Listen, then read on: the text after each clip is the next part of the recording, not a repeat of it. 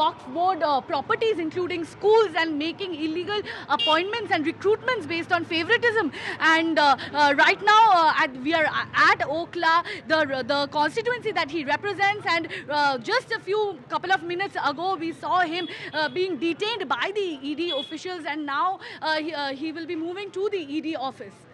Right, of course, so we also have Anushka joining us. Anushka, the CBI earlier in this particular case had gone on to say that they had found nothing against the man. There was no evidence, there was no proof. The CBI had told the court that no financial crime was committed in this matter, and now he has been arrested by the Enforcement Directorate in this particular case. Shreya joining us from Okla, from the constituency of the MLA of the Aam Aadmi Party leader. Shreya, it was Sanjay Singh this morning who had gone on to say that this is nothing but hooliganism as far as the Enforcement Directorate is concerned. This is dictatorship of the Modi government, and that is really what is happening here. And Manish Sisodia, they're saying that the voices that are being raised are the voices that they, the voices that are not suppressed finally end up in jail. So that is what is playing out now. Another Aam Aadmi Party leader who has now been taken in by the Enforcement Directorate.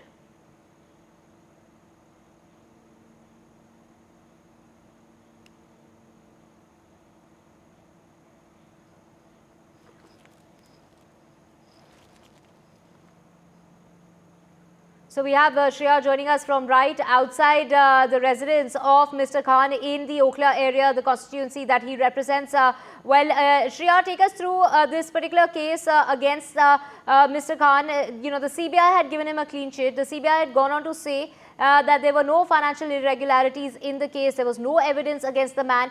And the ED had also, conducted a search and a raid last year, but nothing really was found, and which is what the Aam Aadmi Party is claiming, that there is no evidence against the man. And why is he being questioned? Why, raising questions about the timing of the ED reaching as early as 7 o'clock in the morning. And of course, Mr. Khan there taking to social media very, very, they're saying that this does mean that they are here to arrest me, and that's exactly what's played out.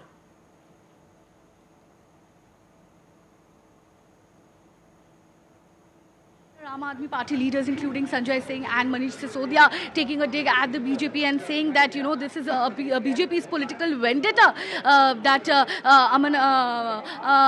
Abdullah is being trapped in this fabricated case, and the fact that CBI did not find any evidence. But we know in 2022, when the search warrant was done here at his very own residence, they had recovered almost 24 lakh rupees along with other ammunitions, and today, in fact, the leader of opposition, Vijendra Gupta, has gone on to say that 4 of these members of the Waqf board has filed a complaint against him of corruption, of him unjustly leasing out the Waqf board properties, including a school in Fatehpuri, an MCD school, which he rented out, which he emptied the school, and where he rented out several stores, and he was earning money, almost lakhs of money illegally. Now these are allegations made by Vijendra Gupta, the leader of opposition, and we understand that this entire political drama is happening right ahead of the Delhi Assembly elections,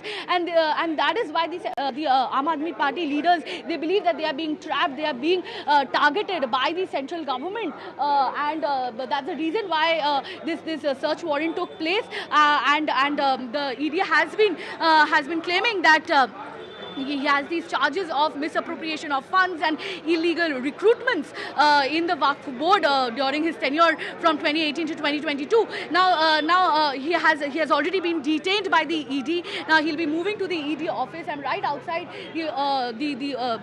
outside his residence in Okla. Remember, this morning itself, the ED had come at around 6:30 in the morning, and almost for 2 hours there was a verbal spat between the leader and the ED, and he did not let them enter his home because his mother has been undergoing a cancer treatment, and he himself said that he has replied to all the notices issued by the ED, and he's being harassed unnecessarily. But at around 8:30 in the morning, the ED went into his house and reviewed the documents and materials and conducted the search warrant for almost 4 hours. After that, we have been tracking this story, and we saw that just a couple of minutes back, the ED left along with the leader, the Aam Aadmi Party leader, and now they are heading to the ED office. He has been detained. He has been detained by the ED officials with charges of misappropriation of funds and illegal recruitments during his tenure as the Waqf Board chairman from 2018 to 2022. Right, Shreya, of course, Saurabh Bhardwaj there questioning the timing of this, saying that just when elections are around the corner is when the ED's heat is being felt by the Aam Aadmi Party leaders.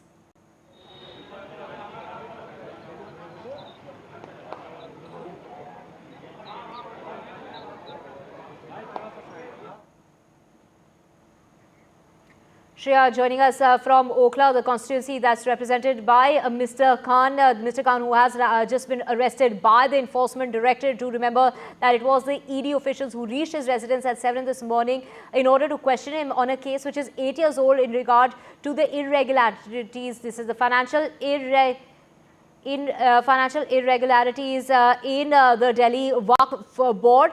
Let's just also get you Anushka, who's joining us.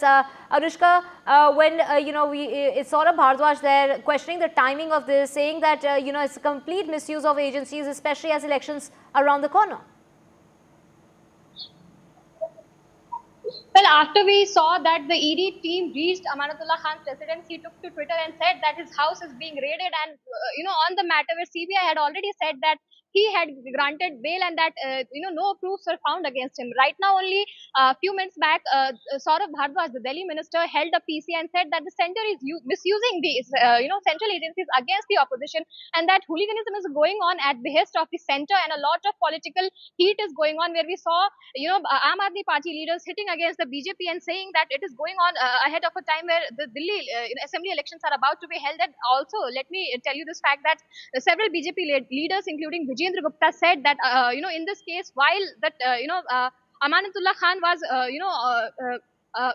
his tenure in 2018 to 22, he held the office. There was a lot of misappropriation of funds, and a lot of gratification was given to people that was illegal. And on that matter, Delhi Minister, Saurabh Bhardwaj has said that this is not the case, and if there is an issue of misappropriate funding and giving jobs to people on behalf of money, then the case should be investigated with a decency, and that the person who is responsible for it should be punished. But there should be a fair investigation of this whole case, rather than just going on and raiding Amanatullah Khan's residence. Let me tell you, Saurabh Bhardwaj also went on and said that Amanatullah Khan lives in a 3-room flat, and before also the ED had raided the house. Right now, his mother-in-law is inside the house, and she's suffering from cancer. She's battling cancer, and despite him telling this to ED, despite him giving his fact in front of ED, then also the ED team came in the morning and raided his house, and right now the ED has detained Amanatullah Khan has taken him to the ED office. A lot of investigation is sure to follow further. And let me tell you that the BJP is also about to give reactions on this whole matter. BJP is clearly claiming that because of illegal use of his power, of his position, and giving gratification to people in favor in cash, and then giving people post on behalf of selective favoritism, this whole matter is given to ED, and right now the ED is investigating. Amanatullah Khan has been detained by the ED, and right now he's been taken to the ED office. Saurabh Bhardwaj also said that this whole matter, that how this matter is being unfolded and how the center is constantly using ED against the opposition, it is a matter of shame, and that this should not be done. He also gave example of K. Kavita's case, wherein the court clearly ruled out her bail and said that she should be given bail because there was no enough proof, and for a leader to be kept in jail for so long is not right, and she was given bail. Just like this, Amanatullah Khan's case is also being treated in such a manner where Amanatullah Khan has been detained by the ED, and right now he's been taken to the ED office. The investigation is sure to follow, and right now I can also say that the Anushka, BJP let's just go across to Shreya now, and Shreya, of course, reactions coming about from the Aam Aadmi Party since early this morning, asking whether the Enforcement Directorate is doing its job, or the probe is nothing but a comedy that's being played out. So many questions are being raised as far as the Aam Aadmi Party is concerned. Talking about this really happens when elections are around the corner, is when the ED's heat is being felt by the Aam Aadmi Party leaders. And given the fact that elections in Haryana are coming up very, very soon, also talking about how it is Mr. Khan who has taken to social media. He did take to social media early this morning and said that this is just an attempt to break the party and that he wouldn't bow down.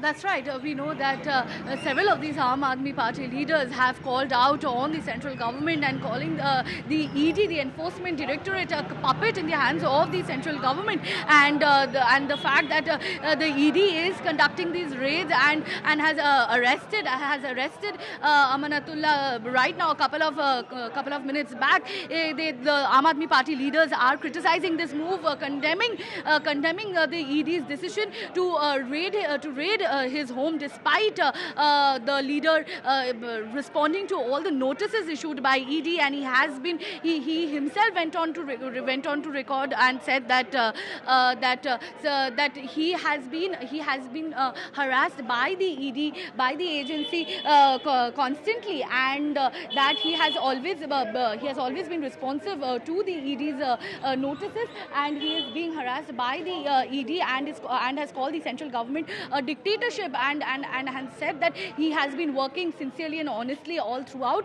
and he is just being trapped in this fabricated case. This is what Amanatullah himself said on record this morning before the raid began, and the raid began at around 8:30 and went on for almost 6 hours. 6 hours of search warrant as well as drilling took place at his residence here in Oakline, Jamia Nagar, and we are currently here outside his home.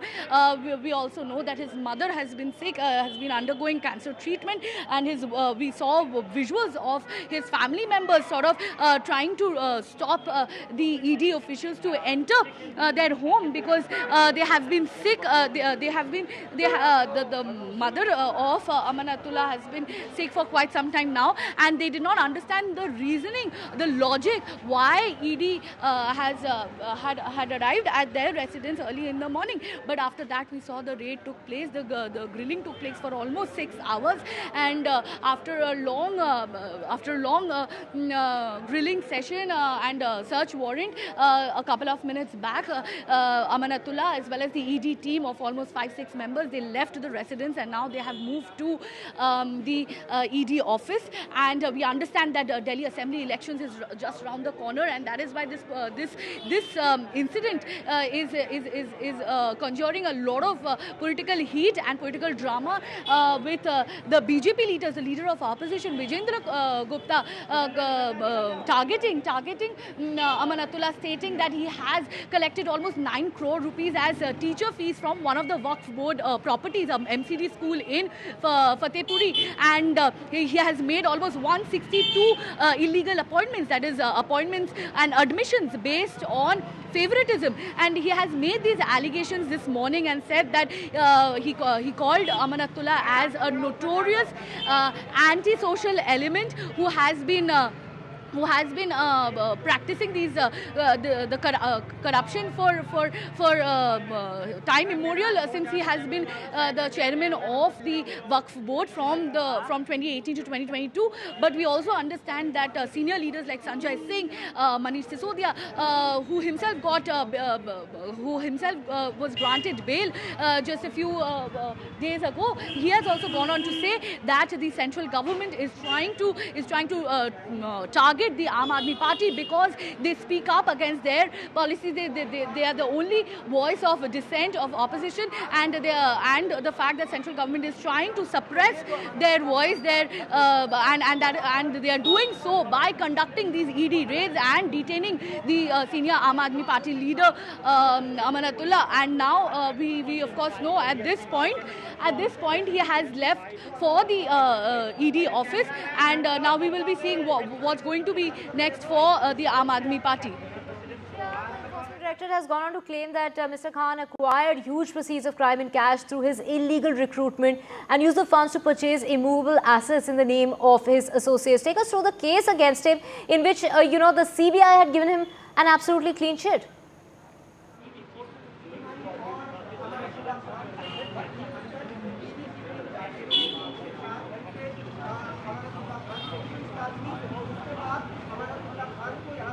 Have my colleague Anushka joining us. Anushka, when we talk about the case against Mr. Khan is in regard to 100 crore rupees Waqf properties which are given on lease illegally under the chairmanship of Mr. Khan, who the Enforcement Directorate is claiming flouted rules. Yes, well, rightly said. As we can see, the Aadmi party leaders are clearly saying that after the CBI ruled out a clean chit and said that there is no involvement of Amanatullah Khan on this whole case, the ED has taken to Amanatullah Khan's residence and raided his house early in the morning. After that, Amanatullah Khan took to his Twitter and said that his house is being raided despite the fact that his mother, who is battling cancer, is inside the house. And then he also informed the ED about this whole situation. But despite that, to harass him, to to descend create a panic situation for the opposition. They have been doing this because the elections are coming once again, and the BJP people do this quite a lot. When elections come on, they send the central agencies to the house of opposition so that they could break the party. But clearly in this case, Aam Aadmi Party's senior leader, say Manish Sisodia and Saurabh Bhardwaj, they all said that the ED will arrest him, and rightly so. We saw that the ED officials, took him into, to ED office, and then we can clearly see that they have detained him, and the questioning will still go on. After 4.5 hours of questioning and investigation, the ED has took Amanatullah Khan to the office, and right now also we can see that the whole case, while Amanatullah Khan was holding a place in Delhi Waqf Board, the matter of illegal gratification came under the radar. He's also under the scanner for illegally leasing the Waqf Board properties and then giving job to people who were selectively favorite to his likes. And then after all this matter came into light, the CBI did a probe here and said that they have no proof against they have no proof against Amanatullah Khan. But despite that, the ED had raided Amanatullah Khan's house in the morning. Also we saw that a lot of Aam Aadmi Party senior leaders like Manish Sisodia and Sanjay Singh took to their social media and said that it is an attempt to arrest the leader. And right now also we can see that Amanatullah Khan was detained and then taken to the ED office. Right now the house of questioning will still go on, but because of this all, we can see a lot of political heat going on in Delhi, with a lot of leaders like BJP leaders from Delhi BJP have said that he is an anti-social element and a very notorious leader. And Saurabh Bhardwaj did a PC just few minutes back and said that despite all of the allegations made against Amanatullah Khan, he won, and the people of Delhi had voted for him, and then he was the MLA of Okhla constituency. And despite all of this fact, despite the CBI giving Amanatullah Khan a clean chit, then also ED came to his house early in the morning while his mother was sick, battling with cancer, and detained him and took him to the ED office for further questioning. This whole matter comes when Haryana elections is coming, Delhi elections will be coming, and this is an attempt to destroy the party as per the Aam Aadmi Party officials.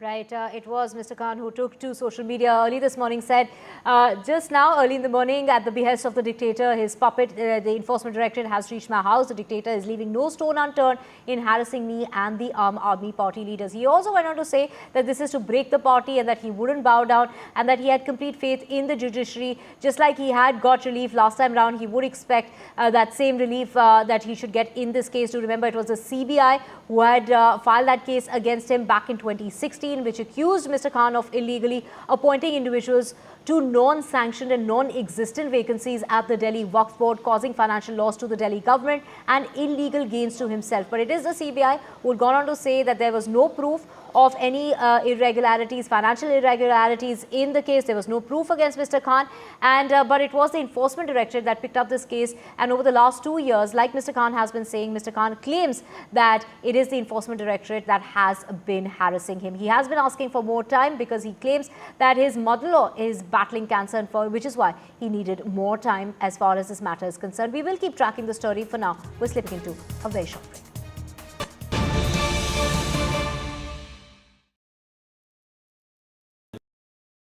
landslide devastation in Kerala's Wayanad. Join NDTV's initiative. Donate for Kerala.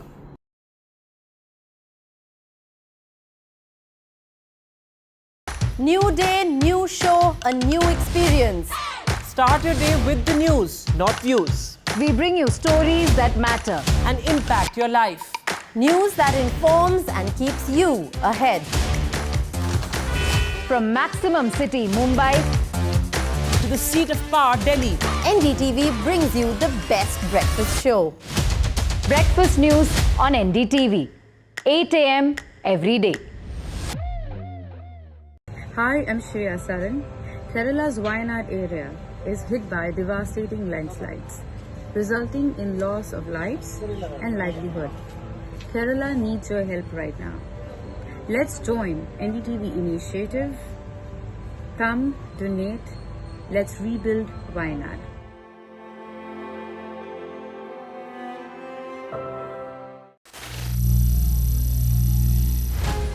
Some people say the metaverse will only be virtual.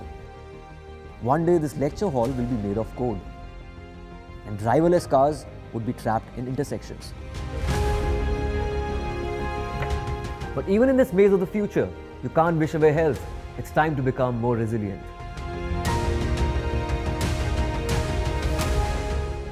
"10 years of Banega Swasth India, we have grown and achieved so many milestones.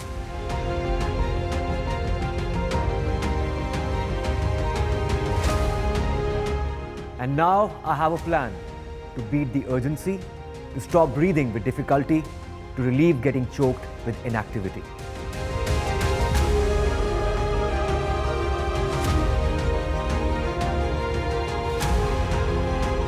Energize our government, our environment, our society, and ourselves. Everyone, everywhere, every day.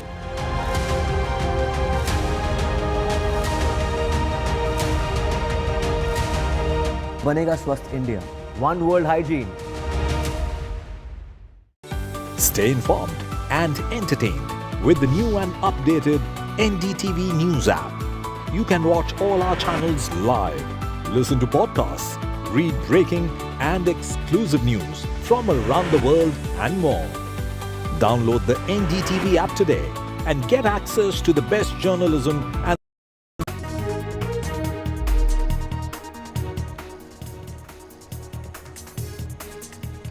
Welcome back. Let's get you the very latest from Jammu and Kashmir. And an army jawan has been injured in this incident that's taken place at an army base. Well, terrorists fired at that army base and search operations are underway. One army jawan has been injured in the firing that's taken place by terrorists, an incident that's being reported out of Jammu. So one army jawan was injured after terrorists fired from a standoff distance near the largest army base in Jammu at about 10 o'clock this morning is what we're hearing. To get more on this, we have Nazir joining us. Nazir, the timing of this, in terms of the number of attacks that are being reported particularly out of Jammu and very close to the assembly polls. Yes, and this operation, counter-militancy operation, is underway in Sujma area of Jammu city, where one army soldier was reportedly injured in a sniper rifle, firing. So it is a very, very serious and a new dimension to the militancy and the security scenario. That too during the time of assembly elections, when top leaders from across, political parties are actually and the government are coming for the campaigning. And when you have an active sniper, if it is actually a sniper, which we have been told, active sniper is, in the town, it is a dangerous thing for the and a really challenge for the security agencies to deal with it. What we hear that there was at least 3 rounds. One soldier was hit. There are some reports a soldier was killed in action, but some reports suggest he is injured. So the fact is that there was a firing on the camp, and then a massive coordinated search operation, as you can see in the video, that has been launched in the area. Last time it was in early 2018 when there was a Fidain attack, when militants stormed this Sujma camp and 5 soldiers that time were killed. They were without any weapons. They were in their residential quarters that time. So now when we see the Jammu is high on terror radar, there have been series of attacks on the encounters with the army in the whole region of Jammu. Almost 8 districts in Jammu region are now infested by militancy, all those who come from Pakistan. Now, when you have this situation, active sniper is in Jammu town, and clearly snipers are highly trained. They need a specialized training who can target, from a long distance, and then are at a, position of concealment. So clearly in this case, it has been fired from a distance. Now security force, as you can see, the individuals, they're searching the area, but it is much beyond this attack, because in the town, unless you track down the attacker sniper, it is going to be a dangerous situation, particularly when the elections are, we are in the middle of elections. Right. Election campaigning has started and top leaders are visiting Jammu and Kashmir and carrying out the campaigning. So having an active sniper in the town is the most dangerous and the disturbing security situation. But security force in the past have managed to eliminate anybody who has been involved in these such attacks. But the way things have been playing out in Jammu region over the last few years, it is becoming a very, very dangerous situation as far as militancy is concerned. Another attack being reported out of Jammu, close on the heels of elections which are set to take place on the 18th of this month, followed by the 25th and then on the 1st of October. Thank you so much, Nasir, for getting us those details. Switching tracks to Pune now, and former corporator Vanraj Andekar was killed in a firing. The former corporator of the Pune Municipal Corporation, who belonged to the Nationalist Congress Party, was shot dead in the Nanapet area in Pune. The incident that took place at about 8:30 in the evening when a group of men attacked Andekar. The assailants fired about 5 bullets at him and also attacked him with sharp weapons, leaving him in a pool of blood. He was then rushed to the hospital where he died during treatment. So this is, according to the police, 5 rounds were fired, and then he was also in fact attacked by sharp weapons. This is there was CCTV footage that has now been recovered from the area. He succumbed to his injuries. He was rushed to the hospital. This is the assailants who fired about 5 bullets at Andekar and also attacked him with sharp weapons, leaving him in a pool of blood. Andekar, who was attacked, do remember that he was the former corporator of the Pune Municipal Corporation. Vanraj Andekar, he belonged to the NCP. He was shot dead in the Nanapet area of Pune at about 8:30 in the evening on a Sunday night. A group of men attacked Andekar. The assailants fired about 5 rounds of bullets at Andekar, and he was also attacked with a sharp weapon. And that is when he was rushed to the hospital in that condition, but he died during treatment.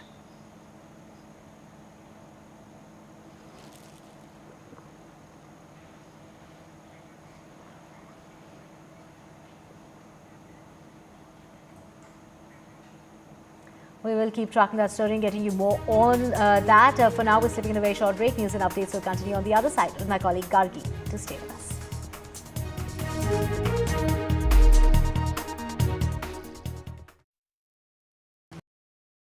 Landslide devastation in Kerala's Wayanad. Join NDTV's initiative. Donate for Kerala.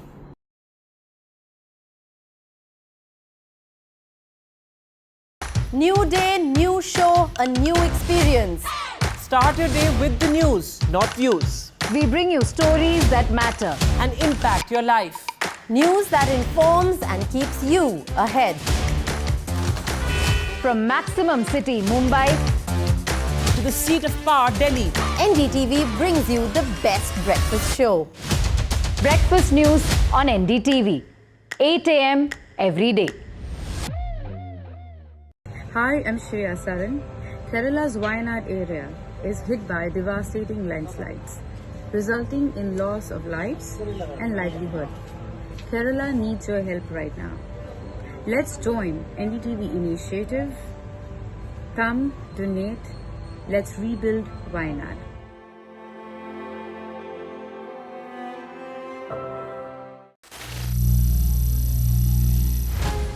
Some people say the metaverse will only be virtual. One day this lecture hall will be made of code, and driverless cars would be trapped in intersections. But even in this maze of the future, you can't wish away health. It's time to become more resilient.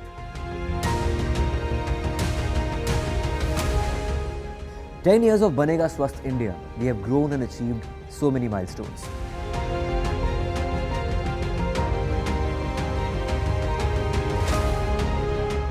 And now I have a plan to beat the urgency, to stop breathing with difficulty, to relieve getting choked with inactivity.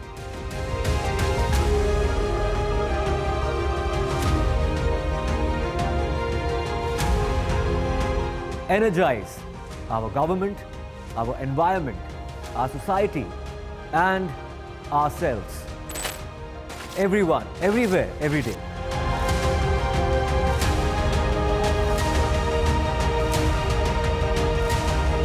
Banega Swasth India. One world hygiene.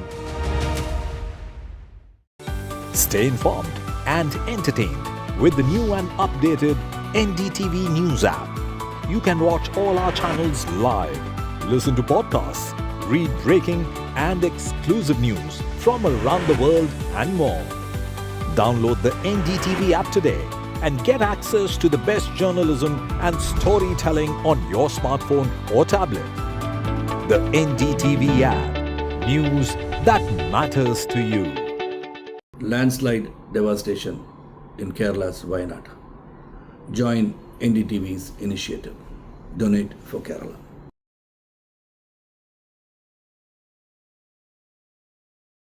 New day, new show, a new experience.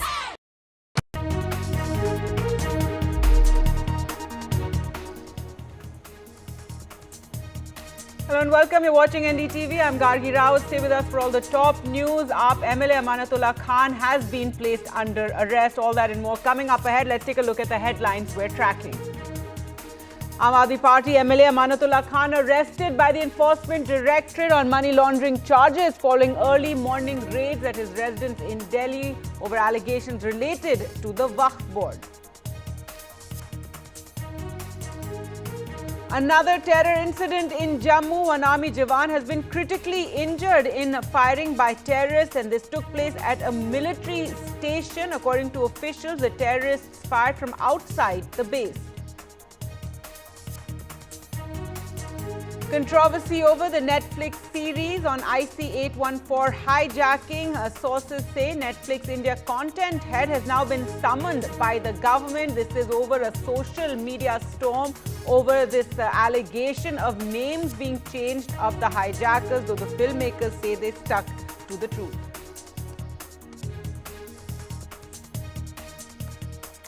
Flood situation in Andhra Pradesh and Telangana. Over 27 people have died in both states, and now a flash flood risk warning for 19 districts. The Prime Minister speaks to both chief ministers and assures all help.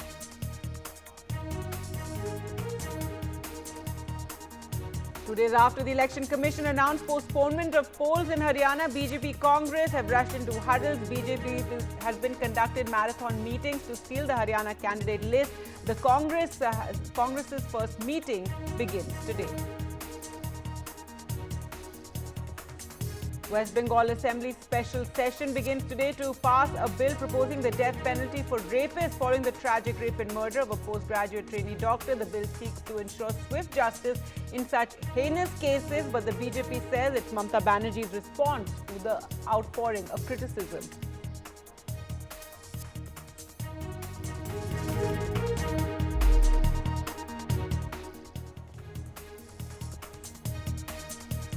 Aadmi Party MLA Amanatullah Khan arrested by the Enforcement Directorate today on money laundering charges. This following raids at his residence in Delhi this morning. Remember, the Enforcement Directorate arrived at his home in Delhi in the early hours, around 6:30. Initially, they weren't allowed in, finally arresting him just a short while ago. Now, the arrest was in connection with the alleged irregularities in the appointments in the Delhi Waqf board and the leasing of its properties.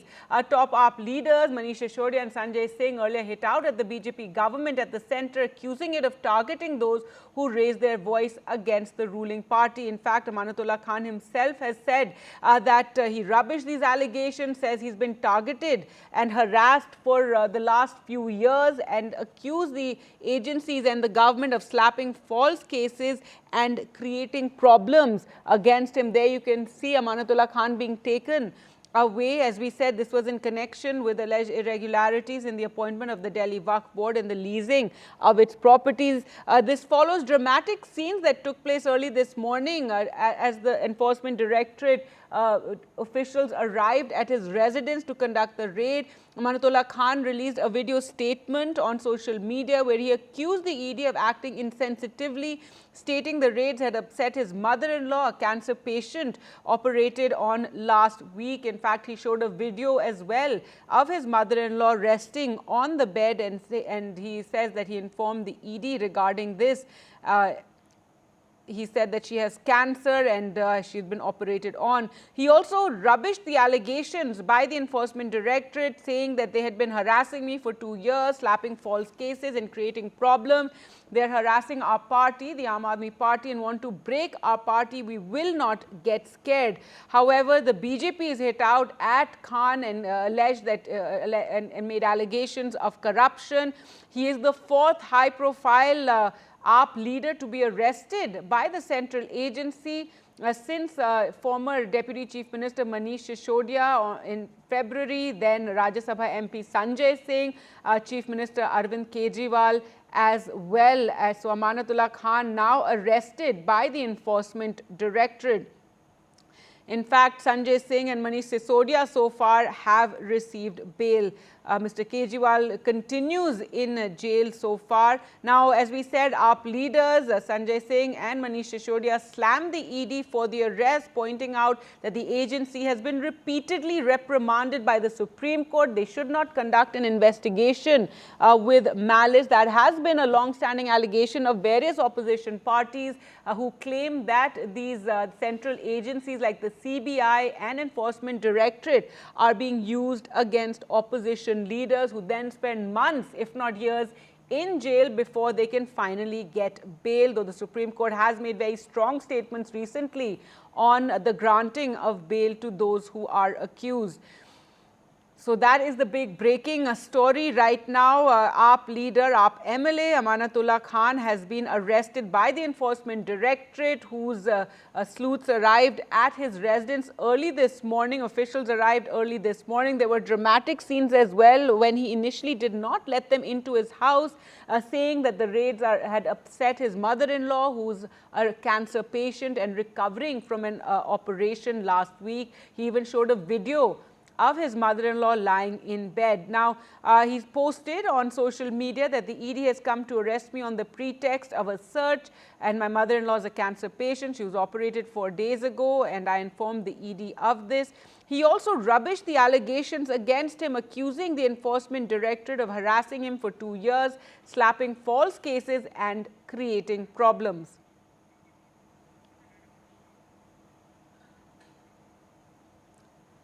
Well, joining us for more, we now can go across to Anushka. And Anushka, if you can tell us what is the latest? Amanatullah Khan finally has been arrested after the early morning raid. Well, as I can tell you, right now only the ED arrested, Amanatullah Khan, and Amanatullah Khan had clearly stated in his Twitter earlier in the morning that the ED on the pretext of investigation had come to his house to arrest him, despite him being given, bail by the CBI, and the CBI earlier said that the agency had no proof against him, and hence he was clear of all the charges. The charges that were against him were of money laundering cases, illegal gratification, cases were also going on, that he was giving, posts to people, who were to his likes, and who were, the people whom he favored.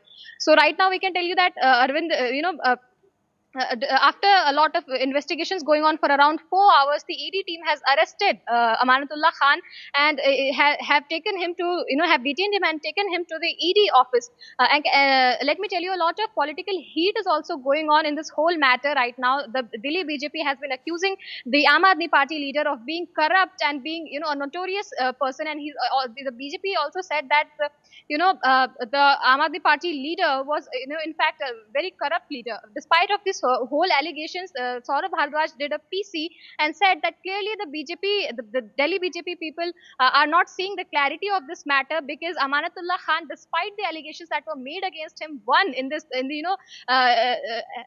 elections. And then let me tell you that this whole case comes forward at a time when the Delhi elections and the Haryana elections are about to be held. And according to what has happened, the Aam Aadmi Party senior leaders Manish Sisodia and Sanjay Singh and Saurabh Bhardwaj has said that the center is Right, that has been a long-standing, allegation or defense of the Aam Aadmi Party, claiming that they're being targeted, their leaders are being targeted. Thanks so much, Anushka, for joining us.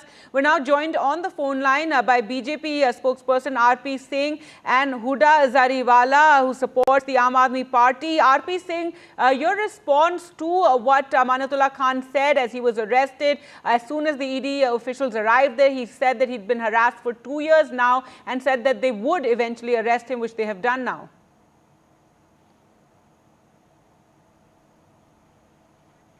RP Singh, if you can hear me.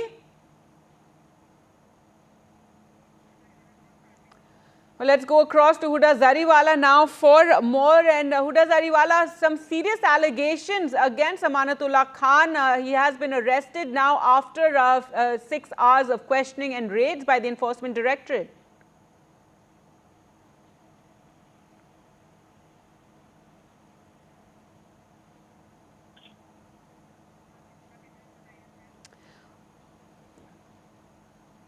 All right, we'll come back to this story. The big breaking news: Amanatullah Khan arrested by the Enforcement Directorate, and Aam Aadmi Party hitting out, claiming that it's yet another leader to be targeted by the centre and the centrally controlled agencies.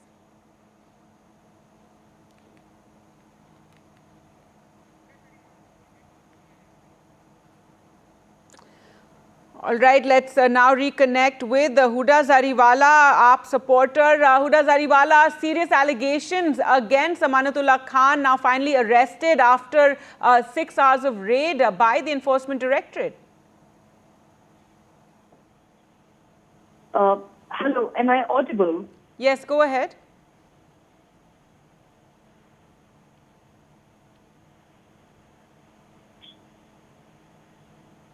It is an extremely unfortunate turn of events. Am I audible? Yes, go ahead, please. Right.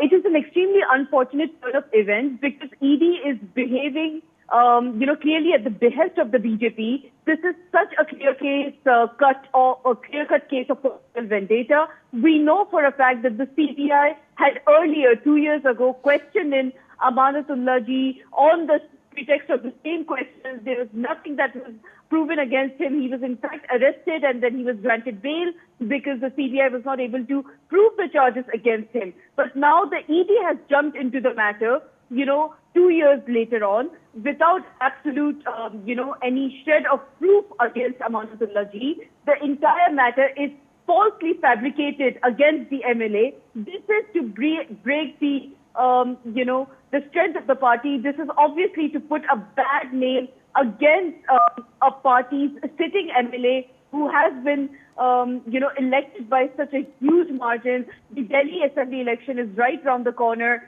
Since the ED is not able to prove anything against any of the leaders in the Liquorgate scam, they are clearly targeting other members, other MLAs of the Aam Aadmi Party. There is no proof to the case. There is no merit to the case. Amanatullah ji has been arrested at a time where literally his mother-in-law, who is a cancer patient, who's had undergone a surgery 4 days ago, who's in his place, he is battling with such a sensitive family issue. All right, well, let's get a response from the BJP. Right, let's get a response from the BJP. RP saying your response to, Aam Aadmi Party claiming that their leaders are being targeted by central agencies. See, Hindi में कहावत है, चोर बजाए शोर. If they have anything to say, they can go to court, move to the court, and then get a bail. In earlier cases, also court gave them bail, but not gave them clean check from the cases. One. Secondly, we have all the sympathy with the mother-in-law of the Mr. Khan, but the procedure has to be on. I mean, that someone is not well or someone is not in trouble in your house, that doesn't mean that you can go scot-free from the corruption which you have done. And then everyone has sympathy for his mother-in-law, that she's not well or she's not doing well, she's suffering from some ailment. But that doesn't hamper, that should not hamper the process of law. All right, and what of, the AAP claims that their leader is being targeted, the fact that earlier too, the investigation has been continuing, he was sent to jail earlier as well? Well, it is an ongoing investigation which is happening. ACB has conducted raids and ACB found some diary at his home, and that diary has to be investigated, that what money transferred and what money didn't transfer, what was the route of the money, how did the money got transferred. So there's all that in the diary of Mr. Khan, which was when ACB raided, they got that diary. And as further to that, now Mr. Khan need to answer those questions that about the diary which was there found at his residence during the last raid of the ACB. All right, well, we'll leave it there. Thank you both for joining us on this developing story. AAP MLA Amanatullah Khan, they're arrested by the Enforcement Directorate after early morning raids took place at his residence. Moving on to some breaking news now coming in from the Supreme Court, and the Supreme Court has addressed the issue of this bulldozer justice that has been seen in many states and asked how can a house be demolished in such a way. The Supreme Court came down heavily on the bulldozer justice, questioning how a house can be demolished just because it belongs to an accused in a criminal case. Appearing for the petitioner, senior advocate Dushyant Dave sought direction from the court to ensure that bulldozer justice is not meted out across the country. Well, let's go across to NDTV, Sunil Prabhu, for more on this. And Sunil, this is something, we've been reporting on for several years now, in fact, and now the Supreme Court are questioning this bulldozer justice that we've seen taking place in many parts of the country. That's right, Gargi. In fact, a lot of conversation today and to and fro between Dushyant Dave as well as the Solicitor General.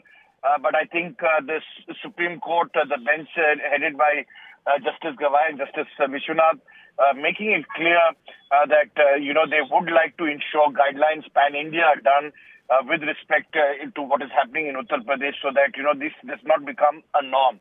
And it's in that context that they've had that they will issue guidelines and look for submissions. They've asked, and if required, they'll put an amicus. They've asked Mr. Nachikat Joshi to correlate all the suggestions that have come, and this can be go forward. Mr. Mehta himself saying we will resolve it. No third party intervention is required. But I think they are very clear that as Justice Gawai pointed out in his order, that a grievance that has been done needs to be addressed of this kind, because it's just not going to carry on and go forward. So we will definitely, as you rightly pointed out, how can anybody's property be demolished like this, be it a convict or even an accused?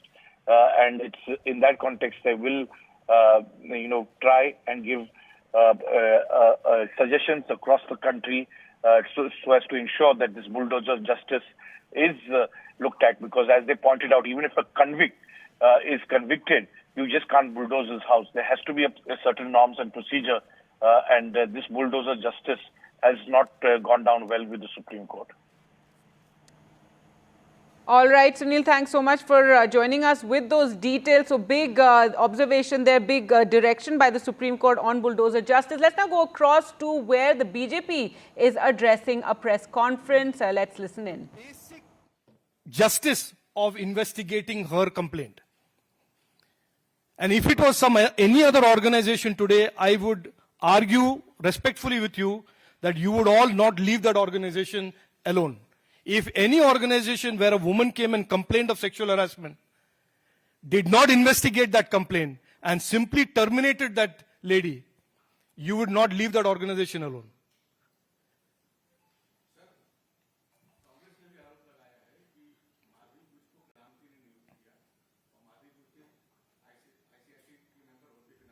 इसके लिए अलग से हम लोग बैठेंगे।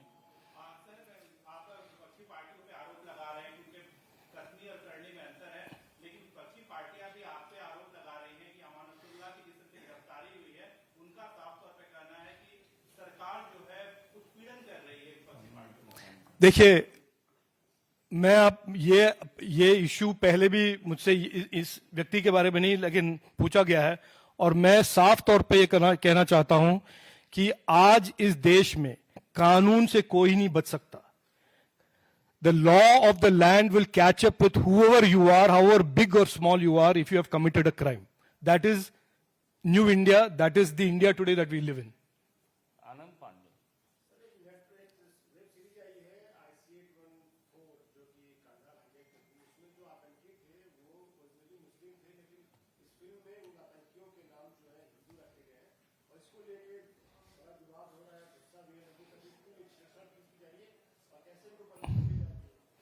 नहीं, देखिए, इसमें मैं ज़्यादा रिस्पॉन्ड नहीं करूंगा क्योंकि मैंने आज पढ़ा है कि इंफॉर्मेशन एंड ब्रॉडकास्टिंग मिनिस्ट्री ने उनको समन किया है, लेकिन हम सब जानते हैं कि हाईजैकर्स आईएसआई के पाकिस्तानी थे. इसमें कोई किसी में शक नहीं होना चाहिए.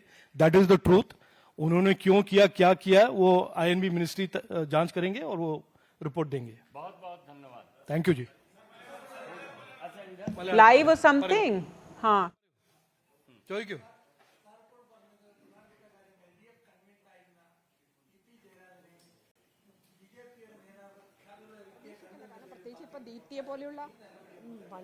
അത് അവരോടല്ല ചോദിക്കേണ്ടത്, എന്നോട് ചോദിച്ചിട്ട് എന്ത് കാര്യം? അല്ല, ഇത് എനിക്ക് അങ്ങനെ അതിന്റെ ബാക്ക്ഗ്രൗണ്ടോ അവർ എന്ത് ചെയ്യുന്നു, ഞാൻ ഇപ്പൊ CPM എന്ത് ചെയ്യുന്നു അതിനെപ്പറ്റി കമന്റ് ചെയ്യാൻ തുടങ്ങിയ അത് വേണ്ട. അവരുടെ ഇന്റേണൽ പാർട്ടി പോളിറ്റിക്സ് ആണ്. ഇന്നലെ നമ്മൾ അൻവറിന്റെയും സ്റ്റേറ്റ്മെന്റ് കണ്ടു. അക്കോർഡിംഗ് ടു മീ CPMല് അവരുടെ ഈ contradiction, politics of contradiction sustainable അല്ല. ഒരു സ്ഥലത്ത് അവർ നെപ്പോട്ടിസം, ചീഫ് മിനിസ്റ്ററിന്റെ family is involve in businesses, മറ്റേ സ്ഥലത്ത് അവരൊരു മാർക്സിസ്റ്റ് ആണ്, സോഷ്യലിസ്റ്റ് ആണെന്ന് പറഞ്ഞ് നടക്കുന്ന ഒരു പാർട്ടി. അപ്പൊ ആ കോൺട്രഡിക്ഷൻ CPMല് മുമ്പോട്ട് പോകാൻ എനിക്ക് തോന്നുന്നത്, ആസ് എ പൊളിറ്റിക്കൽ ഒബ്സർവർ, ഞാൻ അങ്ങനെ ഒരു വലിയ എക്സ്പെർട്ട് ഒന്നുമല്ല, അതൊരു ബണ്ടൽ ഓഫ് കോൺട്രഡിക്ഷൻസ് അല്ലേ. അത് എങ്ങനെയാണ് അവർ സർവൈവ് ചെയ്യുക ഈ കോൺട്രഡിക്ഷൻ? അതുകൊണ്ടാണ് ഇതെല്ലാം കാണുന്നത് നമ്മൾ. എന്തോ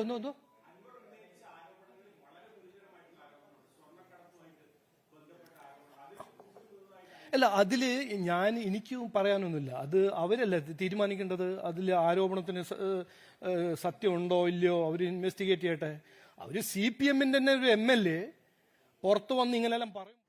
All right, there you have BJP leader Rajiv Chandrasekhar there slamming the Congress party for expelling a Congress leader in Kerala who had spoken out on women being harassed within the Congress party in the state, and questioning this, and this comes amid the entire Me Too storm that's taking place in the Kerala film industry. And you had a Congress leader, Simi Rose Bell John, who then spoke out about women needing sponsorship from senior leaders from within the party to rise in the ranks, and she was soon expelled from the Kerala Congress. So Rajiv Chandrasekhar hitting out over this development.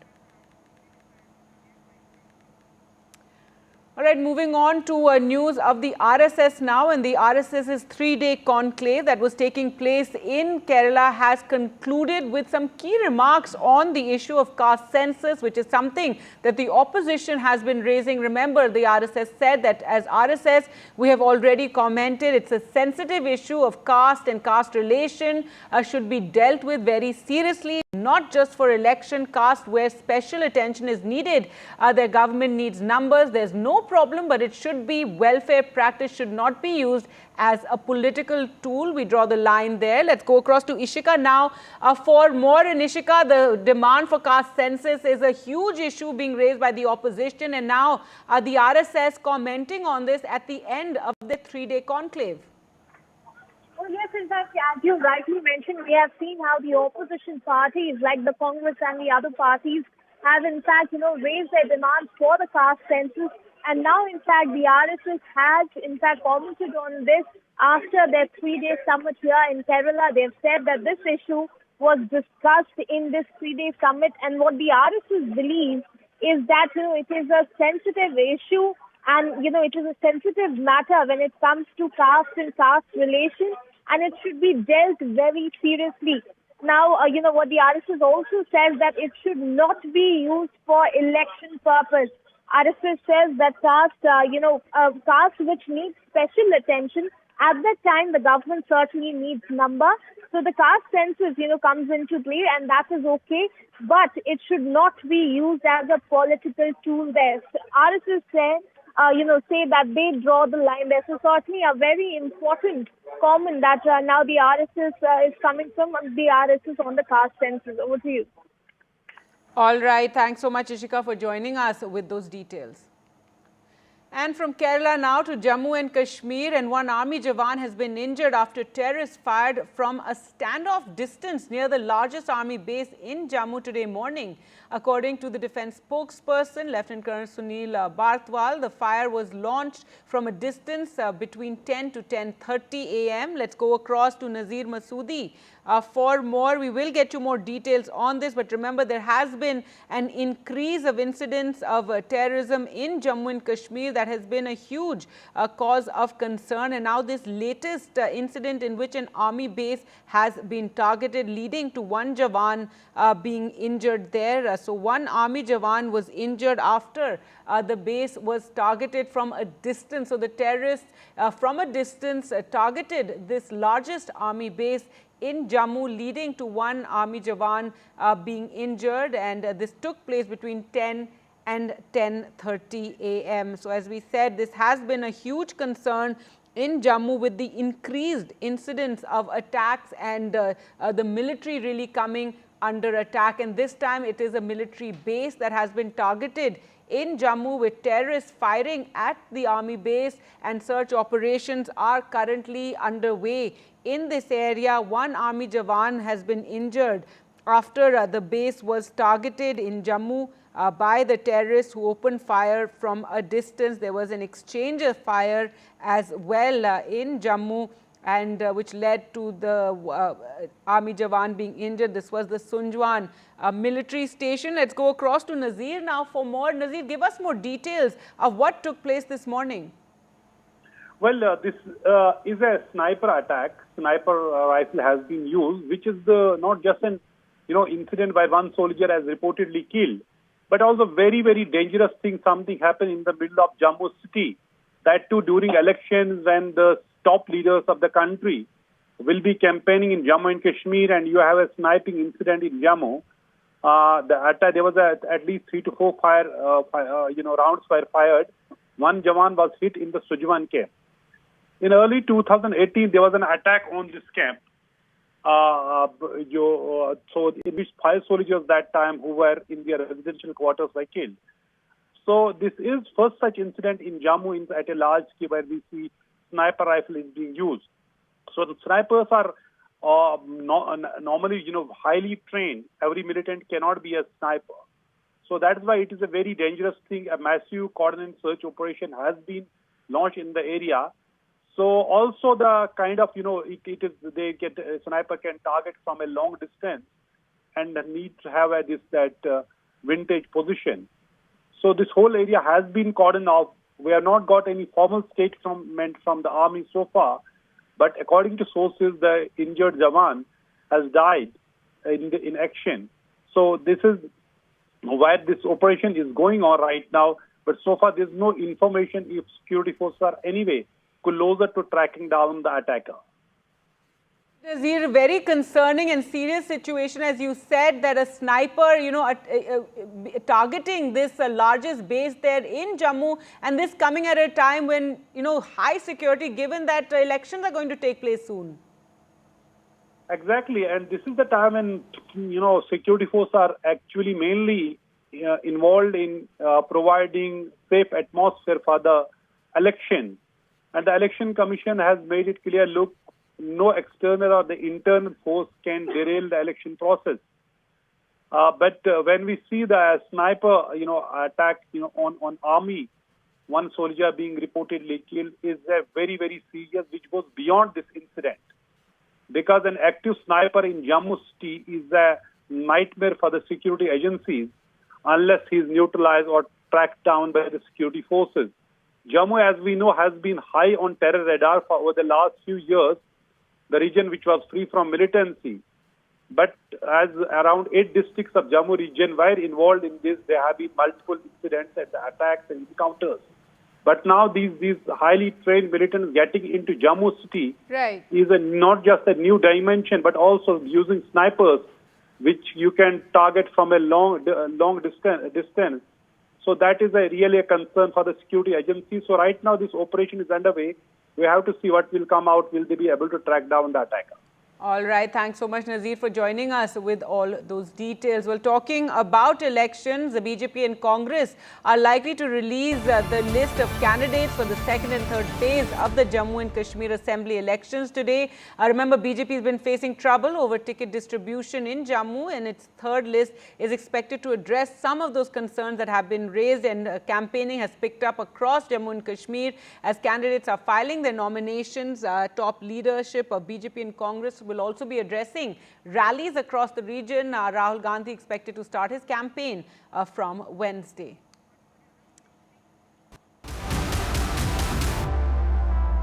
And both parties readying for elections in Haryana as well, where politics is picking up. Now, 2 days after the Election Commission announced the postponement of polls, the BJP and Congress are in a huddle now to decide on their candidates. The BJP has been conducting marathon meetings to seal the Haryana candidate list, and the Congress is also holding its first meeting over the selection of candidates. The name of around 90 candidates for both Haryana and Jammu and Kashmir Assembly polls are expected to be decided by the Congress today. Well, let's go across to Aishwarya now for more. And Aishwarya, the meetings are underway. Give us the latest, the Congress holding its first meeting to decide on candidates.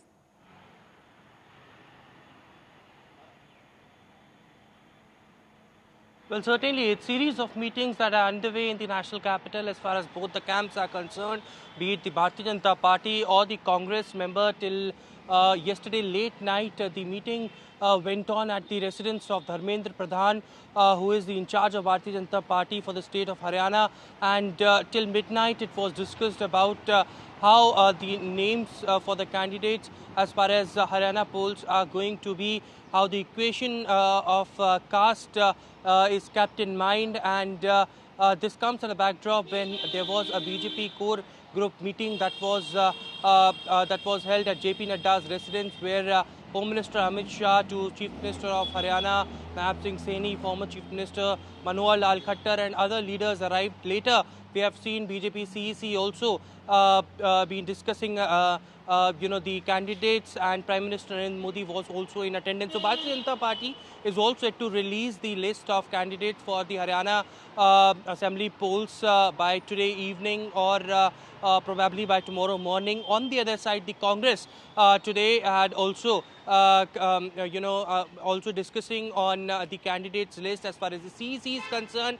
That is underway at the AICC headquarters. Rahul Gandhi, Mallikarjun Kharge all have arrived at the AICC headquarters. Currently, the meeting is underway as far as Jammu and Kashmir polls are concerned. Remember, Congress has a alliance with the National Conference in Jammu and Kashmir, and they have already had come out with a list of 9 candidates in Jammu and Kashmir. With 32 seats, the Congress is contesting, plus 6, the friendly battle between the NC and the Congress. 29 seats is something that Congress will come out with as far as Jammu and Kashmir is concerned. Later at 4 p.m, the Congress CEC will convene as far as Haryana Assembly is concerned. All the 90 seats will be discussed in that as well. And certainly it is winnability, which is the criteria for the Congress party in Haryana. They wanted to retain the momentum that they had got in the Lok Sabha polls in Haryana, where they have bagged almost 5 seats. Certainly, Rahul Gandhi, Sonia Gandhi, Priyanka Gandhi, and the top leaders will be participating in the election campaign. That will start from Wednesday, is what the sources clearly indicating to us. So, Congress on their side will release the list by tomorrow morning, and Bharatiya Janata Party expected to release its list for the Haryana polls this evening. All right. Thanks so much, Aishwarya, for joining us with those details. So, a series of meetings as it's election mode for both Haryana and Jammu and Kashmir. News now from Telangana and Andhra Pradesh, where at least 27 people have been killed after heavy rain battered Telangana and Andhra for a second consecutive day on Sunday. It's been raining for several days. Today, though, there is some relief with less rain, and this incessant rain till yesterday caused flooding and waterlogging in several areas, disrupting road and rail traffic. More than 100 trains were cancelled, several others diverted, and now even though the rain is less, the fear is of flash floods taking place. So there's a flash flood risk warning for 19 districts in case any of the reservoirs overflow. A red alert in 9 districts and an orange alert in 12 other districts so far. So Telangana and Andhra Pradesh dealing with the incessant rain. Prime Minister Modi spoke to both the chief ministers of Telangana and Andhra Pradesh and offered them any help from the centre, and rescue and relief work is underway. It has been now 3 to 4 days of incessant rains, and both Andhra Pradesh and Telangana would be hoping that the worst is over or is behind them. As of now, still in Telangana, as many as 19 districts, the flash flood risk alert has been given. In as many as 9 districts, there is still a red alert, and in 12 districts, there is an orange alert. In Andhra Pradesh as well, the fear is that the water bodies are all running full, and with more rains happening upstream as well, the water would start coming more into these water bodies, and there could be breaches that can happen. It is being said that in multiple areas there could be a breach of the water bodies, and that's what they are warned against, because the authorities are now coming in with the NDRF and the SDRF put on high alert. In Khammam especially, there was reason to rescue, but with these kind of weather conditions, rescue was not possible, and that did create a lot of anger among the people there. Minister Ponguletti Srinivas almost broke down in a press conference as he spoke about a couple, Yaqub and his wife, who he had been in touch with since the morning yesterday, and by evening they were asking for help, and he was trying to deploy a chopper there, but a drone was able to drop some life jackets, but only the boy could be saved, and the couple, both his parents in fact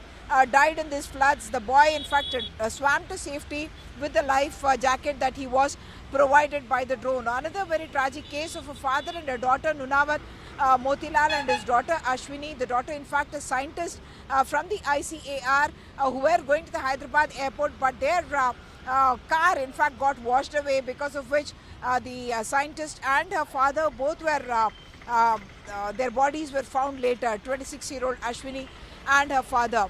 Schools, colleges have been closed. IT and ITES services have been asked to work from home, and the rail network from Hyderabad to Vijayawada quite badly affected in fact, and as many as 100 trains were cancelled, many of them diverted as well, those coming from the northern region, many of them taking alternate routes, and therefore there are going to be enormous delays. The National Highway 65 as well was breached at multiple areas, and people have been advised not to come out to the National Highway, in fact not to come out at all of their homes if they are in a safe place, and if they are in low-lying areas or in structures that are not stable, they have been asked to move to other areas. Chief Minister Chandrababu Naidu in Andhra Pradesh in fact spent the night at the collectorate, and will continue to be there to monitor the waters in both the Krishna and the Godavari and the rivers that are flowing in that region, because there could be a danger of floods happening because of breaching of those water bodies. Vijayawada has presented quite distressing kind of visuals with entire areas, roads disappearing and entire areas coming underwater. So that is going to take some time, and the worry will also be about the waterborne diseases that are to come, and therefore safe water is sought to be provided by the authorities. In Telangana, we are talking about multiple districts including Kodad, Nalgonda, Mehboobabaad, Khammam district, where the concern continues to be there. In Hyderabad, to its credit, most areas the water had drained out, and therefore there is no flooding in any of the urban areas in Hyderabad itself. In other news now, Netflix India's head has been summoned over the web series IC814. The content head of Netflix India summoned by the government amid this massive controversy that has broken out on social media surrounding the series IC814. It's a web series on the 1999 hijacking of the Indian Airlines flight by Pakistan-based terrorists. And the summons from the Union Information and Broadcasting Ministry comes after hundreds of social media users have accused the makers of the web series for changing the names of the hijackers to Bhola and Shankar. The names of the terrorists are Bhola and Shankar. In the series, the web series is directed by Anubhav Sinha and inspired by the book Flight into Fear, the captain's story. Well, let's go across to Akhilesh for more on this. Akhilesh, so what do we know so far? And many have also pointed out on social media that the Union government's own website says that the terrorists did use Hindu nicknames during the hijacking. Well, those were code names which were used by the hijackers' own boats just to conceal their identity so that they are not identified, their motive is not identified. But once the conspiracy was exposed, once their names were released officially by the Home Ministry, now the social media users are asking why the web series makers have not identified them with their real names, which were like the names which have been given by the Union Home Ministry in a statement dated January 2000. The names were Ibrahim Akhtar, Athar, Shahid Akhtar, Sayyid, Sani Ahmed Qazi, Mr. Zahur Ibrahim, and Shakir. It is true that they were using code names like Chief, Doctor, Burger, Bhola, and Shankar just to conceal their identity. But the OTT makers, why did not reveal their real names? This is the question which is being asked by many social media users. In fact, BJP leader Amit Malviya has also mentioned it. He said that this is like a whitewashing of all the names which have been clearly established and exposed by the security agencies. Those they were Pakistanis, and they actually conspired to hijack this IC814. So now the INB Ministry has taken note of this controversy and has summoned the content head of the Netflix to explain the position of the Netflix platform as to why there's no disclaimer saying very clearly that these were the names which are used as the code names by the hijackers to conceal their identity, and the real names were whatever they should have been mentioned in the disclaimer. All right, so the centre summoning the Netflix India head and possibly going to ask them to put some sort of disclaimer and taking note of this outrage that has been happening over social media. That's correct. In fact, there's a lot of complaint. The social media users are asking why the government is not acting on it, because it's a well-established fact that they were not Bhola or Shankar, they were not Hindus. In fact, all of them were Muslims and they belong to Pakistan. And this was a conspiracy to get the dreaded terrorists which were lost in different Indian prisons to release. And that was a demand which was met by the then government headed by Atal Vajpayee. And that is why the social media users are asking why the real names were not disclosed or not mentioned in the web series. Is it to hide their real identity? Is it an agenda? The BJP leader Amit Malviya has asked its left agenda to whitewash the crimes of Pakistani terrorists. This is what Amit Malviya said in his social media post. All right, Akhilesh, thanks so much for joining us with all those details. So the head of Netflix India summoned by the INB ministry over this controversy on social media over the series IC814, where during the series, the terrorists are heard addressing one another as Bhola and Shankar, and this has led to outrage, even though those were the code names used during the hijacking. However, concerns over whitewashing of the incident and the fact that they were all terrorists from Pakistan.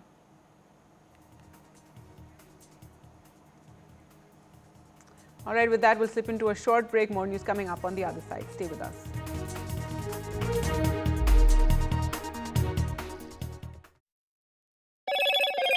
Hello, Moto. Motorola Razr 50 Ultra comes with Google Gemini.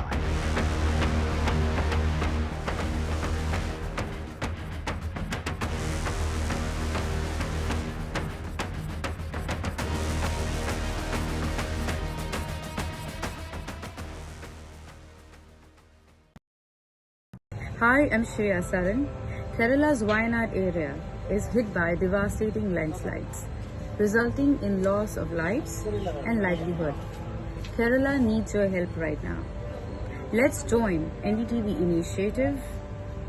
Come, donate. Let's rebuild Wayanad.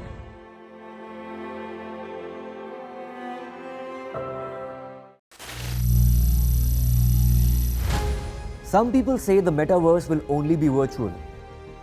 One day this lecture hall will be made of code, and driverless cars would be trapped in intersections. But even in this maze of the future, you can't wish away health. It's time to become more resilient.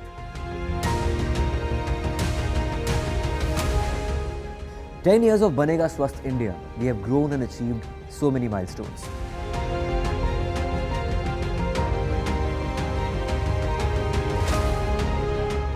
And now I have a plan to beat the urgency, to stop breathing with difficulty, to relieve getting choked with inactivity.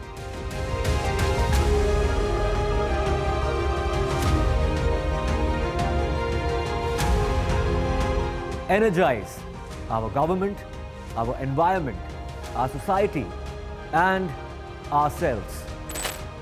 Everyone, everywhere, every day.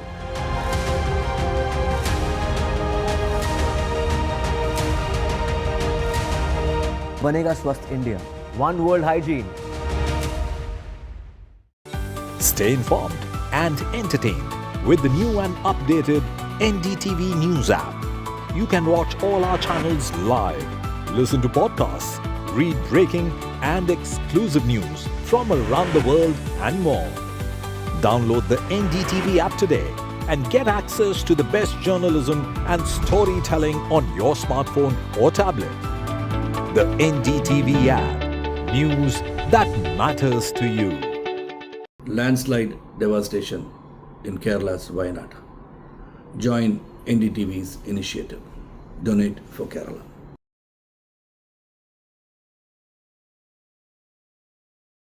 New day, new show, a new experience. Start your day with the news, not views. We bring you stories that matter and impact your life. News that informs and keeps you ahead. From Maximum City, Mumbai, to the seat of power, Delhi, NDTV brings you the best breakfast show. Breakfast news on NDTV, 8 a.m. every day. Hi, I'm Shazia Ilmi. Kerala's Wayanad area is hit by devastating landslides, resulting in loss of lives and livelihood. Kerala needs your help right now. Let's join NDTV initiative. Come, donate. Let's rebuild Wayanad.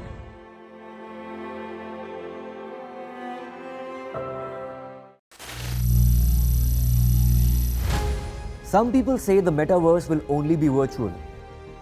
One day this lecture hall will be made of code, and driverless cars would be trapped in intersections.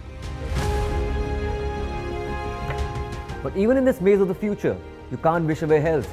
It's time to become more resilient.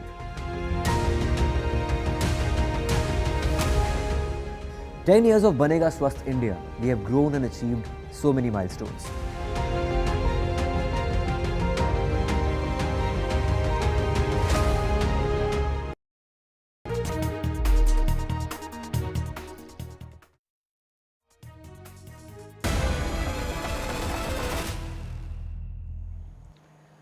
Welcome back. Now, the latest developments in the Mollywood Me Too case, the entire controversy where several senior actors and those involved in the film industry have been accused of sexual harassment. This after the Justice Hema Committee report was made public. Now, actor Siddique, who is also one of those who has been accused of harassment, has now approached the Kerala High Court seeking anticipatory bail. This is after one of the actors who spoke to the SIT. Remember, the state government has appointed an SIT to investigate all these allegations that have come to the fore, and many serious allegations of even rape were made against actor Siddique, and he has now approached the Kerala High Court. Let's go across to Ishika now for more, who's been tracking all these developments. Ishika, give us the latest. Well, yes, in fact, as you rightly mentioned, now the actor Siddique has in fact approached the Kerala High Court. He is now seeking anticipatory bail in the matter where, in fact, a rape case was filed against him.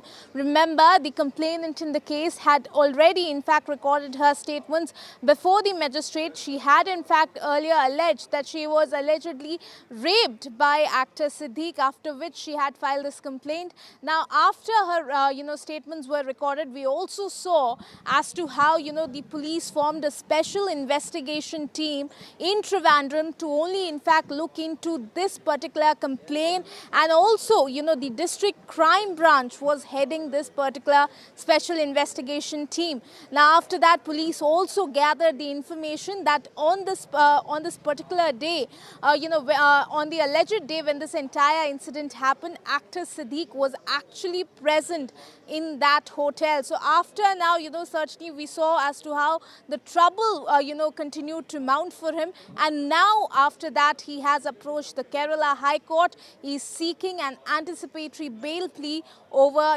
over this rape complaint that has been filed against him. Over to you. All right, so actor Siddique there seeking this anticipatory bail. And Ishika, otherwise, where do matters currently stand with the SIT investigation? Several actors coming forward and giving, their versions or their allegations to the SIT, as well as, the politics of it all. You have the left leader there, Mukesh, also under pressure, and he too has approached the court on this.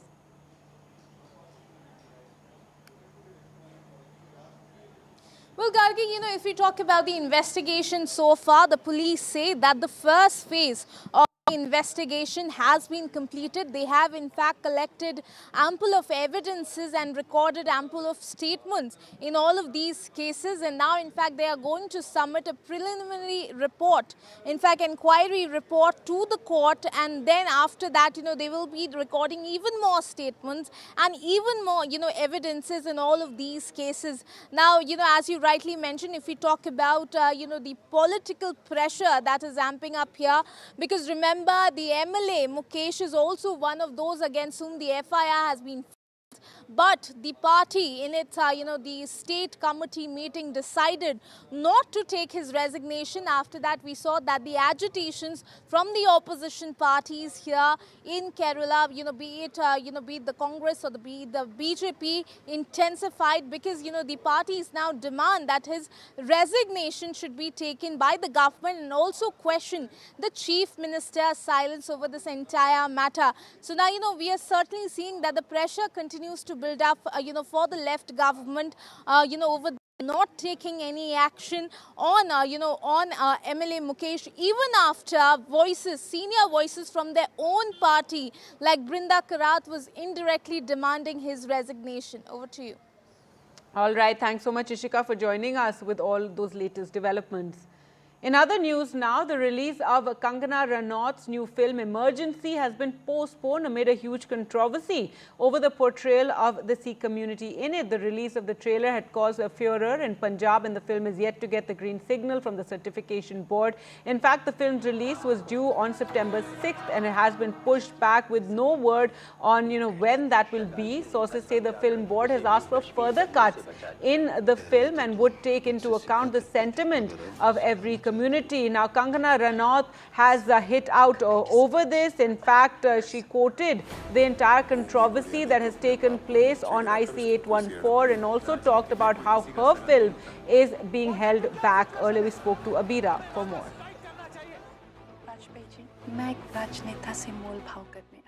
On Sunday, we got to know that the film will not releasing as scheduled on 6th of September. But what the latest is that Kangana has responded to a tweet just 10 minutes back, where she replied to a tweet which talked about the hijack of IC 814 series and how the names have been changed. She replied to it and said, the law of the land is that one can show unimaginable amount of violence and nudity on OTT platforms without any consequence or censorship. One can even distort real life events, we know who she's talking about, to suit her politically motivated sinister motives.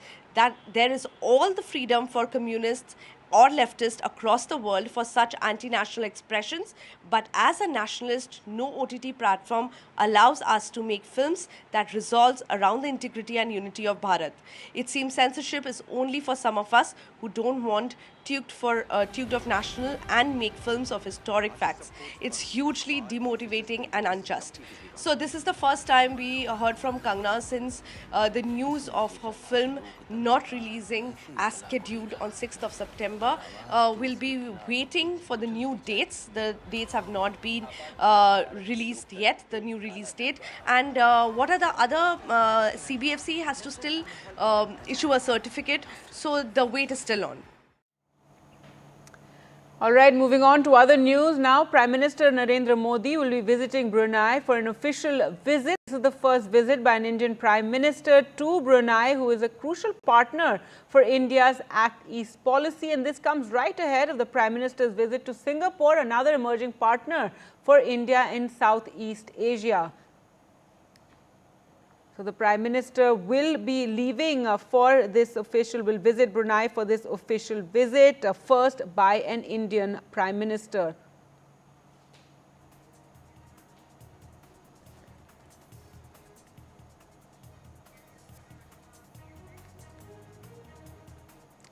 In other news, a legal battle between the Karnataka Chief Minister and Governor continues. A hearing over sanction for prosecution in the Muda scam will resume today afternoon. It's the Karnataka High Court which will decide the validity of the Governor's green light for prosecution of the Chief Minister. Earlier, we spoke to Pratibha for more.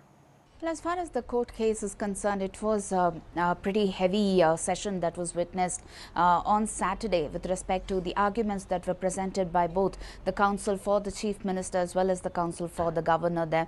Both of them arguing for and against in terms of the permission for prosecution. The Chief Minister's counsel claiming that there was no application of mind, also claiming that the Cabinet's advice wasn't really taken and that the Governor acted according to his own discretion. In the meantime, the counsel representing or the Solicitor General representing the Governor did mention that there was application of mind. Here is a case that involves the Chief Minister and there was absolutely no necessity to take the Cabinet's advice, but the Governor has all the powers to act as part of his independent decision there.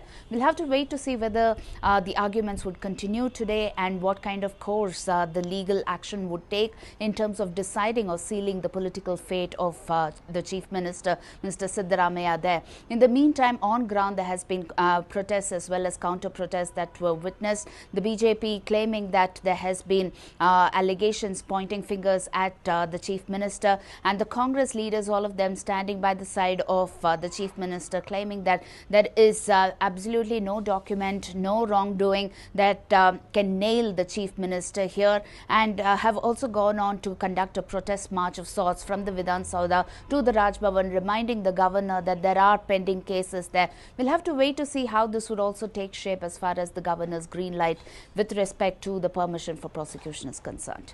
Back to you. With that, time for us to slip into a short break. News updates continue on the other side. Do stay with us.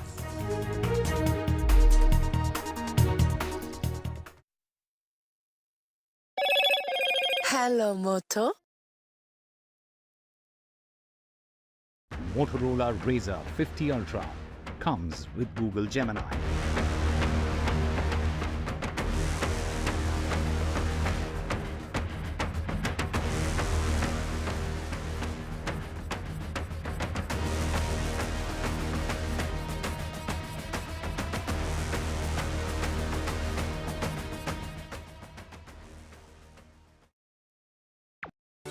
Stay informed and entertained with the new and updated NDTV News app. You can watch all our channels live, listen to podcasts, read breaking and exclusive news from around the world and more. Download the NDTV app today and get access to the best journalism and storytelling on your smartphone or tablet. The NDTV app. News that matters to you. Landslide devastation in Kerala's Wayanad. Join NDTV's initiative. Donate for Kerala.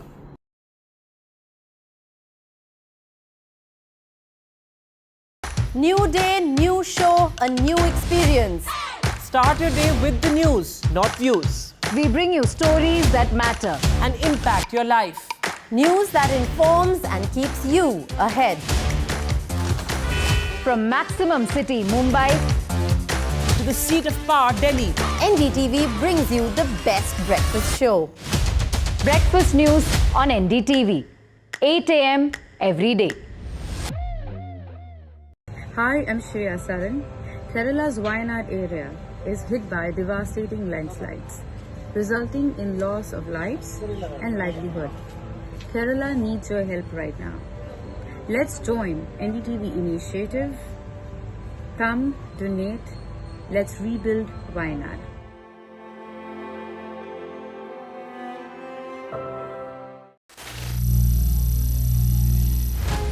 Some people say the metaverse will only be virtual.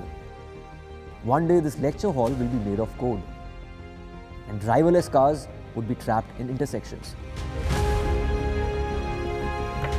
But even in this maze of the future, you can't wish away health. It's time to become more resilient.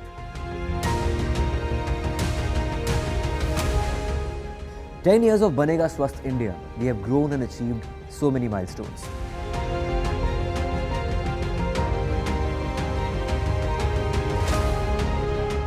And now I have a plan to beat the urgency, to stop breathing with difficulty, to relieve getting choked with inactivity.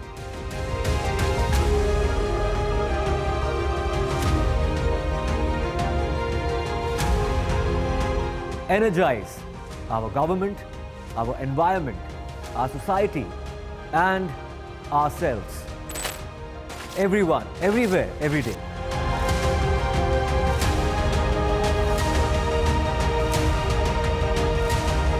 Banega Swasth India. One world hygiene. Stay informed and entertained with the new and updated NDTV News app. You can watch all our channels live, listen to podcasts, read breaking and exclusive news from around the world and more. Download the NDTV app today and get access to the best journalism and storytelling on your smartphone or tablet. The NDTV app. News that matters to you. Landslide devastation in Kerala's Wayanad. Join NDTV's initiative. Donate for Kerala.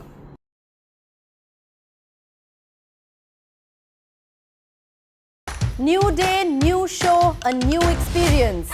Start your day with the news, not views. We bring you stories that matter and impact your life. News that informs and keeps you ahead.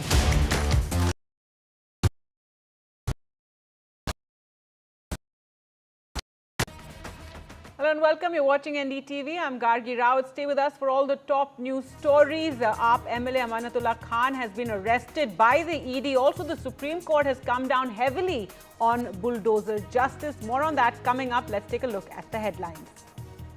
Aadmi Party MLA Amanatullah Khan arrested by the Enforcement Directorate today, 6 hours after they conducted a raid on his residence and questioning. This is following money laundering charges against him and allegations related to the Waqf board. Meanwhile, relief for AAP leader Vijay Nair as the Supreme Court has granted bail to the AAP ex-media in charge.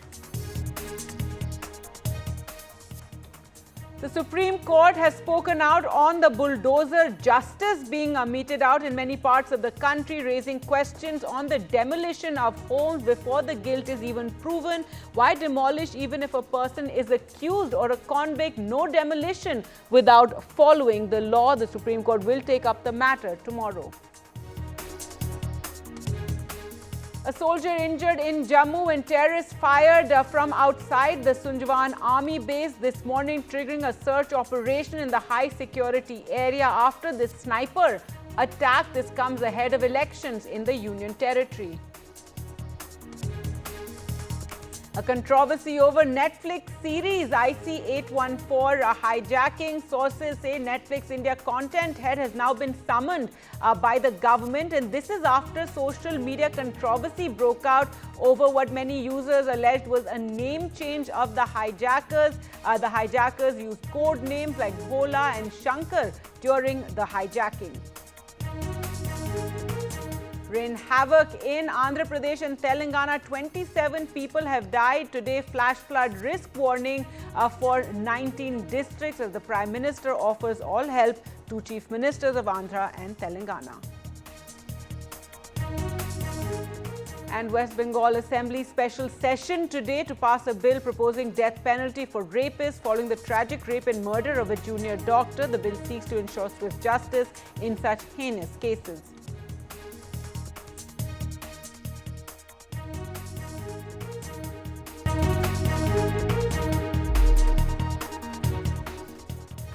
Our top story now in the Supreme Court's comments on bulldozer justice. The Supreme Court today came down heavily on bulldozer justice, questioning how a house can be demolished just because it belongs to an accused in a criminal case. Appearing for the petitioner, senior advocate Dushyant Dave sought a direction from the court to ensure that bulldozer justice is not meted out across the country. Addressing the bench of Justice B.R. Gavai and Justice K.V. Vishwanathan, Solicitor General of India Tushar Mehta submitted that no immovable property cannot be demolished just because the accused is involved in a criminal offence. Such demolition can only happen if the structure is illegal, is what Mr. Mehta said. Justice Gavai stated that even if there is an illegal construction, demolition cannot occur without following the law. The Supreme Court stated after hearing all parties, we will issue guidelines. The guidelines will be applicable across the country, and the case will be now heard on September 17th.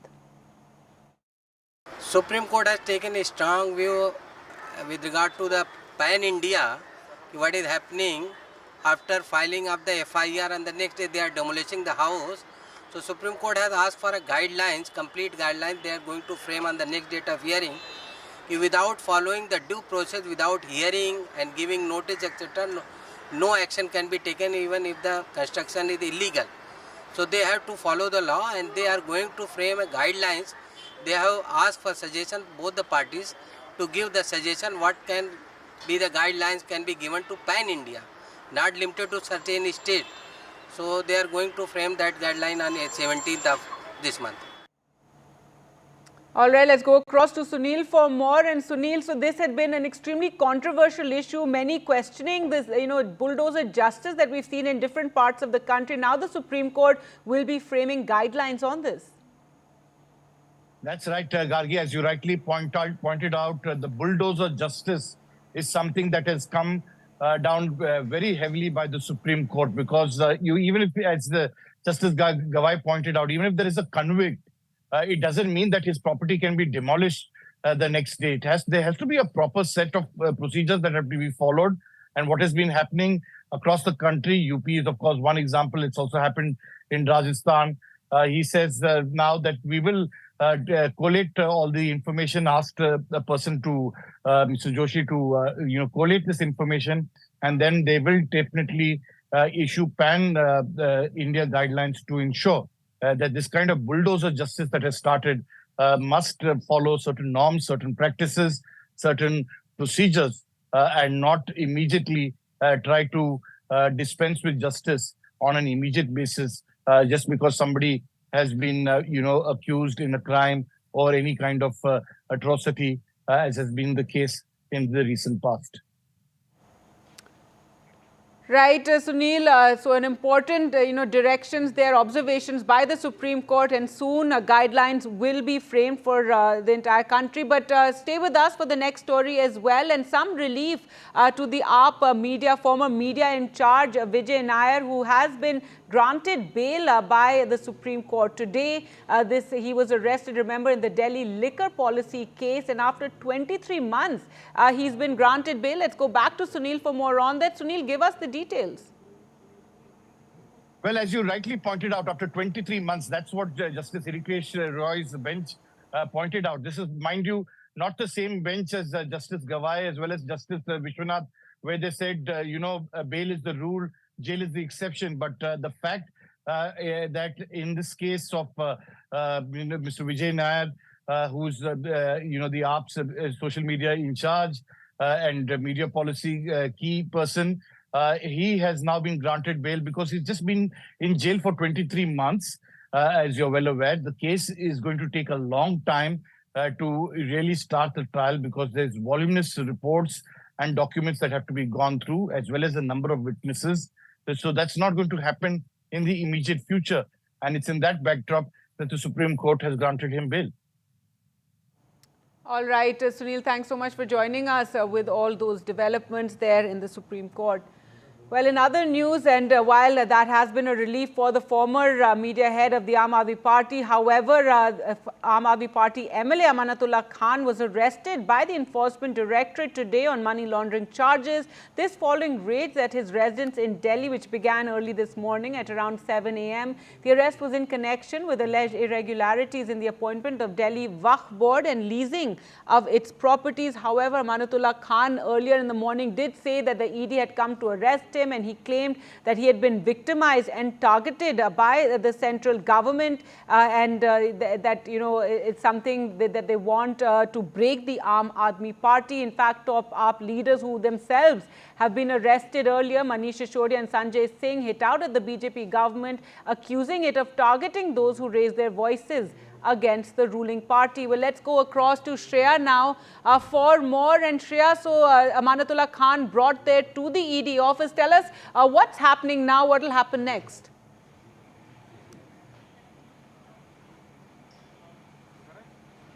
Right, so after 6 hours of raid and a search warrant going on in Amanatullah's house in Okla, he has been arrested under the PMLA, the Prevention of Money Laundering Act section here, which had also under the same act almost 8 Aam Aadmi Party leaders had been accused with the same money laundering case. But right now the case revolves around 2 FIRs that was filed. One by the CBI regarding the illegal appointments that was made in the Waqf Board as his tenure as a chairperson in the Waqf Board from 2018 to 2022, and the second FIR made by the anti-corruption branch, Delhi's anti-corruption branch, in 2022 regarding the disproportionate assets that he had during his tenure as the chairperson of Waqf Board. Right now, I'm in front of the Enforcement Directorate office, and Amanatullah has been brought here for certain formalities.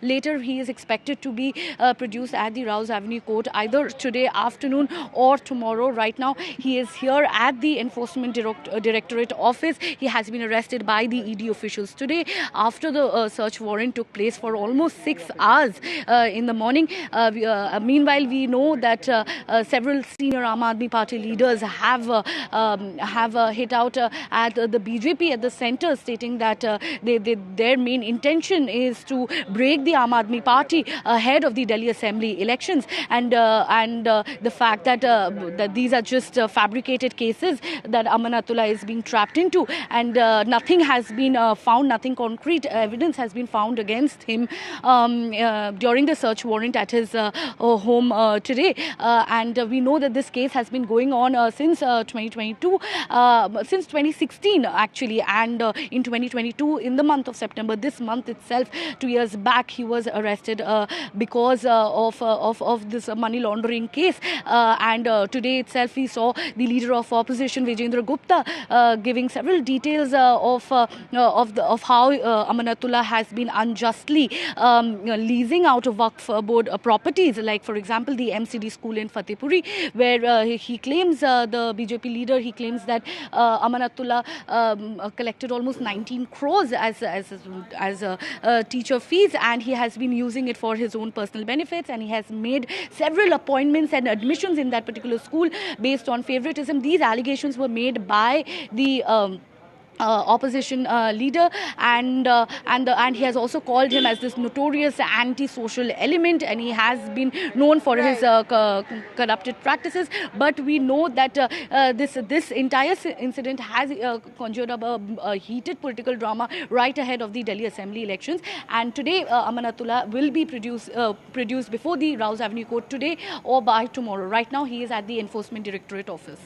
All right, thanks so much for joining us there with all the latest developments. So AAP MLA Amanatullah Khan, they're arrested by the ED. Well, moving on to news now from Kerala and the controversy and the massive sensational controversy over the Me Too allegations that have emerged there. Now, Malayalam actor Siddique has moved the High Court seeking anticipatory bail in the rape case that has been made against him after an actor complained against him and made that complaint to the police. The police in Thiruvananthapuram slapped a non-bailable charge against him under IPC sections of rape and criminal intimidation against the actor after receiving a complaint from the female actress. Let's go.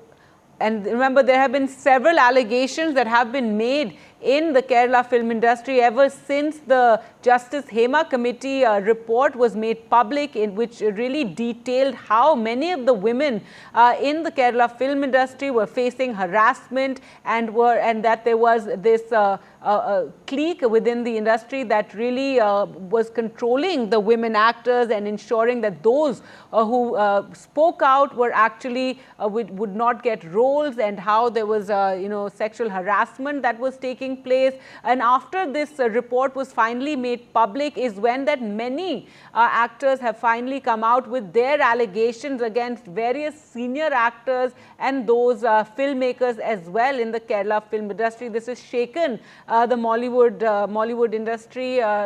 For the moment, it's still dealing with all these issues. Let's go across to Ishika now for more. And Ishika, actor Siddique was one of the first against whom we heard major, serious complaints being made and allegations of rape, and now he has sought anticipatory bail. Well, yes, Gargi, in fact, as you rightly mentioned, he was one of the first ones against whom, serious and grave charges of rape, in fact, were leveled, and after which, in fact, he had to resign from the post of secretary of AMMA. And after that, now, in fact, we are seeing that now he has approached the Kerala High Court. In fact, he has, he's seeking anticipatory bail in this case where, in fact, rape complaint has been filed against him. Remember that after the complainant in this case had recorded her statement before the magistrate, after that a special investigative team was in fact was formed in Trivandrum to look into this particular complaint. And after that, they also in fact found the evidences where, actor Siddique was present at that hotel where on the day when this incident allegedly took place. So after all of that, we were seeing that the trouble continued to mount for him, and now he has approached the Kerala High Court. He is in fact seeking anticipatory bail in this particular matter, but certainly we'll have to wait and watch as to when the court is going to hear this matter and what will be the arguments that will come up, because remember, the Kerala police is going to oppose this particular bail plea of actor Siddique. Over to you. All right, Ishika, do stay with us for the next story as well. And the BJP has hit out at the Congress party for expelling a Kerala leader. Now, in the midst of this Me Too storm that Mollywood is seeing, a Congress leader also made certain claims, and the BJP slamming the Congress over expelling this leader who spoke about casting couch and hypocrisy of Congress exposed, is what the BJP said. This is after former Congress party and PSC member Simi Rose Bell John, who was expelled on Sunday following her "women leaders need sponsorship from party leaders to rise in the ranks" remark. The Congress party, when a leader of the Congress party, a woman leader of the Congress party alleges harassment, alleges exploitation, they do not investigate it. They silence her and remove her from the party. When this lady, Simi Rosebell, raises an issue, the same two leaders who otherwise wax eloquent about ladki hoon, lad sakti hoon, they maintain a silence. Not only do they maintain a silence, they dismiss her without even going into the basic justice of investigating her complaint. Well, let's go back to Ishika for more. And Ishika, this too has been, a controversy after this former Congress leader spoke out, and she, made these allegations about needing, senior Congress women leaders, needing senior Congress leaders to support them, etc. Alluding to some sort of exploitation of women, and the BJP now hitting out saying this is hypocrisy of the party. Well, yes, Gargi, now in fact we are seeing that the Me Too wave is no more confined to the film industry. We saw in fact how, former Congress leader Simi Rosebell John in fact had made this remark, in fact, made this allegation that there is something very similar to casting couch within the Congress party. In fact, she had alleged that, only those who are close to the leadership, only they get opportunities. She in fact also had named, the Kerala Congress top leaders like LOP, V.D. Sashitan as well. And today, in fact, the BJP has hit out at the Congress for in fact expelling her from the party after her remark. Now, what in fact senior leader of the BJP, Rajiv Chandrasekhar, has in fact said is that when such a remark has been made, the Congress party did not investigate these allegations, but rather they expelled her, directly. So certainly this, BJP now hitting out at the Congress party, and not just only at the Kerala Congress, they are also hitting out at the top leadership of the Congress party, saying that those leaders, in fact, who talk about, beti hoon lad sakti hoon, they in fact, remain silent on this entire matter, and they watch, their leader getting expelled from the party after such an allegation has been made. So now certainly we are seeing, that even politics over this continues. Remember that the Congress party, while in fact expelling her, they had in fact said in their statement that such an action has been taken against Simi Rosebell John for allegedly insulting the women leaders of the Congress party. Over to you. All right, Ishika, thanks so much for joining us. With that, so the Me Too storm, they're reaching, the politics as well in Kerala. Thanks a lot for joining us with the very latest.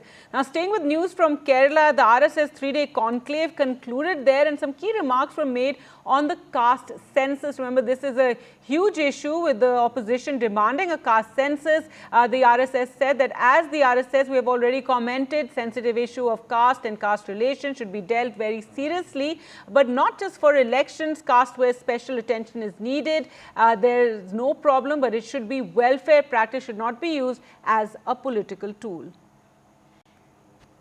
As our society, Hindu society, we have the sensitive issue of our caste and caste relations. That is a very sensitive issue. So it should be dealt very seriously, not just on the basis of electioning or election practices or politics. Special attention is needed to some communities and caste. So for that, if sometime government needs the numbers, it is a very well practiced. So government needs the numbers, it takes, earlier also it has taken, so it can take it, no problem. But it should be only to address the welfare of those communities and castes. It should not be used as a political tool for electioneering. News now from Jammu and Kashmir, where one army jawan was injured after terrorists fired from a standoff distance near the largest army base in Jammu. This was a sniper targeting of the base, and according to the army defense spokesperson, the fire was launched from a distance between 10 to 10:30 a.m. and now search operations are taking place in the area. Let's go across to Nazir for more. And Nazir, give us more details, this targeting of an army base by a sniper. Counter-militancy operation, this coordinate search operation has been launched to track down the attacker. It is really not just a challenge, but intriguing. The sniper somewhere in an area which is completely, seen as a secure area. It is a military installation, Sujwani army installation in Jammu city. Jammu is completely peaceful and free from militancy all these years. There have been in between some incidents in the past, but they were just one-off. But given the fact that military Jammu, largely Jammu region has been high on terror radar, almost 8 districts have been infested. We know for the last few years we have seen attack after attack. Now the sniper attack on an army camp and 3-4 rounds fired, which clearly is just an challenge in the sense that they are sending a reminder they are here. An active sniper is in the Jammu city, that too during elections, when high-profile leaders from different parties, particularly BJP and Congress, will be visiting across Jammu and Kashmir for election campaigning. So it is a new challenge for the security force. While we know the highly trained militants were using M4 American-made rifles, which also is a very lethal weapon. But now a sniper active in the area, while as this coordinate search operation has been launched, but so far there's no indication if they are closer to tracking him down. So it needs highly trained, militant who can handle this sniper, because you have to shot from a long distance and choose the target. It's not the ordinary militant who can use such weapons. So it is another challenge for the security agencies, another dimension to the security situation. So this time, this coordinate search operation is underway. One soldier who was injured is reportedly, killed in action. So far, there is no official confirmation we have not seen the formal statement about his death by the army so far, but it may come. So it is this ongoing situation where this coordinated search operation is underway. All right, Nazir, thanks so much for joining us with all those developments. And let's just listen into what the SP South Jammu had to say. Gun shots यहाँ पे जो हैं वो सुने गए, उसमें एक army जवान अभी इंजर्ड है। इस पूरे इंसिडेंट की तफ्तीश चल रही है। As and when something comes out concrete we will share with you. Senior officers सारे ऑन स्पॉट हैं। All right, let's get you the latest now from Kolkata, where the protests are continuing over the rape and murder of a junior doctor in the state-run RG Kaur hospital. And there you can see protests taking place. This even as today a special assembly has been called by the Mamata Banerjee government to pass a law that makes it that has a stricter punishment for rape and heinous crimes, even and demanding a fast tracking of the cases and the capital punishment in such cases. However, doctors and BJP are holding a protest there and heavy barricading again to contain the protesters. Remember, we've seen protests in different parts of the country over this outrage after a junior doctor who was on night duty was raped and killed in the hospital. There's been a huge amount of criticism of the hospital authorities as well as the West Bengal government and the police for its handling of the case. Many allegations also made about how the parents were not informed initially about their daughter's murder. However, the police had clarified that they had not made those calls. It was the hospital authorities who had made those initial calls. Remember, this has also led to the Supreme Court intervening in the matter and asking for better security for doctors and assigning a national task force to look into all these issues regarding the safety of doctors in hospitals. And Mamata Banerjee also called for a special assembly session to be held so that stricter laws can be passed, an anti-rape bill, and they will pass a bill proposing the death penalty for all rapists. The BJP, however, criticizing the West Bengal government of doing this just for optics, given the huge outpouring of criticism and anger over the rape and murder of the junior doctor. Well, let's go across to Saurabh now for more. And Saurabh, now another protest, however, taking place today. Give us the details. Well, today's protest is again a march towards the police headquarters by junior doctors, is what we're being given to understand. Though, the police have made preparations like they do for any other protest. And of course, barricades put up on the way to the police headquarters here in Kolkata. Now, down this road is, of course, Lal Bazar, the headquarters of the Kolkata police. And so that, no one can reach that spot, these barricades have been set up here. And this is something that we see play out on the streets of Kolkata now on a regular basis, where there are a lot of barricading, etc. Given the number of protests that are taking place against this incident. Now, of course, as you know, on a couple of days ago, the Nabanno Abhijan, of course, had turned violent, and since then, of course, the police have been on tenterhooks and have been, every protest they've been prepared for unruly elements, etc., who they believe could infiltrate even what they presume to be a peaceful protest. So in that context, obviously, these barricades, of course, have been put up and police security also beefed up ahead of the doctors' protest and the march to the police headquarters. And this is something that we're being given to understand that once they come here, they will be stopped here. And then, of course, if somebody wants to go and submit a deputation or go and meet top police officials, they will be probably taking a delegation from here. But otherwise, this is as far as you can go, because obviously this is something that the police have decided in terms of, crowd control in the city. So barricades put up here, as you can see, and down this road, like I said, I'll ask my camera person to show you, these barricades of, iron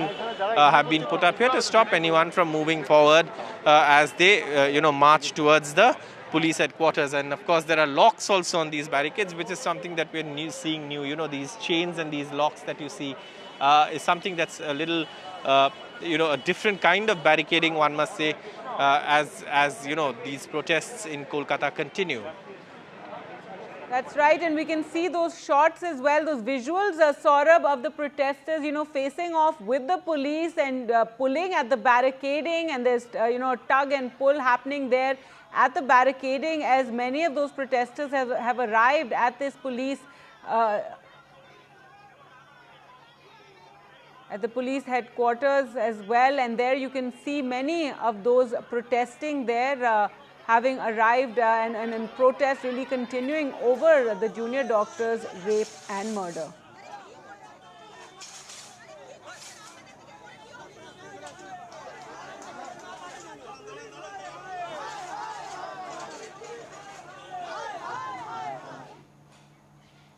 All right, we'll continue to track that story. For the moment, slipping into a short break. Do stay with us.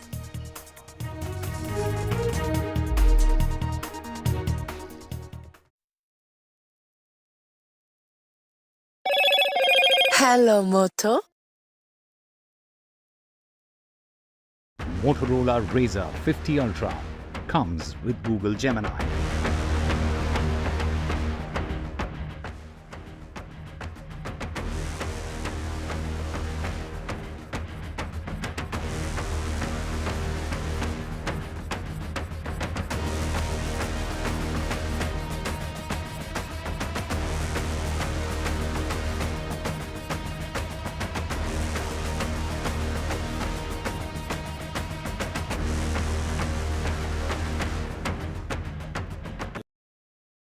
Hi, I'm Shazia Ilmi. Kerala's Wayanad area is hit by devastating landslides, resulting in loss of lives and livelihood. Kerala needs your help right now. Let's join NDTV initiative. Come, donate, let's rebuild Wayanad.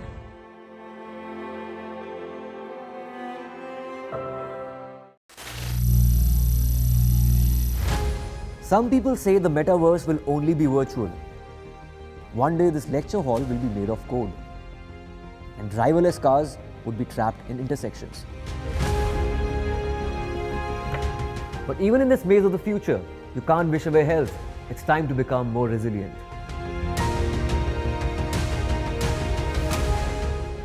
10 years of Banega Swasth India, we have grown and achieved so many milestones.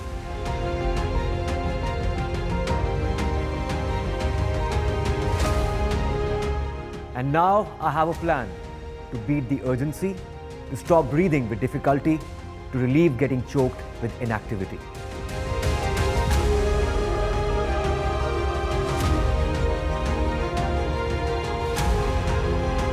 Energize our government, our environment, our society, and ourselves. Everyone, everywhere, every day.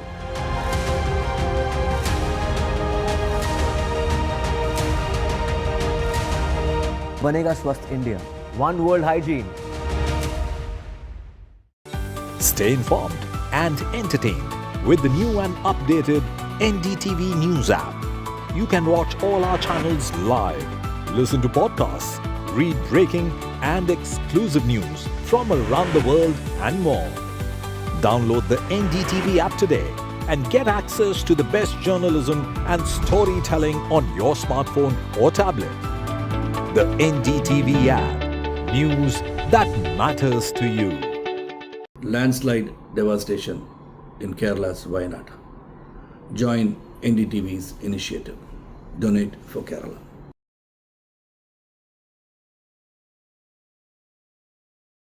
New day, new show, a new experience.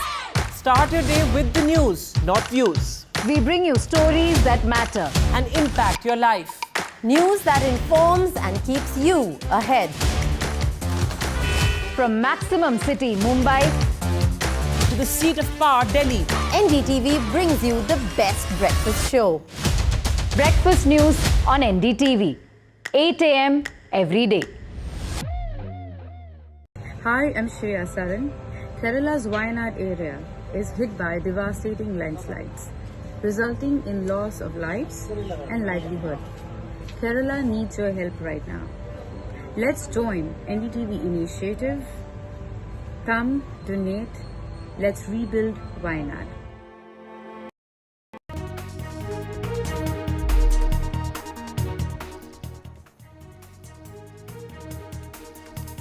A very good afternoon. You're watching NDTV 24/7. This is news non-stop. We have a whole lot lined up for you. Let's just get you the top story that is in regard to the protests that are taking place in Israel.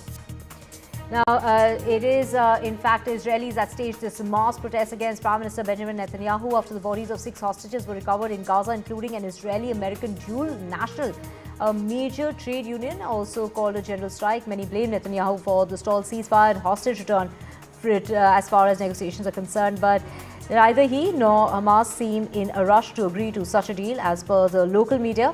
As per analysts, Netanyahu believes the deal could undo his government, while Hamas sees allowing tensions to boil over into a regional war as a potentially favorable outcome. However, it's also possible that agreeing a ceasefire now could be seen as a victory for Netanyahu, and any subsequent surge of approval may help him survive re-elections.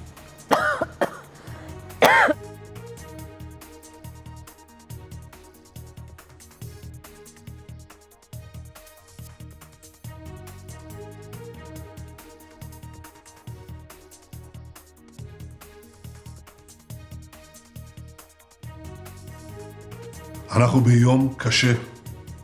לב העם כולו נקרע. יחד עם כל אזרחי ישראל, הזדעזעתי עד עמקי נשמתי מהרצח הנורא בדם קר של 6 מחטופינו. המאמצים שלנו לשחרר את חטופינו נמשכים כל העת. מאז חודש דצמבר, חמאס מסרב לנהל משא ומתן אמיתי. לפני 3 חודשים, ב-27 במאי, ישראל הסכימה לעסקת שחרור חטופים בגיבוי מלא של ארצות הברית. החמאס סירב. And tens of thousands of Israelis packed the streets of Tel Aviv in an outpouring of grief and anger after the bodies that were of more hostages were found in the Gaza Strip. The protesters were making one of the strongest calls yet to Prime Minister Benjamin Netanyahu to reach a ceasefire deal to bring the remaining captives back home. These aerial drone footage showed the huge crowd trailing through the city's streets.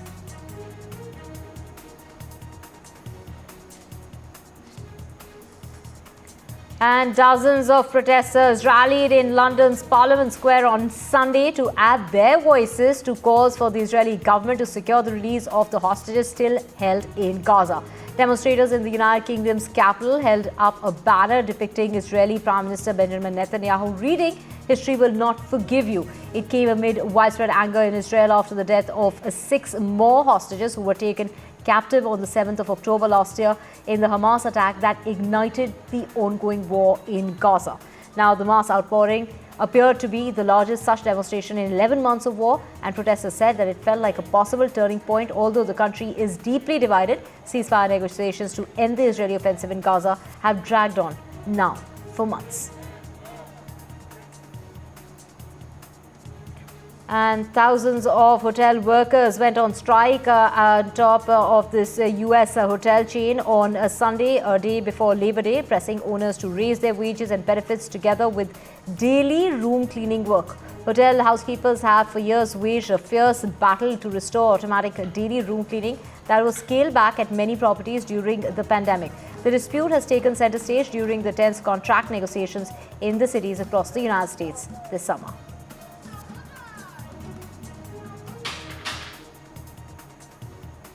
And Vice President Kamala Harris entered Labor Day weekend with a national polling lead over former President Donald Trump in the race for the White House. But the race still seems up for grabs. Kamala Harris's lead in Minnesota has been halved by Donald Trump, one new survey shows. Despite the state's governor, Tim Walz, joining the Democratic ticket, the most recent poll by Survey USA has found that Harris is now leading Trump 48% to 43% in the must-win swing states, though still healthy. Her lead has shrunk to 5% points in the space of a month, having led 50% to 40% in a poll conducted between the 23rd of July and the 25th.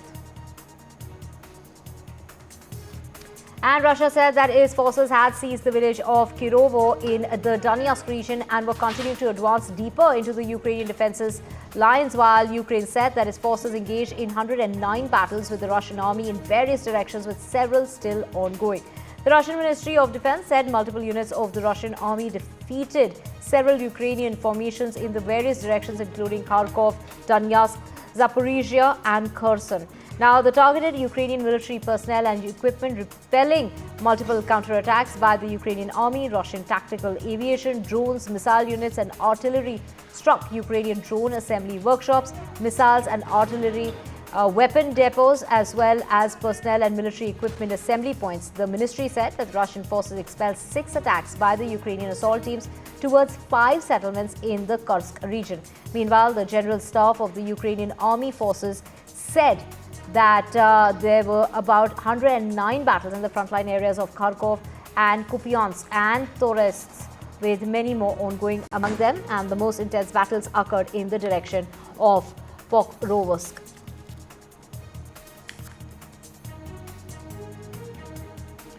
And Russia says that it will shift its nuclear doctrine due to the escalation as far as the cause of our Western adversaries is concerned.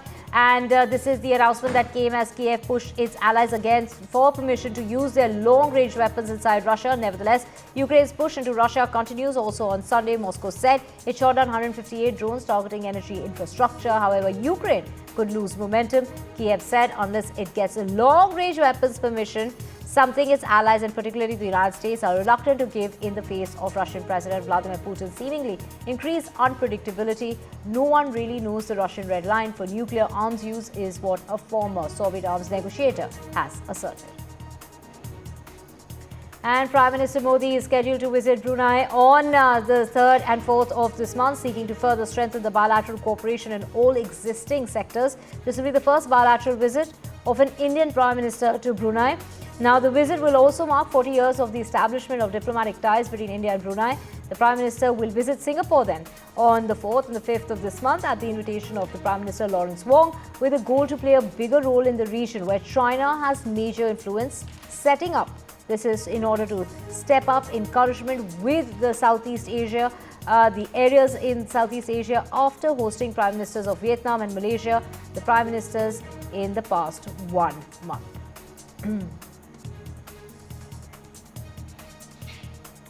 And Taiwan's oldest female panda has celebrated her 20th birthday with dozens of her fans in the zoo.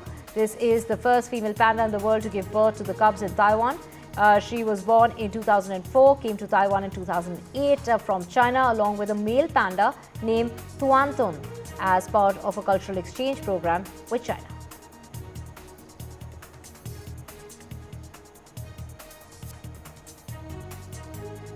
And Brad Pitt and George Clooney arrived by boat at the Venice Film Festival on Sunday. Clooney and Pitt star as rival fixers who are inadvertently hired for the same job to conceal a crime. George Clooney said that he takes no credit for President Joe Biden, who stepped down from the presidential race.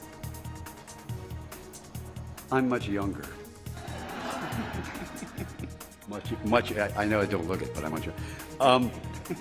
You know, this is, Brad and I have been doing this a long time, separately and together, and part of what was fun about this was, you know, there is a rhythm to talking over top of one another, right? There really is. It's like, it's not just blasting. You have to be able to hear one thing to be able to answer it, but not step all over each other. And I think over a period of time, we just had the rhythm worked pretty well right off the bat. We just felt like it's easy.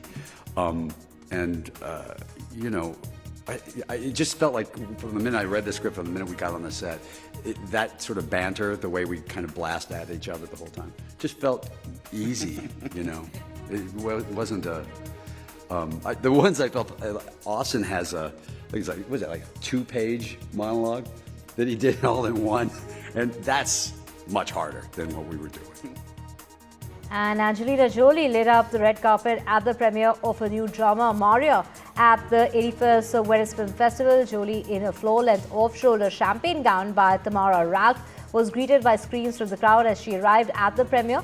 The film about famed opera singer Maria focuses on the final week of her life in 1977 in Paris. She is deeply isolated with only her butler and housemaid looking after her, concerned about her health, the drugs and the devastating ripple effects of her diminished voice. Maria is among the 21 features competing for the festival's award, which will be announced on the 7th of this month.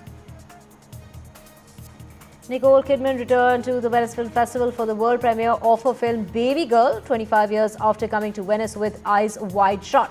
Nicole Kidman has returned to the festival. The star boated to the Lido with actors Antonio Banderas and Harris Dixon for the film's press conference before she signed autographs for waiting fans.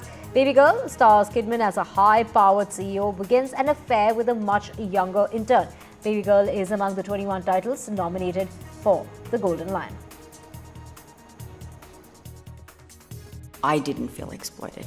I felt very much a part of it. It's the story that I wanted to be a part of, that I wanted to tell, and every part of me was committed to that. So for me, that wasn't at all exploitive. There was enormous care taken by all of us. We were all very, very gentle with each other and helped each other.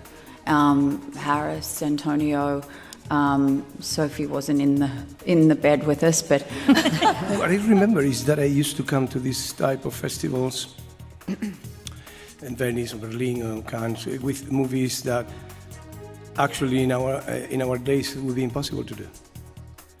Movies that would be very highly criticized, or that it would just jump in the territory of the politically incorrect. And we were kind of living in a world in which the politically incorrect established kind of a censorship, self-censorship with artists. And I think when I read the script that Helena gave me, I found a way just to to say, oh my God, there is somebody that is just thinking out of the box. That he got actually, the strength and the courageous mind to just put on the screen things that we all think we are, in a way, we are prisoners of our own instincts. Yes, we are animals, and there is something about nature there is nothing democratic about nature. None of which are here. We didn't ask to be born. We didn't ask to be humans or animals or a plant or whatever. We are, attached to what we are. And this is a woman that actually talks about that, and it talks with an incredible freedom. And I was so proud to be part of something like that. And Jude Law and Nicholas Holt arrived by boat to attend the press conference for Justin Kurzel's crime thriller, The Order, on Saturday. The film is in the competition at the 81st Venice Film Festival based on the 1989 book, The Silent Brotherhood. And Sydney Sweeney, Kate Blanchett and Aaron Taylor Johnson all posed for photographs at the Armani event in Venice. Many of those attending the party also attended the Baby Girl film premiere, bedecked in Armani clothing.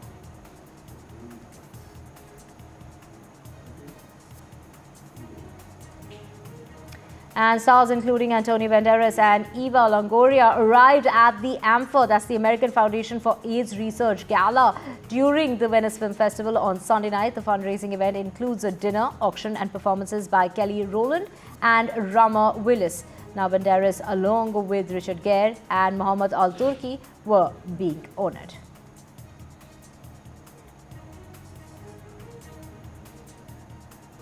And all star cast descended on the Venice Film Festival for the premiere of Brady Corbett's The Brutalist. It also stars Adrian Brody, Felicity Jones, as well as Guy Pearce joined the filmmaker on the red carpet on Sunday. The Brutalist took 7 years in the making. The film is 3.5 hours long with an intermission in the middle that just completely wowed the audience at its first screening at the Venice Film Festival.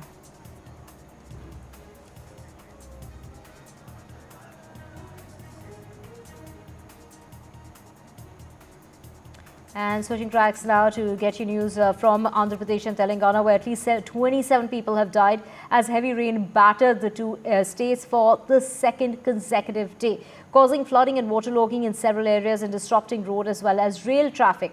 More than 100 trains have been cancelled so far, while several others have been diverted due to heavy rain and waterlogging. Well, schools and colleges were shut today on account of the rain situation in Hyderabad, and work from home is being suggested as far as Hyderabad is concerned. The Prime Minister also spoke with the Chief Minister of Andhra Pradesh, Chandrababu Naidu. He also spoke with Telangana's counterpart, Revant Reddy, and assured them all possible help from the centre. Now, Chandrababu Naidu went on to add that they are streamlining the system. 110 boats are being used in order to supply food and medical assistance. Also, that he is regularly monitoring the flood situation, and officials are actively working on the ground since last night, having visited many flood-affected areas as well. And the public should not be worrying or be panicking. They are setting up command and control centres in the flood-affected areas as well. So far, thousands of people have been evacuated by the national and state disaster response forces from those flooded areas to relief camps.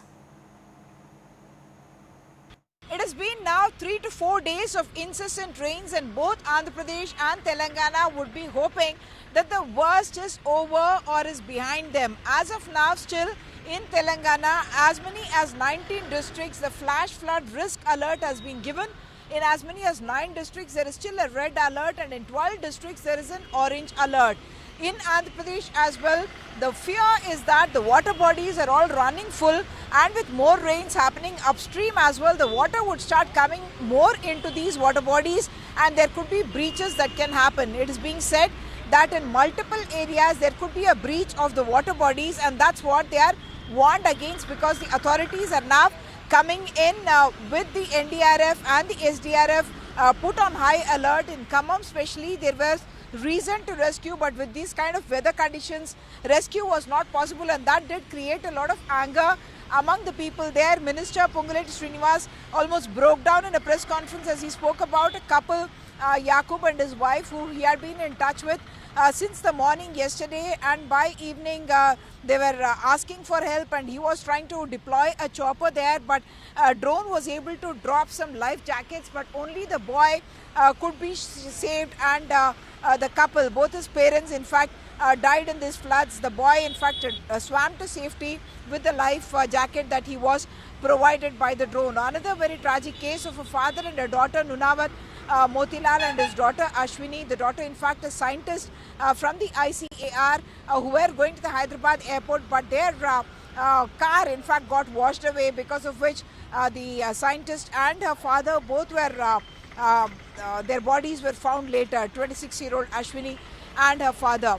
Schools, colleges have been closed, IT and ITES services have been asked to work from home, and the rail network from Hyderabad to Vijayawada quite badly affected in fact, and as many as 100 trains were cancelled, many of them diverted as well, those coming from the northern region, many of them taking alternate routes, and therefore there are going to be enormous delays. The National Highway 65 as well was breached at multiple areas, and people have been advised not to come out to the National Highway, in fact not to come out at all of their homes if they are in a safe place, and if they are in low-lying areas or in structures that are not stable, they have been asked to move to other areas. Chief Minister Chandrababu Naidu in Andhra Pradesh in fact spent the night at the collectorate and will continue to be there to monitor the waters in both the Krishna and the Godavari and the rivers that are flowing in that region, because there could be a danger of floods happening because of breaching of those water bodies. Vijayawada has presented quite distressing kind of visuals with entire areas, roads disappearing and entire areas coming underwater. So that is going to take some time, and the worry will also be about the waterborne diseases that are to come, and therefore safe water is sought to be provided by the authorities. In Telangana, we are talking about multiple districts including Kodad, Nalgonda, Mehbubabad, Khammam district, where the concern continues to be there. In Hyderabad, to its credit, most areas the water had drained out, and therefore there is no flooding in any of the urban areas in Hyderabad itself. Right, Uma, thank you so much for getting us all those details. And switching tracks to Manipur now, there's been a flare-up as far as violence is concerned. After several months now, 2 people have been killed. This included a woman, while her 12-year-old daughter has been injured along with 9 others. Those also include 2 police personnel and a television reporter injured in that gunfire and the bombings that have taken place in Imphal on Sunday. My colleague Ratnadeep has the details.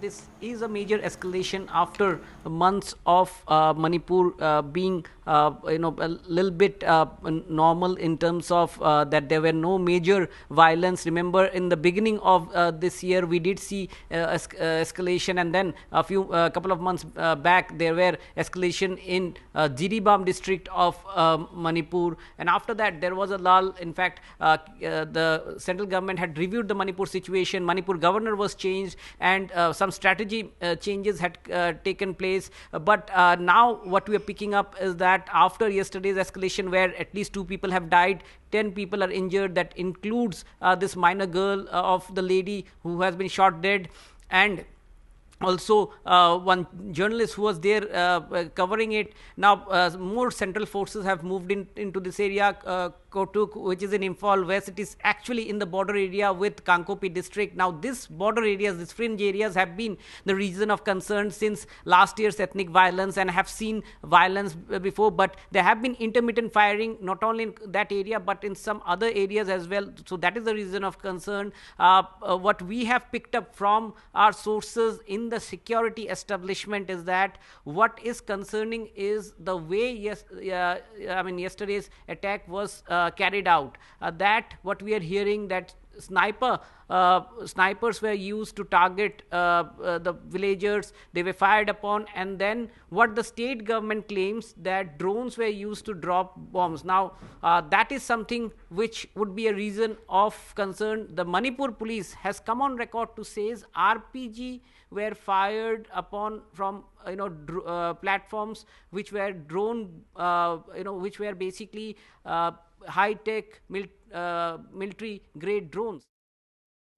And switching tracks now, Netflix India's head of content has now been summoned as far as the new web series over the IC-814 hijacking is concerned. So the content head has been summoned by the government amid the massive controversy surrounding that web series based on the 1999 hijacking of an Indian Airlines flight by the Pakistani-based terror outfit. The summons from the Union Information and Broadcasting Ministry comes after hundreds of social media users accused the makers of the web series of deliberately changing the names of the hijackers to Bhola and Shankar. The web series is directed by Anubhav Sinha and is inspired by the book Flight into Fear, the captain's story. What I have heard, I have interviewed Anubhav Sinha already regarding the series. He made a OTT debut with the series, the IC-814, the Kandahar hijack.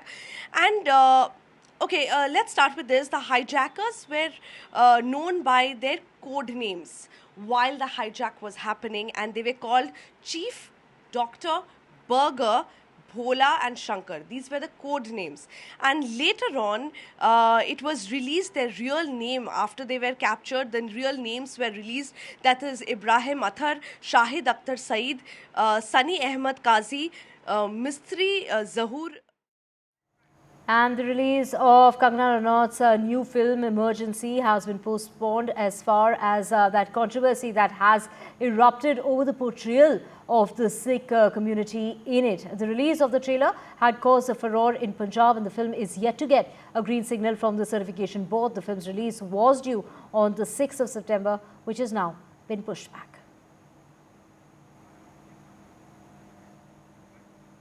And Preeti Paul has created history. She scripted history after winning a bronze medal in the women's 200 meters final at the Paris Paralympics. Preeti Paul, who was already the Indian sprinter to win a medal at the Paralympics, won her second bronze medal at the ongoing Paris Games with a timing of 30.01 seconds. And silver medal for India in the high jump category with the season's best effort of 2.04. Nishad Kumar brings home a silver in the men's high jump. He repeats his Tokyo performance.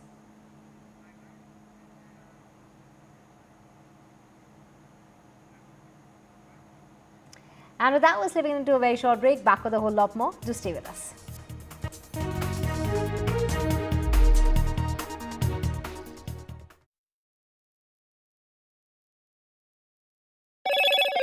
Hello, Moto. Motorola Razr 50 Ultra comes with Google Gemini. Preeti Paul on Sunday scripted history after winning a bronze medal in the women's 200-meter final at the Paris Paralympics 2024. She scripted history by winning her second medal.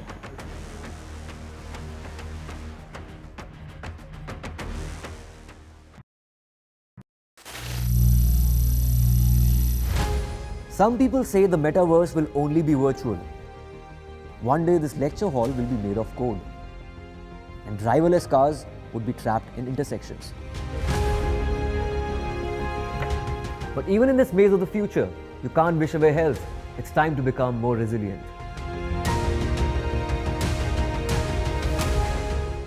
"10 years of Banega Swasth India, we have grown and achieved so many milestones.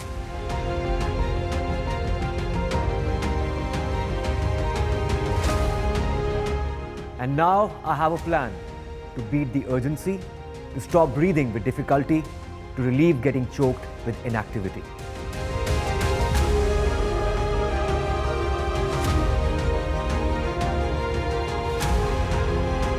Energize our government, our environment, our society, and ourselves.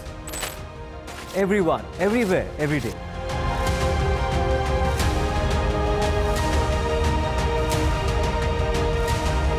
Banega Swasth India. One world hygiene. Stay informed and entertained with the new and updated NDTV News app. You can watch all our channels live, listen to podcasts, read breaking and exclusive news from around the world and more. Download the NDTV app today and get access to the best journalism and storytelling on your smartphone or tablet. The NDTV app. News that matters to you. Landslide devastation in Kerala's Wayanad. Join NDTV's initiative. Donate for Kerala.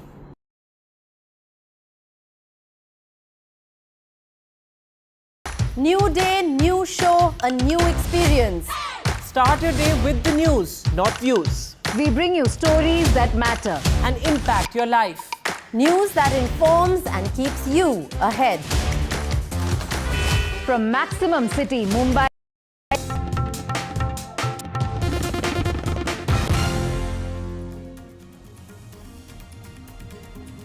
The Supreme Court speaks out on bulldozer action and raises questions on the demolition of homes, asks why demolish even if a person is accused or a convict, no demolition without following the law.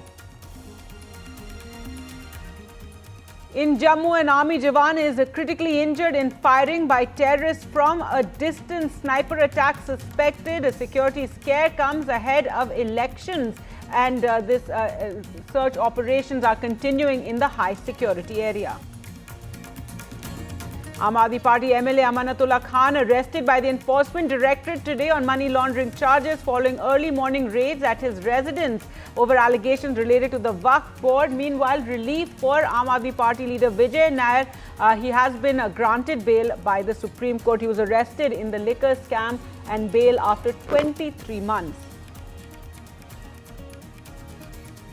The BJP hits out at the Congress party for expelling a Kerala woman leader, calls it hypocrisy of the Congress being exposed. The woman leader had alleged casting couch has been expelled from the party.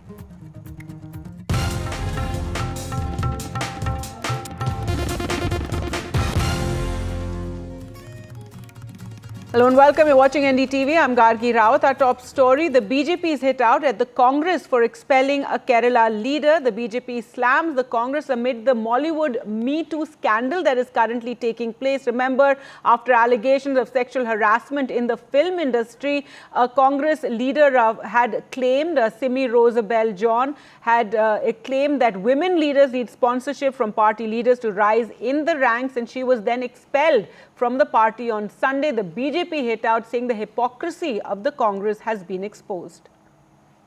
The Congress party, when a leader of the Congress party, a woman leader of the Congress party alleges harassment, alleges exploitation, they do not investigate it.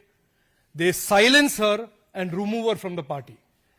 When this lady, Simi Rosabelle, raises an issue, the same two leaders who otherwise wax eloquent about ladki hoon, lad sakti hoon, they maintain a silence. Not only do they maintain a silence, they dismiss her without even going into the basic justice of investigating her complaint. Well, we're now joined by Simi Rosabelle John. Thank you so much for speaking to us. Firstly, if you can tell us about, these allegations that you made that led to your expulsion from the Congress. There are many women leaders who approach me for support because they are facing a lot of issues. Those who had bad experience from the leaders. So I raised the issue. And now I am expelled from the party. I am a senior most women leader of Kerala with 38 years of dedicated party work. And they are expelling all the senior leaders from the party. Patmaja Venugopal, the daughter of Mr. K. Karnayan, she left the party. She joined BJP. And the senior most leader, Jamila Ibrahim, they are not allowing her to work for the party. The senior most leader, Rosa Kudetija, she was the Women Commission chairperson. She was expelled from the party and now she has joined the CPM and she is now the Women Development Corporation chairperson. The former Mahila Congress president and the district Panchayat president, Ladika Subhash, one of the vibrant women leader in Kerala. She left the party and now she's the chairperson for the department. The Shahida Kamal, the one of the most prominent women leader of Kerala, she also left, and now she has become the Women Commission member to the Women But Commission. ma'am, what are the reasons for all these women leaving? There may be different reasons, isn't it? Yeah. No. You can ask them, because they are not getting justice from the party. They are not giving proper accommodation. They don't want the senior women leaders. They are telling you, go and sit at home. You are above 50, they don't want. They want the young women leaders. Is it, how can I tolerate? I am a fighter. I will fight for the cause. I will fight for the cause. And so, ma'am, what are you going to do now? Are you going to approach the Congress leadership, maybe in Delhi? As we just heard Rajiv Chandrasekhar say, the Congress had a campaign, Ladki Hoon, Lad Sakti Hoon. You've made some very serious allegations. You've been expelled in Kerala. But are you going to attempt to reach out to leadership in Delhi? Yeah, sure. I will approach, because I have a close association with Madam Sonia Ji since my NSUI days. So you say you're going to be reaching out to them and raising this issue because you spoke of a similar casting couch within the Congress party in Kerala? No, women, many of our councillors, many of our women, they are getting bad experience. They are facing, they are denying seats. Those who are councillors, they are not getting seats for the next elections. Because the people love them, they elected them with a record majority. But these leaders doesn't like them.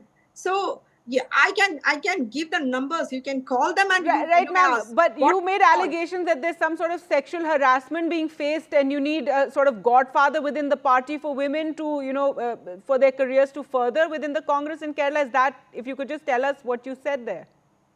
No, I will reveal it. I will reveal it. But the only one thing, with the consent of the victim only I can do. But the other ladies who face the like the same type of harassments from the men, from the leaders, especially from the opposition leader of Kerala, the person who I have accused, the opposition leader, Mr. V.D. Sadishan of Kerala, is my judge, is my jury, and is my executioner. And he commanded the PCC president yesterday to expel me from the party, like Padmaja Venugopal and almost all the 8 senior most leaders. And now they doesn't want me. They are asking me, you go and sit at home. Why you are fighting for the young women leaders? It is none of your business, they are telling. Right, ma'am. Though the Congress in Kerala did say that women leaders from the KPCC Political Affairs Committee and Mahila Congress State President, among others, jointly requested the leadership to take action against you. Because they are scared of the opposition leader, because they will get post, otherwise they will lose their post. That is why, because many of them want to contest for the coming elections, assembly elections. So they are scared naturally. I am not scared, because I am a person. I will fight for the cause, and I am a merit-oriented person. If you check with my resume, you will understand my 38 work for the dedication to the party, and I never approached Sonia Ji. She only named my son, Sibal. She knows me personally. I never approached her for a party post, for a assembly seat or a parliament seat. You know that? So I don't want anything. So I'm not scared. All right, ma'am, did you raise these issues within the party earlier and then finally went public with it after this Mollywood Me Too scandal took place? Last 3 years, I raised this issue many times to the PCC president. He always said, oh, you approach the opposition leader. He will decide it. He will decide it. And he doesn't want to talk to me. He told me, you got PSC, Public Service Commission, and you go and sit at home. The same Public Service Commission members with my same batch, 2013 batch, they both, Mr. Babis and Mr. Harindra, they are office bearers of PCC. They don't want a senior woman for that post. Okay, ma'am, finally just asking you, you're talking about how, tickets aren't given, women aren't given positions, etc., etc. Now that may be an issue on one hand, but the serious allegation, Me Too allegations, what do you have to say on that, something of that sort within the Congress? Because that is the issue that was allegedly raised by you. No. I am fighting for the many women leaders of Kerala. those they need this. They need my support. They are getting bad experience from these leaders. All right. Why they should have listened to me, no? Because now the media has taken this issue, so they don't want to.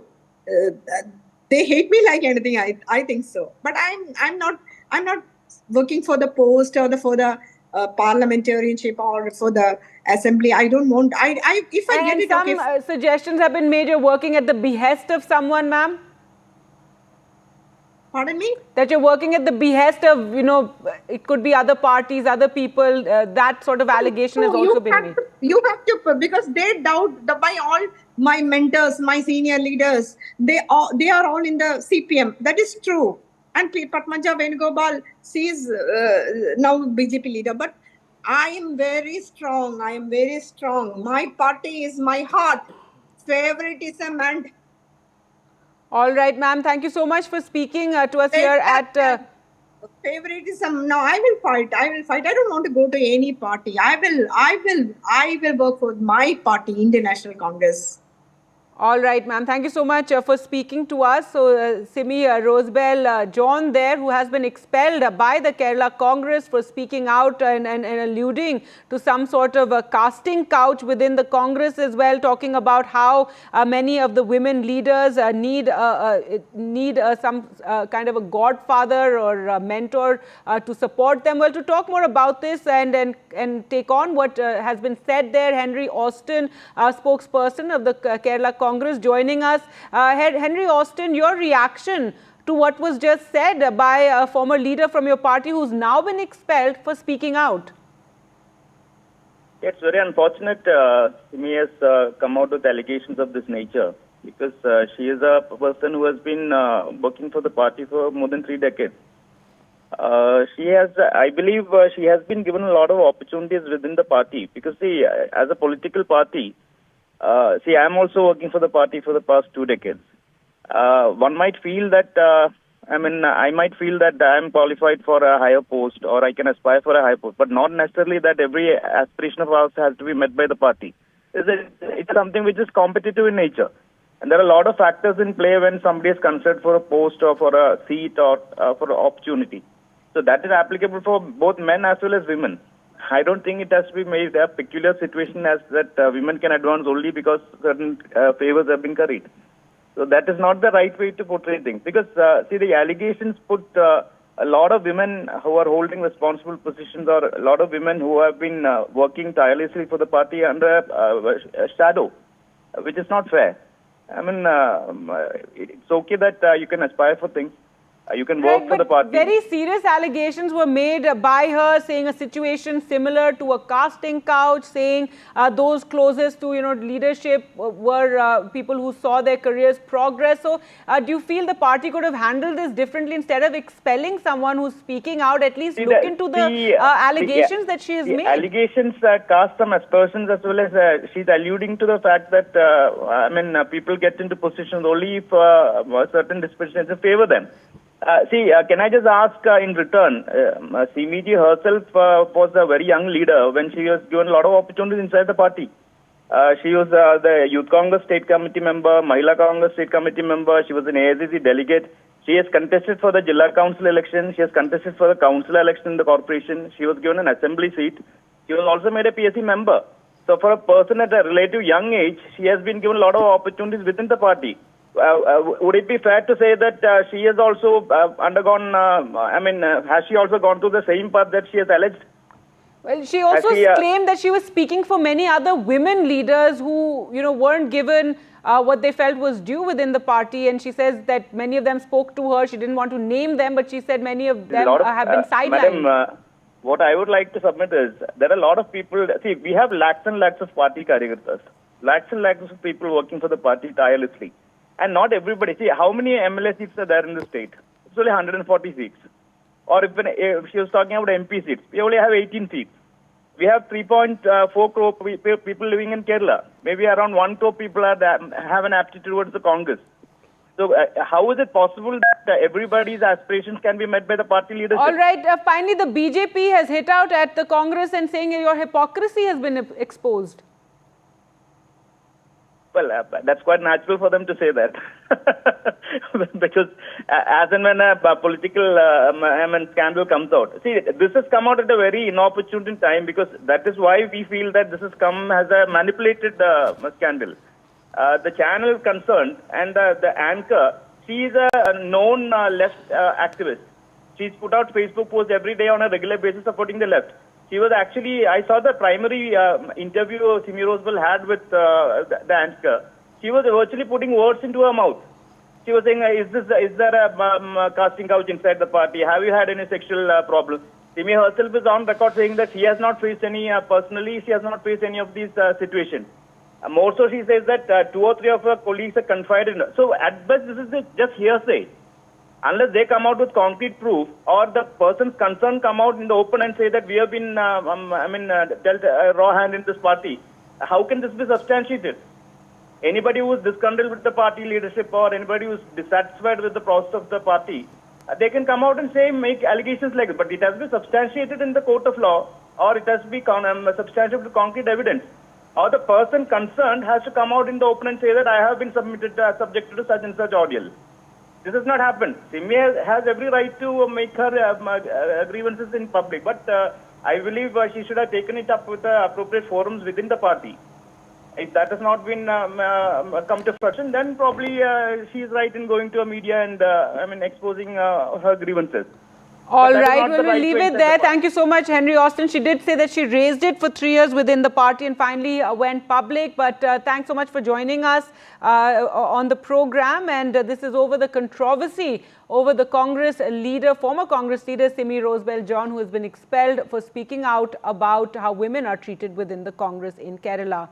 Well, moving on to news now from the Supreme Court. And the Supreme Court today came down very heavily on bulldozer justice, questioning how a house can be demolished just because it belongs to an accused in a criminal case.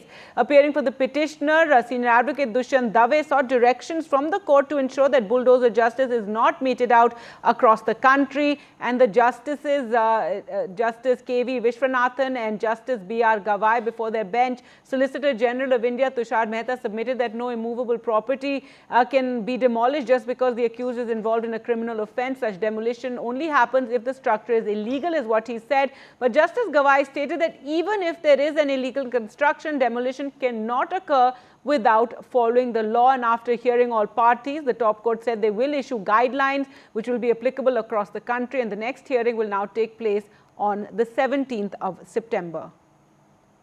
Supreme Court has taken a strong view with regard to the pan-India, what is happening after filing of the FIR and the next day they are demolishing the house. So Supreme Court has asked for a guidelines, complete guidelines they are going to frame on the next date of hearing. Without following the due process, without hearing and giving notice, etc., no action can be taken even if the construction is illegal.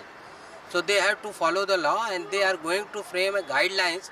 They have asked for suggestion, both the parties, to give the suggestion what can be the guidelines can be given to pan-India, not limited to certain state. So they are going to frame that guideline on the 17th of this month. Well, that time for us to slip into a short break. News updates continue right here on NDTV.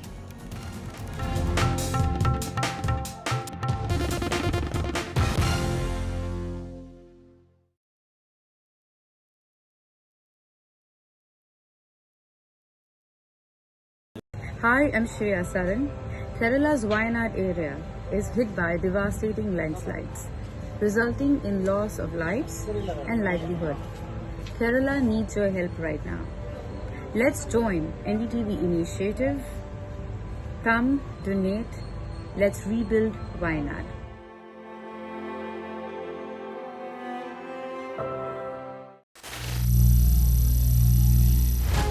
Some people say the metaverse will only be virtual. One day this lecture hall will be made of code, and driverless cars would be trapped in intersections. But even in this maze of the future, you can't wish away health. It's time to become more resilient.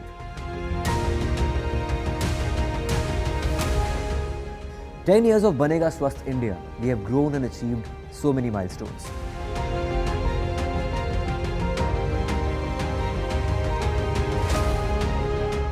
And now I have a plan to beat the urgency, to stop breathing with difficulty, to relieve getting choked with inactivity.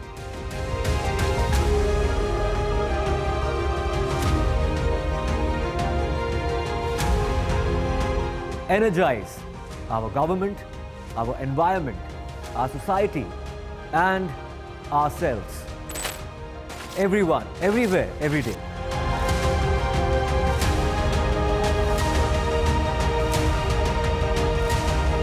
Banega Swasth India. One world hygiene. Stay informed and entertained with the new and updated NDTV News app. You can watch all our channels live, listen to podcasts, read breaking and exclusive news from around the world and more. Download the NDTV app today and get access to the best journalism and storytelling on your smartphone or tablet. The NDTV app. News that matters to you. Landslide devastation in Kerala's Wayanad. Join NDTV's initiative. Donate for Kerala.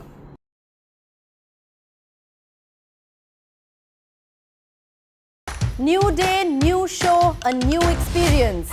Start your day with the news, not views. We bring you stories that matter and impact your life. News that informs and keeps you ahead. From Maximum City, Mumbai, to the seat of power, Delhi, NDTV brings you the best breakfast show. Breakfast news on NDTV. 8 a.m. every day. Hi, I'm Shazia Ilmi. Kerala's Wayanad area is hit by devastating landslides, resulting in loss of lives and livelihood. Kerala needs your help right now. Let's join NDTV initiative. Come, donate. Let's rebuild Wayanad.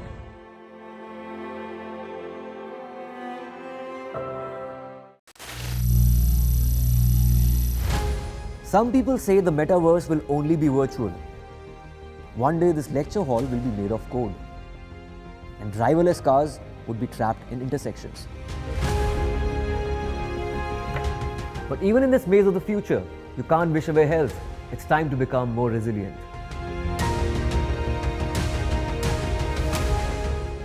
10 years of Banega Swasth India, we have grown and achieved so many milestones.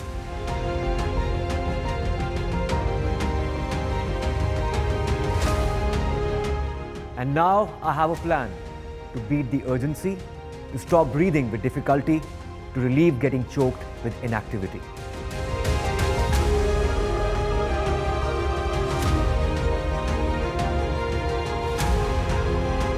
Energize our government, our environment, our society, and ourselves.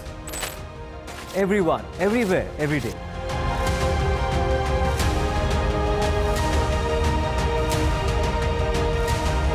Banega Swasth India. One world hygiene. Stay informed and entertained with the new and updated NDTV News app. You can watch all our channels live, listen to podcasts, read breaking and exclusive news from around the world and more. Download the NDTV app today and get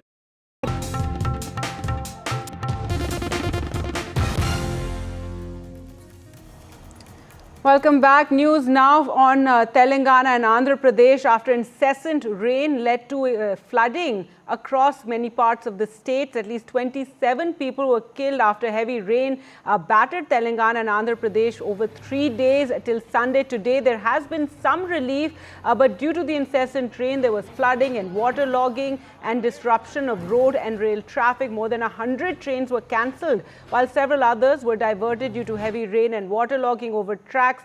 Today a flash flood risk warning has been issued for around 19 districts in case any of the reservoirs should overflow. A red alert in 9 districts, orange alert in 12 districts. Prime Minister Modi spoke to Andhra Chief Minister Chandrababu Naidu and Telangana counterpart Revant Reddy, assured them of all possible help from the centre. In fact, you can see Chandrababu Naidu also conducting an inspection and taking stock of the situation given the incessant floods that were seen in many parts of the state.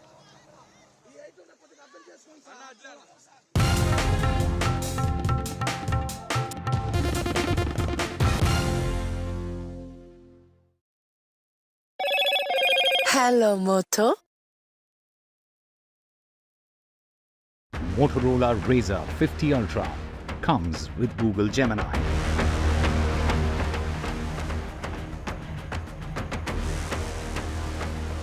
The Supreme Court speaks out on bulldozer action after a plea. It raises questions on the demolition of homes. Why demolish even if person is accused or a convict? No demolition without following the law. The next hearing will be on the 17th. In Jammu, an army jawan is critically injured in firing by terrorists. A sniper attack suspected and a security scare during polls. The incident took place at the largest military station in Jammu.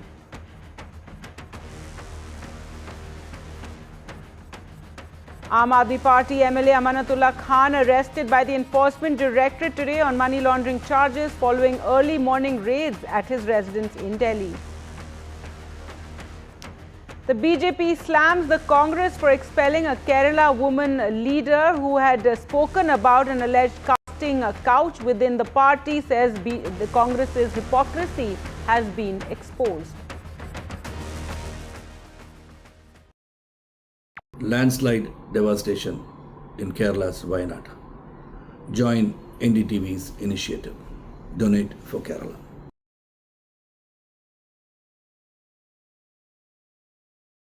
New day, new show, a new experience. Start your day with the news, not views. We bring you stories that matter and impact your life. News that informs and keeps you ahead. From Maximum City, Mumbai, to the seat of power, Delhi, NDTV brings you the best breakfast show. Breakfast news on NDTV, 8 a.m. every day. Hi, I'm Shazia Ilmi. Kerala's Wayanad area is hit by devastating landslides, resulting in loss of lives and livelihood. Kerala needs your help right now. Let's join NDTV initiative. Come, donate. Let's rebuild Wayanad.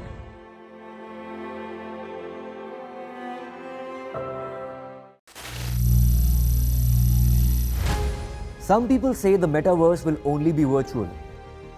One day this lecture hall will be made of code, and driverless cars would be trapped in intersections.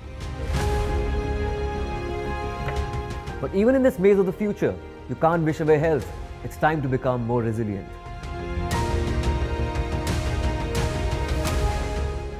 "10 years of Banega Swasth India, we have grown and achieved so many milestones.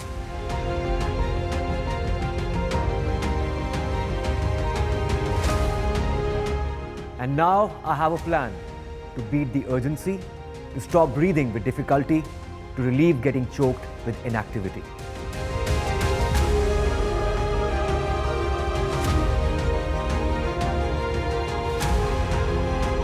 Energize our government, our environment, our society, and ourselves. Everyone, everywhere, every day.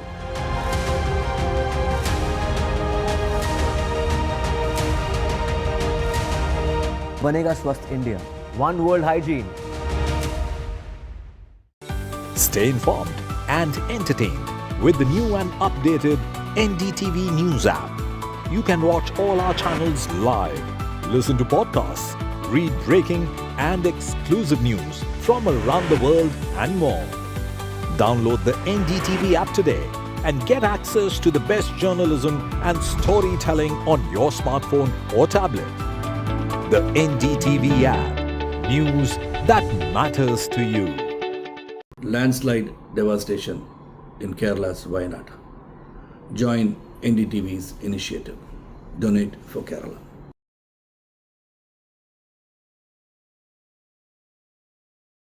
New day, new show, a new experience.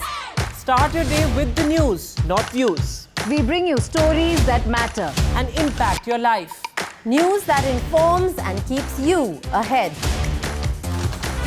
From Maximum City, Mumbai, to the seat of power, Delhi, NDTV brings you the best breakfast show.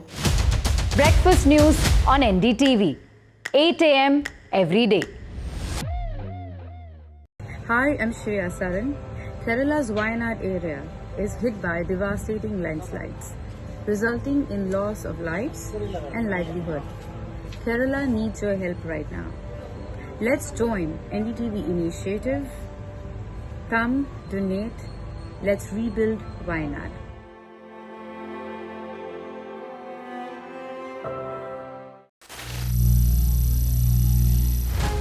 Some people say the metaverse will only be virtual. One day this lecture hall will be made of code, and driverless cars would be trapped in intersections.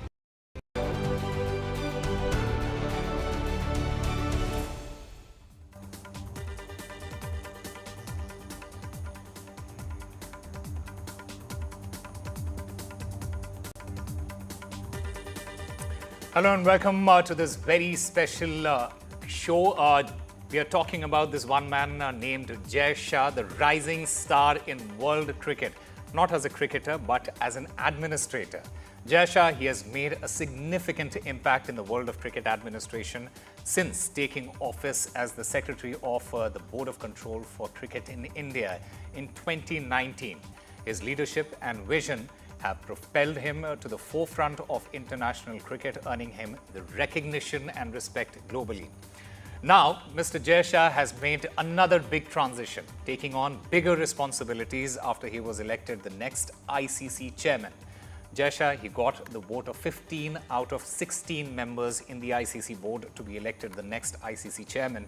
Jai Shah, he will be taking over as the ICC chief from December 1st, 2024. And at the age of 35, Jai Shah, he will become the youngest to take over as the chairman of the global governing body. But the big question that we are asking at this point is that the new boss of world cricket, Mr. Jai Shah, can he swing it for the ICC? Well, to talk about it and to discuss it further, we are joined currently by Rohan Desai, Honorary Secretary of the Goa Cricket Association. Rohan Desai, welcome to NDTV. First of all, what we are asking at this point is that we have seen Mr. Jai Shah do some incredible work, as the General Secretary of the BCCI. How do you think Jai Shah will bring that expertise to the ICC? And in fact, what are the challenges that lie ahead for him in order to expand the footprint of cricket on a global stage? Very good afternoon. I'm glad to be here at the NDTV speaking about our Honorary Secretary BCCI, Mr. Jai Shah. I'm very much happy on his appointment, on his winning as a ICC chairman. I mean, indeed, it's a great pleasure for the entire country. He's the youngest man who will be holding this position.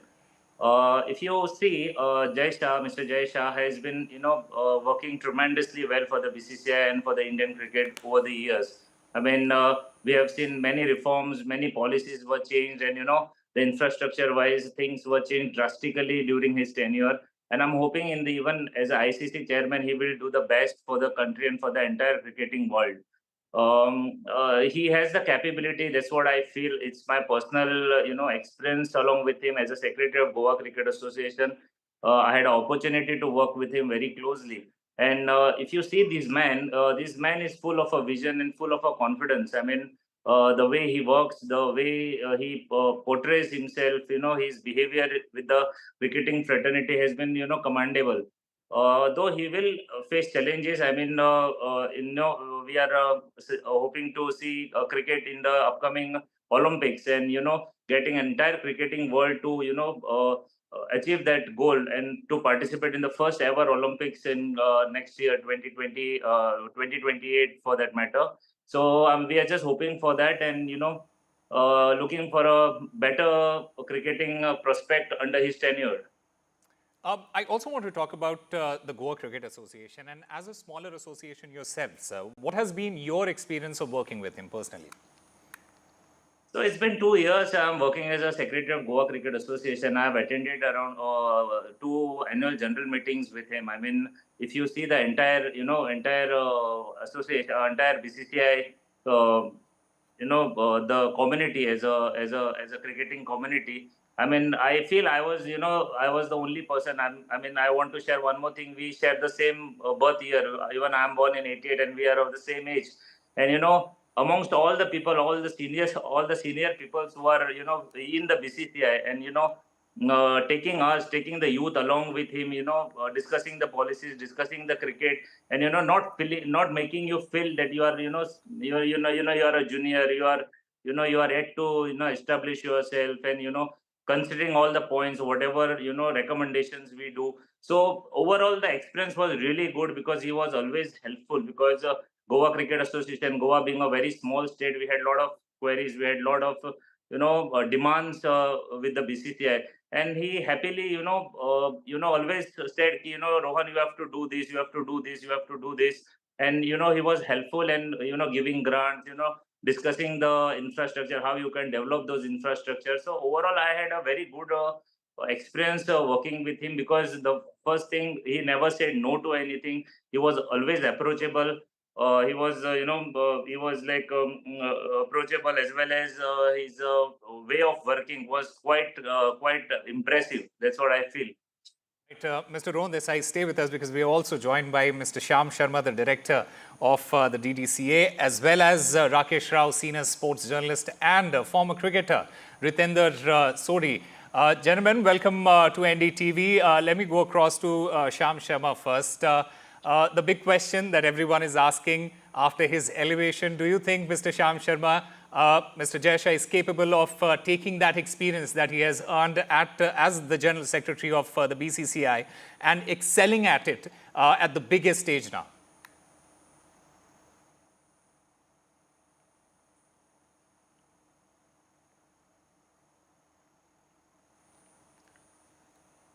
All right, let me put that question across to Rakesh Rao. Do you feel, Rakesh Rao, his experience as the General Secretary of the BCCI, is it going to help him and help him excelling him at this bigger stage, this added responsibility that he has on his shoulders now? Yeah, absolutely. See, because he has been there almost at the helm. I mean, of course, you call him the secretary, all right, but then he's the one who calls the shots. So, for him to get the feel of, being the captain of the ship, that's nothing new for him. And of course, he's been in a position of authority for so long now, since 2019. And he has given you results. Most of the people, they have, I mean, right from the beginning, right from 2019, when he took over, a lot of people looked at his surname and they were saying that, look, he's there because of his surname and not because of his abilities. Obviously, initially, he didn't look like a deserving candidate up there. But then look at the results that he actually gave you. He exceeded expectations. He really, dealt with a lot of issues brilliantly, I thought. And to have 2 IPLs in those, restricted conditions, that was, I think, he could actually do it. I mean, he used to talk about it, but to actually do back-to-back IPLs in those conditions were really, really tough. And taking over, one of his major thing was that when India was to host the 2021 World Cup, the way he got it, to UAE, and still Indians retained the rights, all those rights which were meant for the host. And he did that. And then again, 2019 World Cup. The World Cup, in 2023. So give him a lot of credit where it's due. He's one person who hasn't faced opposition, in the sense that nobody dares say a word when he says or when he speaks. So I think that has given him a position of comfort. And the same thing we saw even in the ICC. 15 out of 16 members supported him. And it's almost unanimous. And, it was almost that everybody wanted him. Now, previously also, Indians have had people in the ICC, be it, like Jagmohan and the Dalmia in 97, till Shashank Manohar in 2017, I guess. In between, you've had, Sharad Pawar as well as Srinivasan. Nobody enjoyed the kind of solidarity that this man has enjoyed. So give the devil his due, but at the same time, give him credit for what he has done. Absolutely. And let's also get the views of the cricketer here, Mr. Ritender Singh Sodhi. Ritender, Jai Shah becoming the new ICC chief, what does it mean to Indian cricket in general? Because while India has succeeded off the field cricket-wise, it has fallen short in the longer formats in terms of winning trophies, not just generally in terms of getting the results, but in getting those trophies. Does this also, in a way, mount pressure on Mr. Jai Shah? Look, one thing we have to accept, Osama here, is that Jai Bhai has been phenomenal and he has given results. We've won the World Cup. We talk about the policies in Indian cricket. The domestic cricket has come up leaps and bounds. So lots of things are happening if we talk about domestic cricket. And if you talk about international cricket, if you talk about the coaching staff, if you talk about lots of things which are required for a cricketer to excel, that has been provided by Jai Bhai. And that is what good administration is all about. And talking about the World Cup, look, Jai Bhai, we have to give it to him because commitment is his forte. When we talk about he eats cricket, drinks cricket, sleeps cricket, and that is what you need from somebody at the helm, and that has been now given in abundance. So yes, he being ICC chairman, this will be great for the world cricket and above all the Indian cricket. In fact, we are also joined by Mr. Shyam Sharma, the director of DDCS. Sir, you have been in administration, cricket administration, and as the General Secretary of the BCCI, Mr. Jai Shah, he has taken a lot of key decisions in benefit of the cricket in India. Do you think we'll see him take those decisions cricket-wise at the global level now, and especially because India is going through a transition phase in terms of cricket? So it's not just having the youngest president of the ICC, but also in a way showing immediate impact there. Yeah, I mean, I've been associated with the cricket. I'm in DDCA, and we have the youngest president here, Mr. Rohan Jaitley, and I have seen the tenure of the youngest secretary of PCCI. Few decisions he has taken are like excellent. As far as the women cricket promotion is there, the match fee of the women cricketer and the WPL, all decisions, like he's providing the best of the facilities to the players, staff, cricket associations, and to everyone. So his tenure will be remembered as one of the finest tenure of a secretary in BCCI. And I'm very happy. I'm very hopeful also that when he will go to ICC, the scenario will be changed there. The cricket will be more popular, like it's coming back to the Olympic, and now it will be more popular in more countries. He has a vision, and he complete that vision with the dedication and hard work. And he make others also to work very hard. Look at our cricket stadium in Arun Jaitley Stadium in Delhi. It was in a pathetic condition. He said, I wanted a world-class cricket stadium. He told Mr. Rohan Jaitley to spend whatever money is there required, but he needs the best facilities to be the best. And we have done it. So we need such an administrator at the highest level also, who can think about cricket and who can working hard for the promotion of cricket. Absolutely. And you, in fact, spoke about women's cricket. And I want to ask Rohan Desai this question. Sir, his work, especially around women's cricket, it has been much appreciated, especially with what he has done with the Women's Premier League. What do you think he can do internationally to make women's cricket more commercially more viable? Yeah, absolutely. I mean, the Women's Premier League was one of the flagship, program initiated by Jai Bhai. So it was a hit, and with all the financial and whatever you had discussed about the roles of promotion of cricket and financial and commercial growth of the entire BCCI structure.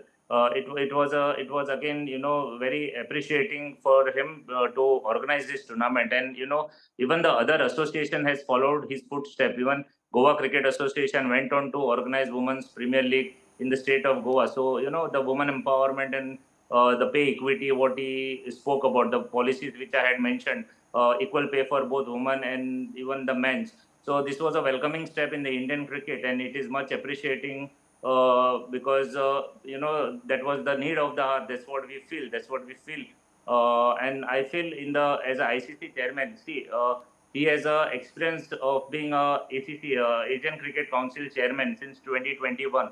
So obviously, the grassroots level, the chronology which he has worked in, like he was a joint secretary before, then he became the secretary, he became the Asian Cricket Council chairman, and now he is the ICC chairman. So all the experience what he gained over the years, I mean, will definitely help him, in working as a ICC chairman, and the entire cricketing world will be, I think, will get benefited out of it. because as my colleague said, he has a very result-oriented approach in doing things, and the hard work what he has, what he does, so that will definitely help him in achieving major goals which he is looking at as ICC chairman, and that will be a good thing for the world cricket. Another thing that the ICC at this moment is struggling with is the tiff between the broadcasters, the negotiations that are happening at the moment. Rakesh Rao, I want to understand from you, the broadcasters and the ICC, they have been in negotiation and disputes with respect to discounts and broadcasts, etc. Firstly, how do you think this will affect the health of the sport, and how do you feel Mr. Shah will navigate through all of this? See, when it comes to, like broadcasting rights and all, Jai Shah is an old hand here because he knows exactly how to deal with them. And just look at the rise in revenue. In fact, if you just look at, say a 5-year deal where the broadcasting rights and everything, the revenue is up about 600 million, out of which India's share is 231 million. And if you see countries like Pakistan, it is only 37. So just compare 231 with 37. That gives you an idea, India's contribution. And with this man doing all the negotiations, he's right up there. And that is why I'm saying he will find a way. It is not that when he's around, there won't be issues. There will be issues, yes. But he is not the man who is only looking at problems. He is the man who looks at solutions. And he has proved it. Once I remember having a chat with Mr. Shah, Mr. Arun Jaitley, and Siddharth, right here at the BBC. And when I asked him, I said, what is it that people don't know about you, what you are doing, and the media doesn't know? He says, one thing that I did was there were a lot of, court cases in which BCCI was involved. The first thing I did was to get them on the negotiation table. And I at least saved the BCCI at that point in time. It was 28 crores in no time. So if you look at what he's capable of doing, he's the man who's going to get both sides on the table. And if he has a role to play, he'll definitely do it. And now that he is heading the ICC, and of course, this is all about the broadcasting rights. And that's, I think, probably the reason why he's got such unstinted support from every member of the ICC, be it the associated members, be it the full members, there's absolutely no opposition. Because they understand that if BCCI can gain so much, and when the same man is heading the ICC, of course the ICC stands to gain. So there's no point in opposing a man just for the heck of it. And that is, I think, over a period of time, last 5 years in particular, the way the world of cricket has seen him. They somehow, reluctantly, they all started, but today they respect him. Today he has gained the respect by showing results, and that is where you have to give him his due. And most of the people tend to discount the fact that, he owns a certain surname. I want people to look beyond that. It's all there, he can't help it. But the point is, when he is in the ICC, the surname won't help. Only his work and his commitment to results will make him what people expect him to be. Absolutely. And in fact, I also want to get the cricketers' perspective here. Ritinder Sodhi, how do you think the cricketers will benefit now? We have seen how the prize money, it has been raised, perks and compensations being given, pensions being given to former India cricketers. As a cricketer yourself, how do you feel the players can now benefit from his elevation? Yeah, they are already being benefited to the core with the rise of Jai Bhai, and Jai Bhai really takes care of cricketers. If you talk about, I just want to put a personal example that every cricketer, first-class cricketer, who has played a certain amount of cricket, that is 10 first-class matches, above that, he's given 10 lakh rupees one time for his medical expenses. And my dad recently had a knee operation and 5 lakhs were spent there at the hospital, and I sent the bills to BCCI. And in 2 days, I got the bills, I got the reimbursement. And that is what cricketers look for, because they have given their heart and life to cricket. And when you get these incentives as cricketers back, I think that's a blessing. And that is where Jai Bhai has been phenomenal. The incentives given to cricketers are huge, and I just wish and pray that they keep expanding. And the way Indian cricket is performing at the moment, fingers crossed, I think we are world beaters. Absolutely. We are on that path right now. And Rohan Desai, I also want to understand from you, cricket, it will be a part of the LA Olympics. In terms of making cricket a global sport, what kind of changes do you feel Mr. Shah can bring about to make cricket a little more attractive to the Olympic watchers? See, what we are expecting is more of a bilateral series, being organized, like what we have seen during Afghanistan, especially Afghanistan international side during the crisis. Thereby, helped the Afghanistan team also, to come practice, and they provided all the infrastructure in the country. The cricketers came to our country, and before the World Cup, they practiced in India. So these are the approaches, these are the small things which Jaibai had done for the international cricketers. At the same time, what we are looking at is all these bilateral series happening. More non-cricketing countries, the cricket should grow in all these areas, all these countries where the cricket is not being played. Like what we see in the T20 tournament or the World Cup cricket tournament, which was organized in America. So these are the few steps, Jaibai will definitely take care, and, participation of all these countries will definitely help in the growth of the cricketing countries. To play this sport. So this is what we are looking at. More number of matches, more number of countries participating in this sport before this 2028 Olympics, and we see a competitive cricket being played all over the country now. We saw Nepal, Afghanistan, and many other countries participating actively in this sport. And Jaibai being an Indian, because in India cricket is a religion. Everybody knows that, and spreading our cricketing expertise across the globe, which I'm sure Jaibai will definitely do it, with dedication and with his vision. He will achieve all the goals what are required for the sports. All right, positive signs there as per Rohan Desai, but we also want to understand the financial side of it a little bit from Shyam Sharma. Sir, Jai Shah, he was also the part of the financial group of the ICC. What do you think he could do differently as his predecessor now, as the chief of the ICC now? Let me complete this. The cricketing, basically, like how cricket will flourish in other countries. We have seen in the World Cup, it was organized in USA, and many teams participated there. Like Oman, Nepal, Papua Guinea, all these teams. Cricket, you can't stop the cricket. I've been associated with the cricket since 40 years, and I've seen the top brass of BCCI used to think that cricket is only for the 12 countries.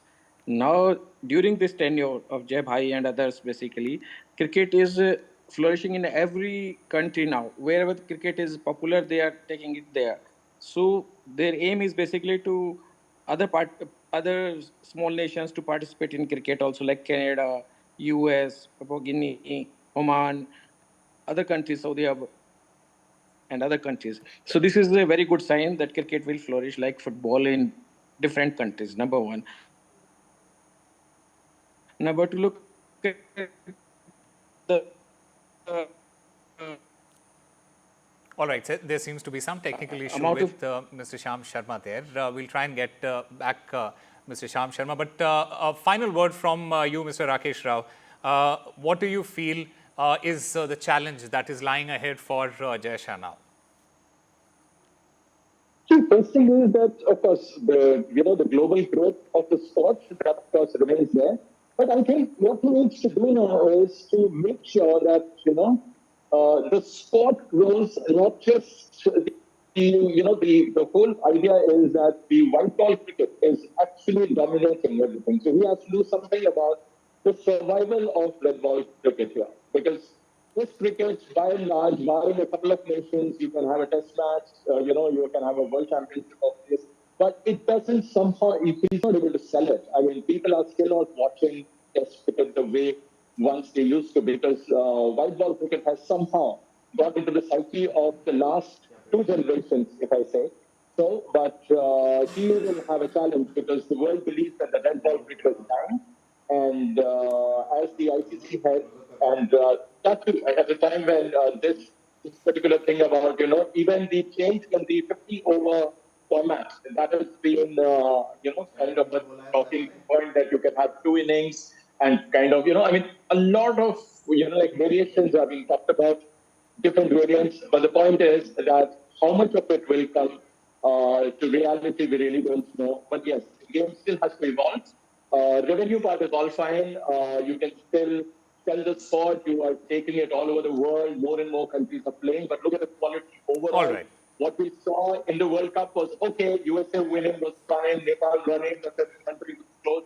All this are fine, this is one-off. But the point is, we still have a long way to go. It's still not a global sport. Let it enter the Olympics, let the world see it and have its own opinion on that. All right. Thank you, gentlemen, for your very diverse and important views there. Like we have been talking about it, Jai Shah's rise in the world of cricket as an administrator, it is a result of his tireless efforts, strategic thinking and passion for sports. So will he continue doing that as the chief of the ICCI? That is a question that still needs to be answered. Thank you for watching.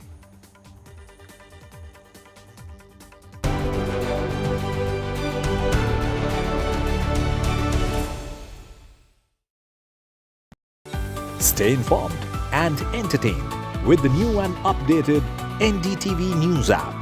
You can watch all our channels live, listen to podcasts, read breaking and exclusive news from around the world and more. Download the NDTV app today and get access to the best journalism and storytelling on your smartphone or tablet. The NDTV app. News that matters to you. Landslide devastation in Kerala's Wayanad. Join NDTV's initiative. Donate for Kerala.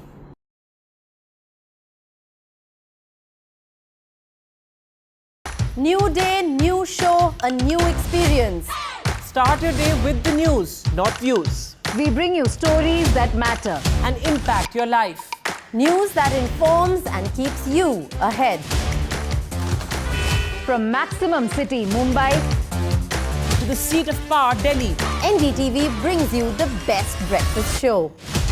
Breakfast news on NDTV, 8 a.m. every day.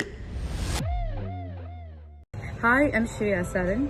Kerala's Wayanad area is hit by devastating landslides, resulting in loss of lives and livelihood. Kerala needs your help right now. Let's join NDTV initiative. Come, donate. Let's rebuild Wayanad.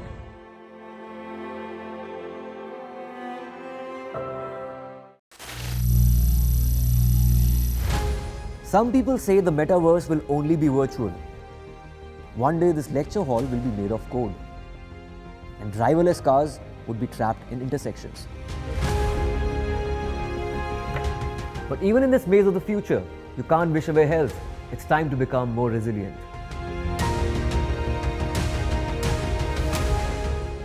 "10 years of Banega Swasth India, we have grown and achieved so many milestones.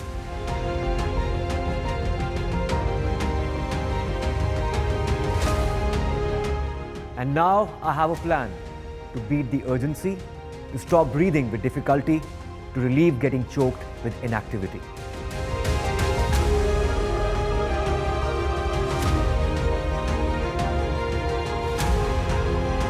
Energize our government, our environment, our society, and ourselves. Everyone, everywhere, every day.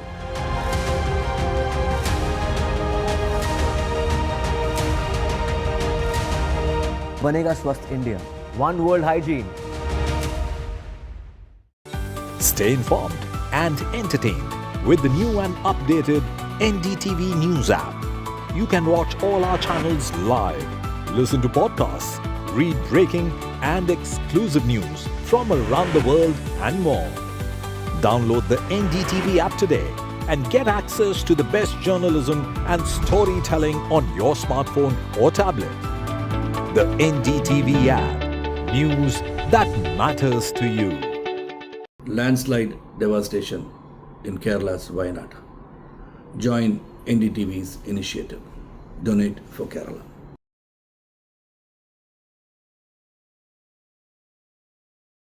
New day, new show, a new experience. Start your day with the news, not views. We bring you stories that matter and impact your life. News that informs and keeps you ahead.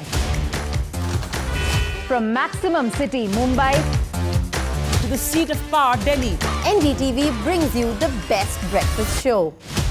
Breakfast news on NDTV, 8 a.m. every day.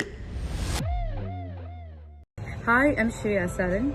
Kerala's Wayanad area is hit by devastating landslides, resulting in loss of lives and livelihood. Kerala needs your help right now. Let's join NDTV initiative. Come, donate.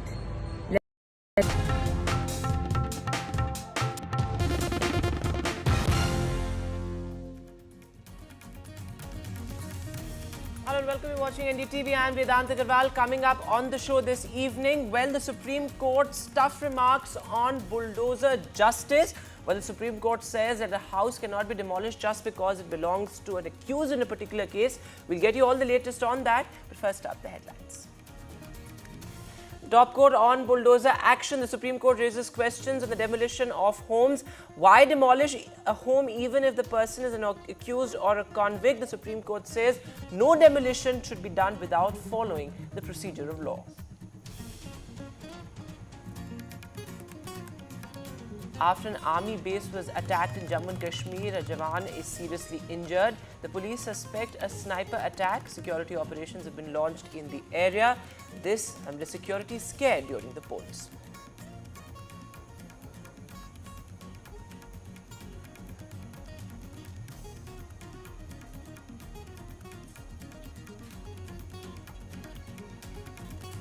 Aadmi Party MLA Amanatullah Khan arrested by the Enforcement Directorate following money laundering charges in the alleged Waqf board scam. Well, the BJP says the Aadmi Party's corruption has been exposed. The BJP slams the Congress for expelling a Kerala woman leader. The BJP says the hypocrisy of the Congress has been exposed. It was a woman leader from Kerala who alleged casting couch, who has now been expelled from the party. The BJP slams the Congress amid the Me Too crowd.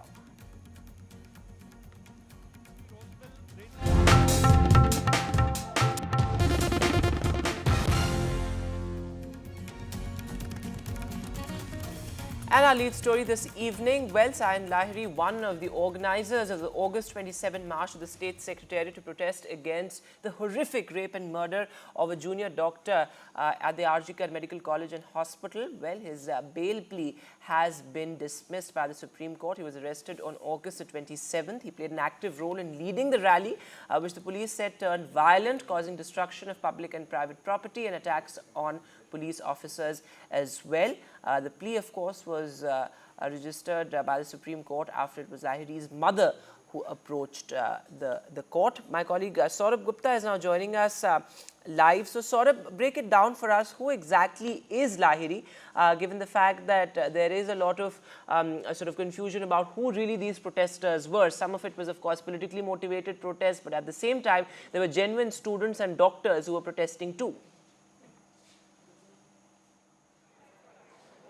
Well, you know, I mean, there are a lot of protests going on, and it's very difficult to identify one group from another, multiple protests, simultaneous protests. So obviously, it's a difficult job to identify who's what. But Shazia Ilmi is someone associated with the Paschim Bango Chhatra Samaj. What is the Paschim Bango Chhatra Samaj? According to the police, an unregistered organization claiming to represent students, but not a registered body of students. Now, that call for the No Abhijan, which saw immense violence, which saw policemen being attacked, stone pelting, all of that happening, was given by the Paschim Bango Chhatra Samaj.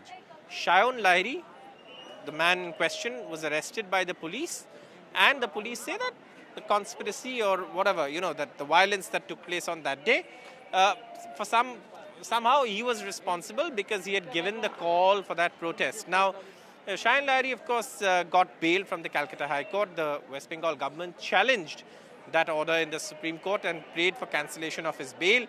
But the Supreme Court also has turned it down. And of course, you know, that's part of legal process. But what is happening here is that there are a lot of protests taking place. There are no doubt genuine protests taking place, well-meaning, well-thinking citizens who are coming out on the streets. But at the same time, there are political protests taking place, and there are some protests that are taking place with the intention to cause violence. But like I said, given there are so many protests and given that so many organizations are calling for these protests, it's difficult to point out who's saying what. But today, of course, the West Bengal government's challenge to the High Court decision came up in the Supreme Court. And of course, another protest as we speak, Vedant, is taking place now. Doctors, junior doctors are supposed to march towards the police headquarters today. And that protest will take place in a while from now. But what you see at this point is, of course, the preparations for that protest. And earlier in the day, the Supreme Court heard the protest, the West Bengal government's plea. And they, of course, passed that order on the West Bengal government's plea that, which is, which was there before the Supreme Court today. So obviously, the Supreme Court dismissed the West Bengal government's challenge to the High Court order releasing, Shazia Ilmi, and this is, of course, something that we've seen take place, in the morning. But again, like I said, protests continue in Kolkata, and there's one more, Lal Bazaar march. This one is a call that we have heard that we're being told was given by doctors. And that march, of course, will be stopped here. And if someone goes and wants to send a deputation to Lal Bazaar, they will be taken from the police, taken by the police from here, and then taken to the police headquarters. But let me just go in a bit into what happened in the Supreme Court today. Like I said, Shazia Ilmi was arrested. The Supreme Court bench comprising of Justice J.B. Pardiwala and Manoj Mishra was hearing the West Bengal government's challenge against the release of Shazia Ilmi, the alleged leader of the Paschim Banga Chhatra Samaj, which had led the call for those protests, which turned violent, in which policemen were attacked. There were stone pelting, barricades were broken, and several police personnel were injured quite badly. Now, and after that, of course, Lahiri was one of the persons who had sought permission. So, obviously, the fact is that the High Court, the Supreme Court, however, questioned why he was singled out amongst the thousands, and therefore, the Supreme Court, of course, maintaining that the authorities ought to appreciate that the protests are more in the form of a social uproar against the unfortunate incident in RG Kaur. So, obviously, and the court said that it was incorrect to assume that Shazia Ilmi was the leader of the protests, so that's why, of course, this order from the Supreme Court, and therefore relief for Shazia Ilmi from the Supreme Court. All right, Saurav, and as you talk about the protests, of course, extremely important there as the outrage over the RG Kaur Medical College and Hospital horror continues. Where does the investigation stand very quickly? Because, of course, we had the CBI at the hospital yesterday questioning some doctors at the hospital as well. But where does the investigation stand? That's the big question. Where is the investigation progressing? Because there are some basic questions that the CBI had to answer. There's no answer to those questions. The CBI hasn't put out a public statement since they took over that investigation. Therefore, the questions in the mind of the public have not been answered. And there are two very clear strands that are emerging as far as these protests are concerned. One is, of course, demanding justice for the RG Kaur victim. Are there others involved? If there are others, why haven't they been caught yet? Who is shielding them? Why are they being protected? These are basic questions. Many of these protesters, you see, will make these allegations. But the question is then, if these allegations are indeed true, then the CBI has to find that out. And they haven't made a statement. Of course, they have to apprise the court. They say this is a court-monitored investigation. But the lack of information of any progress in the investigation adds to the doubt in the minds of the public of whether someone is being shielded or whether someone is being protected, or whether indeed, as the police say, that this is just an act of one person and no one else was involved. Either way, because the investigation has been handed over to the CBI, it is the CBI which will be able to clarify on these answers, and that's something that many have been asking the CBI. But again, there has been no official statement from the CBI, given that it's a court-monitored investigation. They say they will only reply to the court. But till the time there is this vacuum of information, of credible, verified information that's come from the investigation into the case, the theories of conspiracy and also misinformation, ground for misinformation exists. All right, Saurabh, thanks very much for joining us with all those details. And of course, as Saurabh is pointing out, the big question is, will there be justice? Because that is what all these protests are for. You know, the horrific incident that shaped the collective consciousness of the entire country. Will there be justice? Will the ex-principal of the R G Kar Medical College and Hospital be called to book? That really is the big question.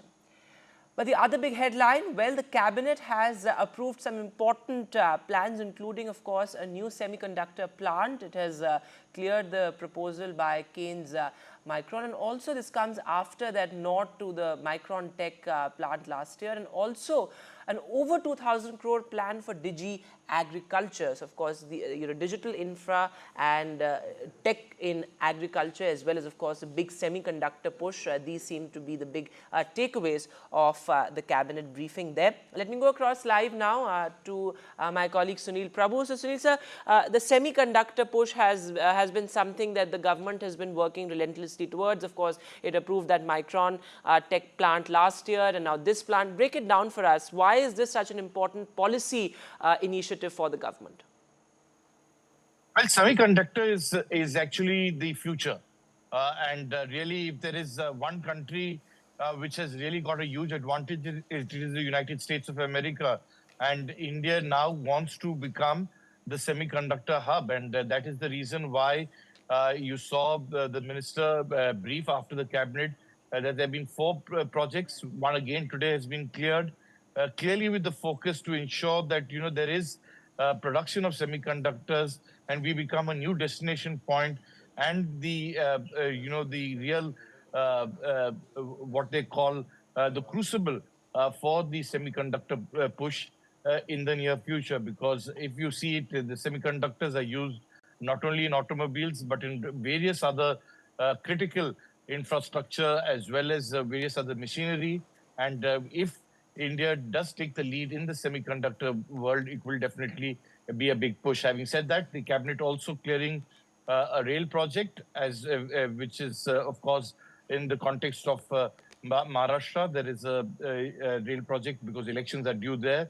One more rail project being cleared. The other, of course, is the agriculture push, as you call it, the Digi agriculture policy, a whole host of measures to be taken in terms of how things go forward. So these are definitely huge steps that are being taken.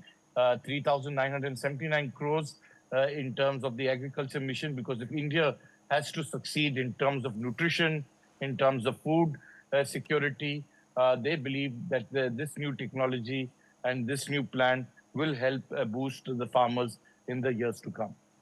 All right, Sunil, thanks very much for joining us with the latest on the key cabinet decisions. But stay on with us as we look at the other big story, where the Supreme Court coming down heavily on what is being called bulldozer justice, questioning how a house can be demolished just because it belongs to an accused in a criminal case.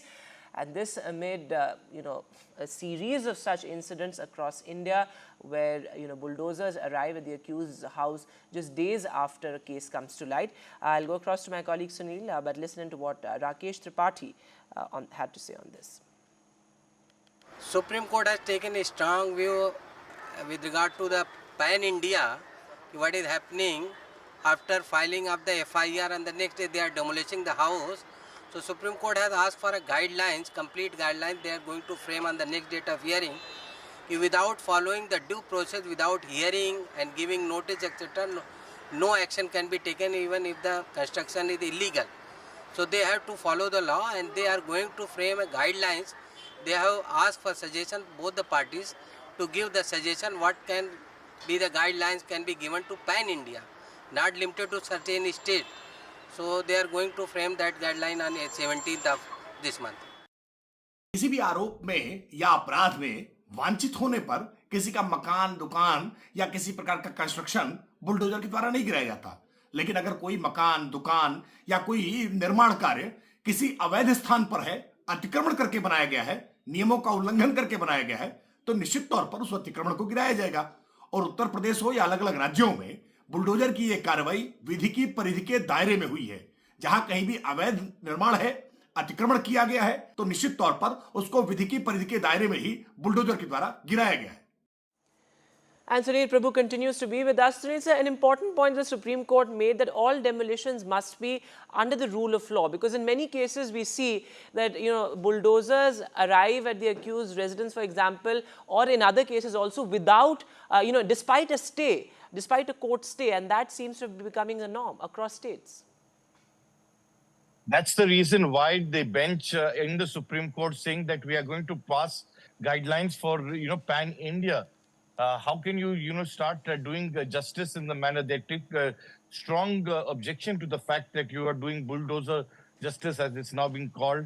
If somebody's been part of some violent act or some kind of crime, then the next day they go to their house and illegally start bulldozing it for some reason or the other, citing that this has been an illegal construction and thereof. So it's in that context that the Supreme Court has said that even if it's a convict, there has to be certain norms, there's certain procedures. You just can't start using bulldozers. And that's the reason why they have posted it for the 17th of September to take a final call and see the inputs that have come in and then collate and ensure that this bulldozer justice that it's being popularly called as is, there are certain guidelines that are followed and that the law of the land must be prevailing in terms of how you go about doing bulldozer justice. There have to be certain norms and criteria before you bulldoze somebody's house. All right, sir. Thanks very much for joining us with the latest there. Of course, there's also, as many a times we see that bulldozers demolish houses of accused despite the families staying there. And of course, the idea, the adage that an accused is innocent until proven guilty is sacrosanct, and that cannot be tampered with. But news now coming in, well, Kejriwal's key aide, Bibhav Kumar, has been given bail by the Supreme Court after 100 days. Important there because remember, Bibhav Kumar is one of Arvind Kejriwal's most important aides, the man who really runs the show when it comes to the Aam Aadmi Party organization, a backroom strategist really for the Aam Aadmi Party, for Arvind Kejriwal. In fact, he is involved in key decisions that Arvind Kejriwal has taken. Remember, this is in the Swati Maliwal assault case. The Supreme Court, of course, saying that the trial court may decide on the conditions, but the investigation has been completed. Remember, a charge sheet was filed, but politically speaking, a big relief for the Aam Aadmi Party because while, of course, he does not really hold any position either in the party or the government, but he has really been the man who has been involved in key decisions of Arvind Kejriwal's and a personal aide as well for over 10 years. Let me go back to my colleague Sunil Prabhu on this. Sunil, sir, what all did the Supreme Court say on this? Of course, the Delhi police had very strongly opposed his bail earlier, and the High Court had also denied bail to Bibhav Kumar, but a big relief there from the Supreme Court. That's right. After the fiasco of Bibhav Kumar, the behavior in which the entire Swati Maliwal's episode played out during the course of the Lok Sabha elections and those unfortunate incidents of an attack on her, finally the Supreme Court giving him relief. This after Justice Gawai making it clear that he can't go back to the Chief Minister's residence, even though he's the political secretary, and also making it clear that the trial court will decide the bail plea. Having said that, they have, as you're well aware, been a long gestation period for Bibhav because he hadn't got relief from the lower courts. Here, Justice Mr. Singhvi, as his advocate, putting the case forward, and finally Justice Gawai and his bench agreeing to grant him bail, but with certain conditions, certain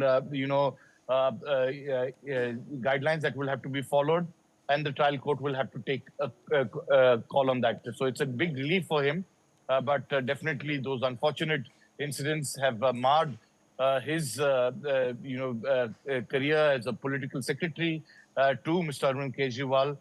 The Delhi police have contended that both he as well as the Chief Minister were present when this entire assault took place. It's their word against Swati Maliwal, but definitely something that could have easily been avoided during the Lok Sabha elections has caused a great deal of embarrassment to the Aam Aadmi Party, especially when it talks about espousing for the cause of women. And it's in that backdrop that this bail will be coming as a big relief to Bibhav. Of course, as I said earlier, the Supreme Court has very clearly said that he can't go back to the Chief Minister's residence. All right, Sunil, thanks very much for joining us with the latest there. And in fact, the Supreme Court also saying that the Aam Aadmi Party leaders cannot make any public statements on this as well. So on a day when a key MLA of the Aam Aadmi Party has been arrested, some relief there for the party with Bibhav Kumar's bail. And looking at some more news now, well, the political standoff over the casting couch remarks that were made by ex-Congress leaders at the party. In fact, Simi Rosewell, a Kerala Congress leader, had said that it's almost like a casting couch situation when it comes to the Congress, and she was expelled. The Congress's reasoning was that she's been expelled for the kind of remarks that she's made against women of the party, but the BJP, of course, saying that the Congress's hypocrisy has been exposed. Listen. The Congress party, when a leader of the Congress party, a woman leader of the Congress party alleges harassment, alleges exploitation, they do not investigate it, they silence her and remove her from the party. When this lady, Simi Rosewell, raises an issue, the same two leaders who otherwise wax eloquent about ladki hoon, lad sakti hoon, they maintain a silence. Not only do they maintain a silence, they dismiss her without even going into the basic justice of investigating her complaint. Henry Austin, your reaction to what was just said by a former leader from your party who's now been expelled for speaking out? It's very unfortunate Simi has come out with allegations of this nature, because she is a person who has been working for the party for more than 3 decades. She has, I believe, she has been given a lot of opportunities within the party, because see, as a political party, see, I am also working for the party for the past 2 decades. One might feel that, I might feel that I am qualified for a higher post, or I can aspire for a higher post, but not necessarily that every aspiration of ours has to be met by the party. It's something which is competitive in nature. And there are a lot of factors in play when somebody is considered for a post or for a seat or for an opportunity. So that is applicable for both men as well as women. I don't think it has to be made a peculiar situation as that women can advance only because certain favors have been curried. So that is not the right way to portray things. Because, see, the allegations put a lot of women who are holding responsible positions, or a lot of women who have been working tirelessly for the party under a shadow, which is not fair. It's okay that you can aspire for things.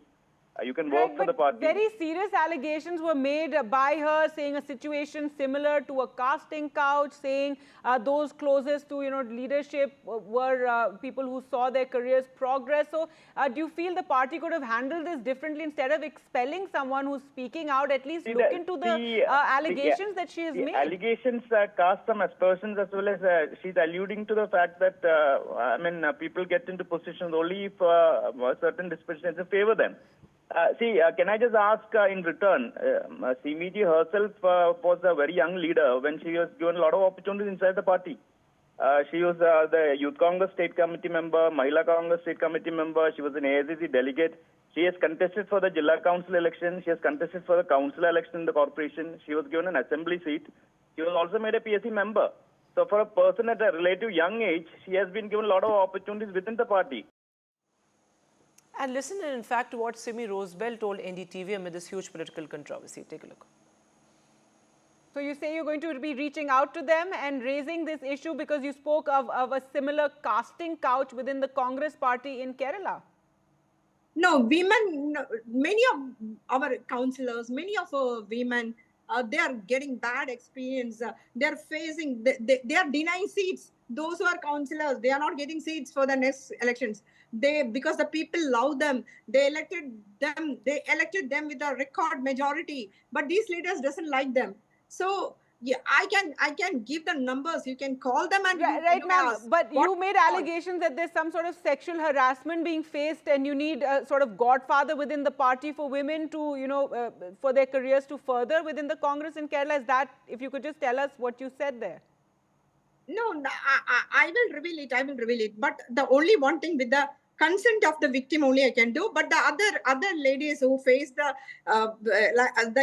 same type of harassments from the men, from the leaders, especially from the opposition leader of Kerala, the person who I have accused, the opposition leader, Mr. V.D. Sadishan of Kerala, is my judge, is my jury, and is my executioner.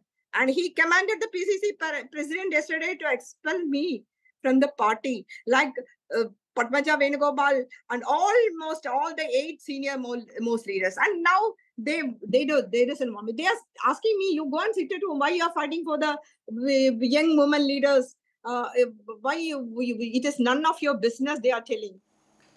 And the other big headline this evening, well, the terror attack in Jammu and Kashmir in which an army base was actually targeted. The police suspect it's a sniper attack. As per sources, the army Jawan is critical as we speak. This comes right ahead of the important assembly polls on the 18th of September. That in fact begin on the 18th of September. Security, of course, a huge concern for the central government. In fact, security operations have been launched in the area. The area has been cordoned off. Listen in. Charts यहाँ पे जो हैं वो सुने गए, उसमें एक army जवान अभी इंजर्ड है। इस पूरे इंसिडेंट की तफ्तीश चल रही है। As and when something comes out concrete we will share with you. Senior officers सारे ऑन स्पॉट हैं। In fact, security forces are also conducting search operations in the area. And this, of course, after there were back-to-back encounters in Jammu and Kashmir as well, particularly near the line of control and also in Rajouri.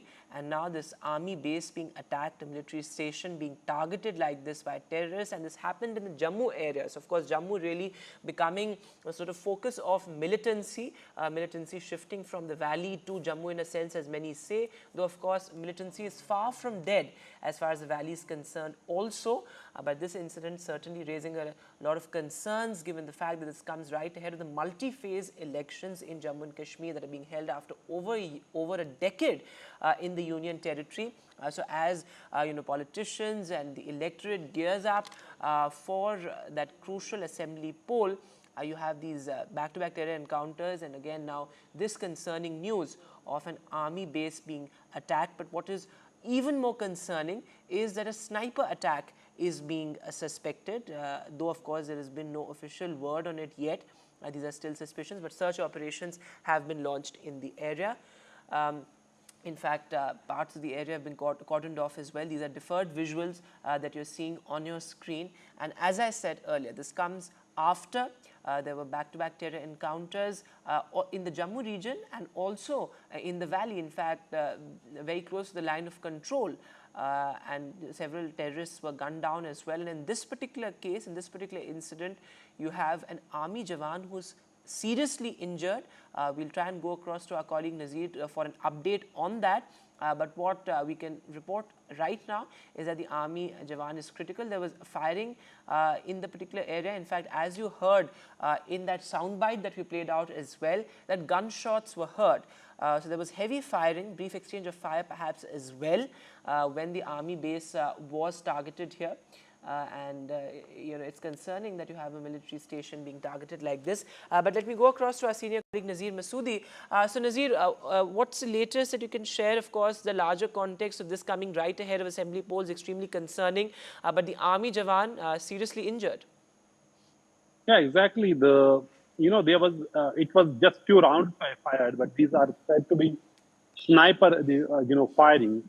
So clearly shows the highly trained, because no ordinary militant can use the sniper rifle and then shoot with the military precision. So that's why after this incident, a massive coordinated search operation has been launched in the area. But the bigger worry is when you have a sniper at large in Jammu city, that raises many serious security concerns, particularly in the wake of ongoing election in Jammu and Kashmir, when top leadership of the political leadership of the country is just start their election campaigning across Jammu and Kashmir. So clearly militants' aim is to create fear, create sensation, and get more, try to get more media coverage. That is why they targeted the Sujwa camp. It is in Jammu city. In 2018, early 2018, there was an attack on the same camp in which 5 soldiers were killed. They were in their residential quarters. They had marched into, camp area. But this time there was a just single few shots, but the sniper shot this time has created really panic, and they are large. This coordinate search operation is going on because Jammu largely has increasingly come under terror radar. There have been series of attacks on the army, but they were in the Mufassil district, peripheral districts. But when you have such an incident in Jammu city, that to an army is targeted with a sniper, it becomes a huge security challenge. It goes just beyond this incident. That's why this is the incident has a serious security ramification until the sniper is, tracked down. So the operation is underway. We have to see what the security force get, and then they may issue a detailed statement how it happened, what exactly is this threat all about. All right, Aziz, thanks very much for joining us with the latest there. So the army jawan seriously injured, as Aziz is reporting. But of course, larger questions also on the security situation right ahead of the polls. We'll slip into a short break now, but news continues on the other side.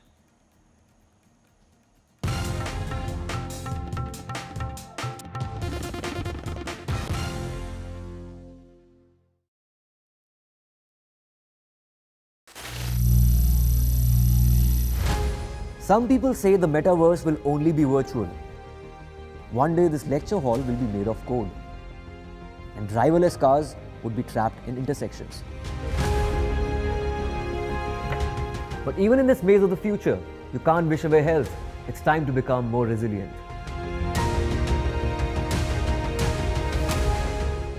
"10 years of Banega Swasth India, we have grown and achieved so many milestones.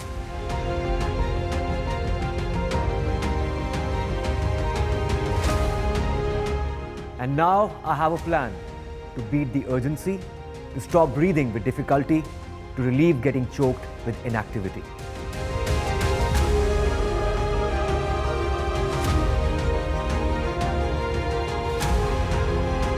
Energize our government, our environment, our society, and ourselves. Everyone, everywhere, every day.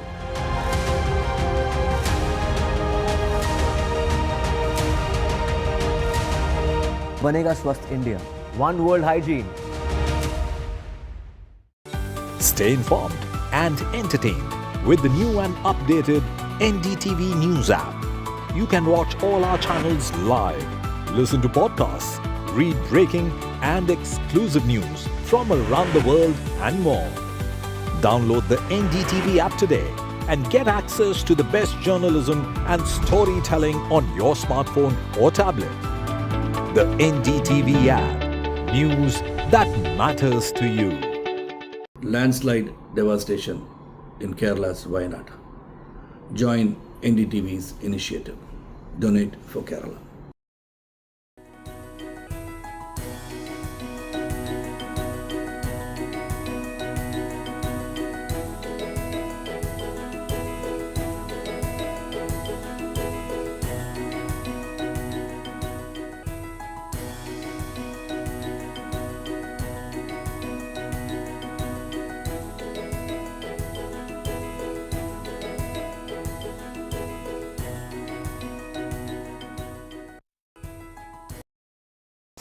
New day, new show, a new experience.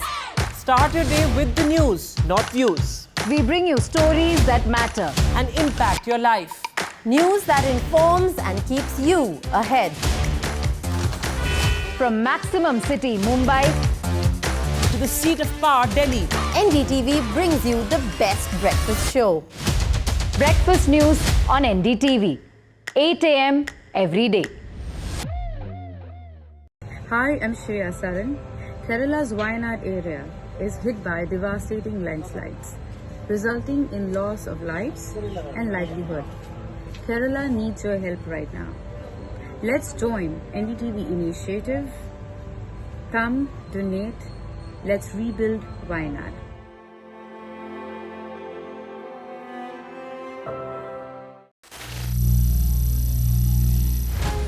Some people say the metaverse will only be virtual. One day this lecture hall will be made of code, and driverless cars would be trapped in intersections. But even in this maze of the future, you can't wish away health. It's time to become more resilient.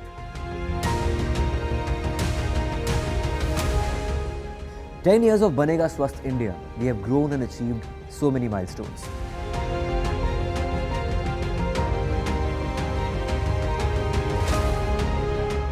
And now I have a plan to beat the urgency, to stop breathing with difficulty, to relieve getting choked with inactivity.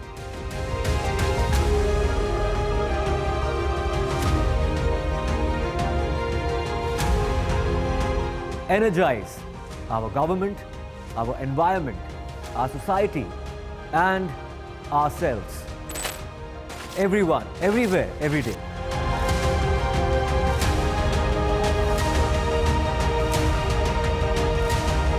Banega Swasth India. One world hygiene. Stay informed and entertained with the new and updated NDTV News app. You can watch all our channels live, listen to podcasts, read breaking and exclusive news from around the world and more. Download the NDTV app today and get access to the best journalism and storytelling on your smartphone or tablet. The NDTV app. News that matters to you.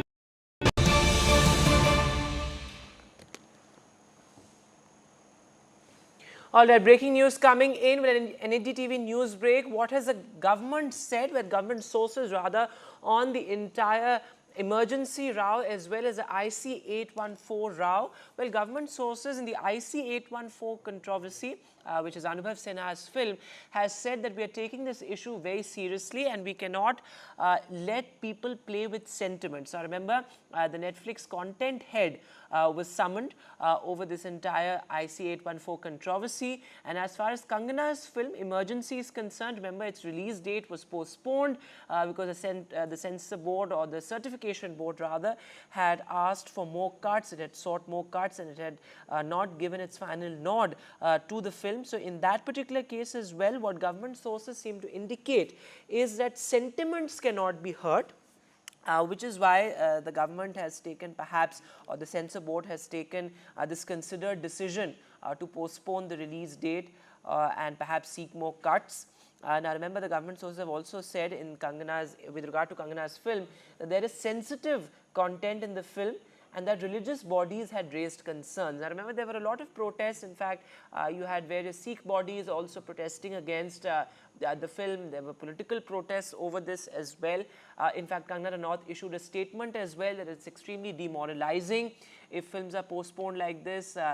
She in fact used pretty strong words saying that an emergency has been imposed on my film Emergency. And her statement came just a day after the Central Board for Film Certification decided to seek more cuts and not give its nod to the film. And IC 814, of course, there has been a lot of controversy over it as well.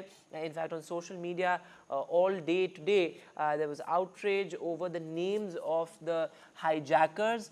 So far, there's been no statement that has really been issued from Anubhav Sinha, the director of the film, or the producers of the film with regard to the whole controversy. But the Netflix content head has been summoned, and the government sources making it clear that sentiments cannot be played with and we're taking it very seriously. So, of course, this also ties into the larger censorship debate, as many people from within the film industry have pointed out that the certification board, the job of which is to certify films, is sort of being excessive in its role as the film board. But let me go across to my colleague Aishwarya. So Aishwarya, first on Kangana's film Emergency. There was a lot of outrage. In fact, Sikh bodies had also registered their protest, but the government sources making it clear that sentiments cannot be played with and there is some sensitive content in the film. Well, remember the SGPC, which is the Sikh Gurudwara Prabandhak Committee, who had approached the INB ministry earlier and referred to several remarks and the content that was portrayed in the trailer of the movie Emergency, and certainly that was something which had stated by the SGPC that those had been an issue for them, and that had hurt the religious sentiments, according to them, which the government sources are now being telling that why the movie delay had been postponed and why the certification had not been given to Kangna's movie Emergency. It has been stated by the top sources in the government to us that there had been few religious organizations, that is the LGBT, who approached the government and raised concerns over this. It has been stated by the government sources that the religious sentiments cannot be hurt, and therefore the reason these are sensitive issues and the content in the movie is very sensitive, looking to a large number of the Sikh community in the country as well, and therefore the reason perhaps the government had taken the note very seriously. This has been referred again back to the content team. Remember, today it was the Netflix India content head who had been summoned by the NB ministry as well, and the objections that the SGPC has raised, that had been referred to her as well, and now to make correction again, it has been stated to us that that the director of the movie had also been informed accordingly, and this again will be censored, and therefore later the census certificate will be given after the approval of the government in this particular case. All right, Aishwarya, and in the entire IC 814 controversy, there has been a lot of outrage on social media over the names of the hijackers. So the government saying that, this is again something which is a sensitive issue. Many people have also cited a previous MEA document, though of course the government saying that we are taking it very seriously, and now the Netflix head being summoned, but no response yet from the producers or the directors of the film. But certainly this is an unprecedented move, isn't it, to summon the head of a streaming platform over a film? Well, to make it as a precedent, certainly it is the government of India who has taken it very, very seriously. This is a part of the history, and history cannot be rewrite, is something that the government had made it very clear. Of course, there are documents and there are the statements of the government which is already on the MEA website as far as IC 184 is concerned, but it is the government who had stated that nobody has right to play with the sentiments of the people of this nation. India's culture and civilization should always be respectful.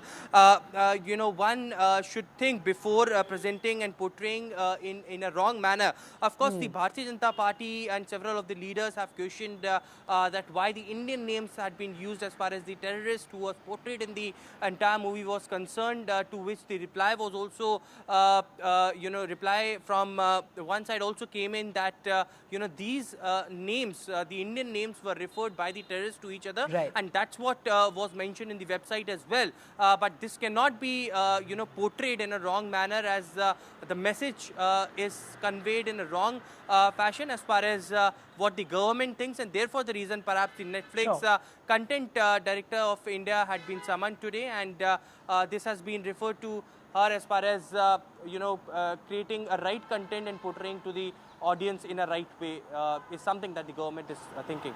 All right, Aishwarya, thanks very much for joining us with the very latest there. So Aishwarya getting us up to speed with what the government reasoning is perhaps behind summoning the Netflix ahead. But moving now to the other big headline, well, Aam Aadmi Party MLA Amanatullah Khan has been arrested by the Enforcement Directorate in a money laundering case. Now this is the Waqf Board case. Remember, Amanatullah Khan was in charge of the Waqf Board earlier, and there was this allegation that there were irregularities and discrepancies in the appointments that he made in the Waqf Board when he was the chief, and he's now been arrested by the Enforcement Directorate. And in fact, the very latest that is coming in fact, what we are breaking right now is that Amanatullah Khan has been produced in the Rouse Avenue Court. That's the big breaking news coming in right now. He is at the Rouse Avenue Court, the Delhi court, where he is being produced. Of course, the Enforcement Directorate will seek custody of Amanatullah Khan. Remains to be seen how many days of custody does the Enforcement Directorate actually get as far as Amanatullah Khan is concerned. Now remember,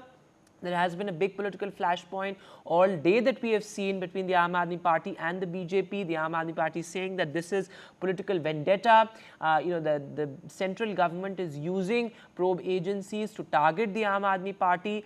Though of course the BJP has said that, this is something that is due procedure, given the fact that this was a hugely contentious case, the Waqf Board case. In fact, Amanatullah Khan has been questioned earlier as well, but he was arrested today after long hours of questioning. watching. Let me go across to my colleague Shreya.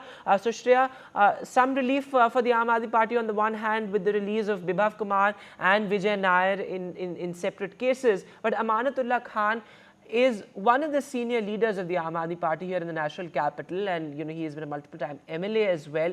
And his arrest coming right ahead of the Delhi polls, the political fallout is going to be something that needs to be looked at. But what's happening in court? He's been produced before the Rouse Avenue Court. The Enforcement Directorate likely to seek more custody. That's right. At this very moment, he has been produced by the ED officials at the Rouse Avenue Court after his arrest this morning in connection with the alleged money laundering case. We know that this morning the Enforcement Directorate officials, they had raided his home and had an interrogation of almost 6 hours regarding the financial irregularities in when he was the chairman of the Waqf board, and the financial irregularities that took place along with the illegal recruitment that took place during his tenure at Waqf board. And right now we know that he will be seeking for custody, and that is why he has been produced before the court at Rouse Avenue. And we have been following this story all day. We know that, several senior Aam Aadmi Party leaders have taken a dig at this, because we understand the national capital is preparing for the Delhi Assembly elections, and this arrest has further conjured up a fierce political battle between the Aam Aadmi Party and the BJP. The BJP leaders, they have pointed out that this case has been going on for quite some time, and they have alleged, they have asserted that he has been Amanatullah Khan, the Aam Aadmi Party MLA from Okhla constituency. He has been practicing corruption during his tenure at the Waqf board. He has been unjustly leasing out the Waqf board properties and earning lakhs of money illegally. And we also know we know that Sanjay Singh, senior Aam Aadmi Party leader Sanjay Singh, as well as Manish Sisodia has condemned this move and said that this is BJP's political vendetta, and they are using the ED and the central probe agencies as a tool of intimidation. They're trying to suppress the voice of dissent, the voice of opposition of the Aam Aadmi Party, and they have gone on to say that this is a fabricated case in which Amanatullah Khan is being trapped into. And but the fact of the matter is that he has been arrested, and he has been produced at the Rouse Avenue Court at this moment, and we will get the updates from now on as to what comes next for the Aam Aadmi Party leader Amanatullah Khan. All right, Shreya, thanks very much for joining us with the latest there. As Shreya is reporting, Amanatullah Khan has been produced before the Rouse Avenue Court. The Enforcement Directorate likely to seek custody. Remains to be seen how many days he's sent to as far as that ED custody is concerned.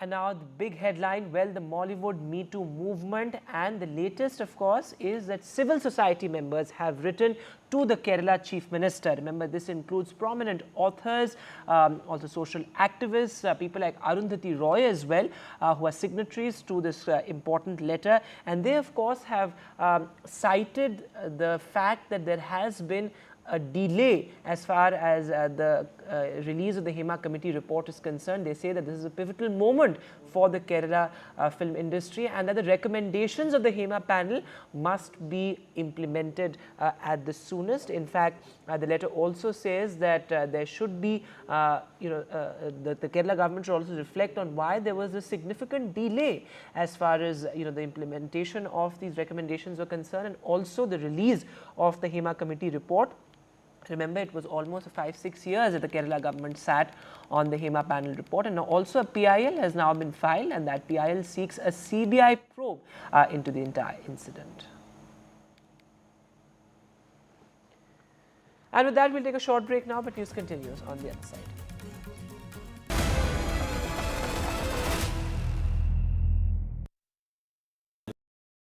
Landslide devastation in Kerala's Wayanad.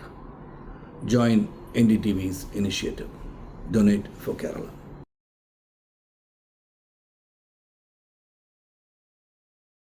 New day, new show, a new experience. Start your day with the news, not views. We bring you stories that matter and impact your life. News that informs and keeps you ahead. From Maximum City, Mumbai, to the seat of power, Delhi, NDTV brings you the best breakfast show. Breakfast news on NDTV, 8 a.m. every day. Hi, I'm Shazia Ilmi. Kerala's Wayanad area is hit by devastating landslides, resulting in loss of lives and livelihood. Kerala needs your help right now. Let's join NDTV initiative. Come, donate. Let's rebuild Wayanad.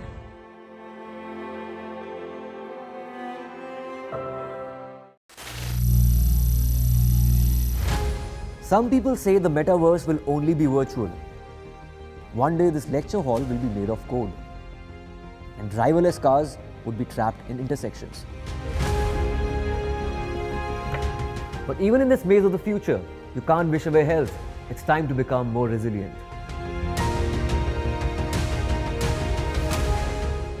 10 years of Banega Swasth India, we have grown and achieved so many milestones.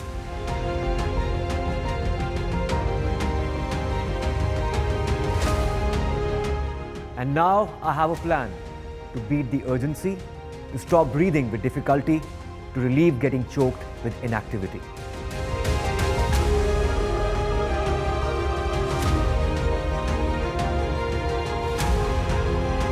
Energize our government, our environment, our society, and ourselves.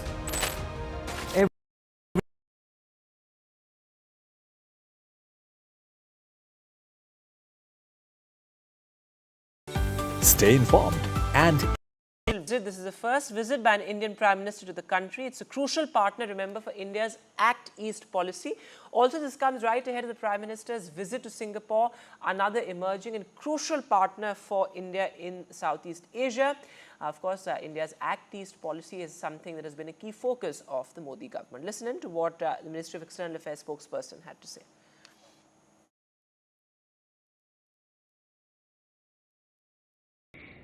As you know, Prime Minister is undertaking a visit to Brunei and to Singapore.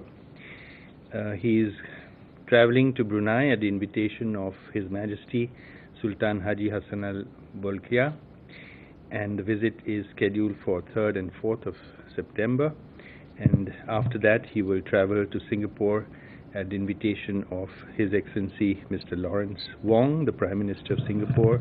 That visit will be over 4th and 5th of September. This will be the first ever bilateral visit by an Indian Prime Minister to Brunei.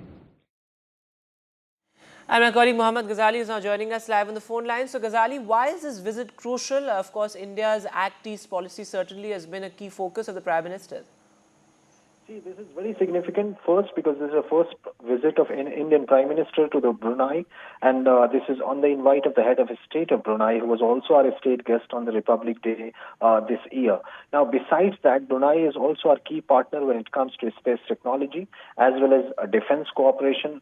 And in the Southeast Asian region, we know that how China is growing our influence, and you'll see that in Modi 3.0, this tenure, the Prime Minister and our External Affairs Ministry, or say the foreign policy, is truly focused on enhancing our cooperation in our immediate neighborhood. So be it the Act East policy or be it the Neighborhood First policy, India has been warming up its ties with not only the old partners, but it is also reaching out to the new partners. And the relevance of this being that India doesn't want to rely on any of these technologies or domain on any of one country, be it for defense or space tech or maritime security. India doesn't want to rely on just one partner.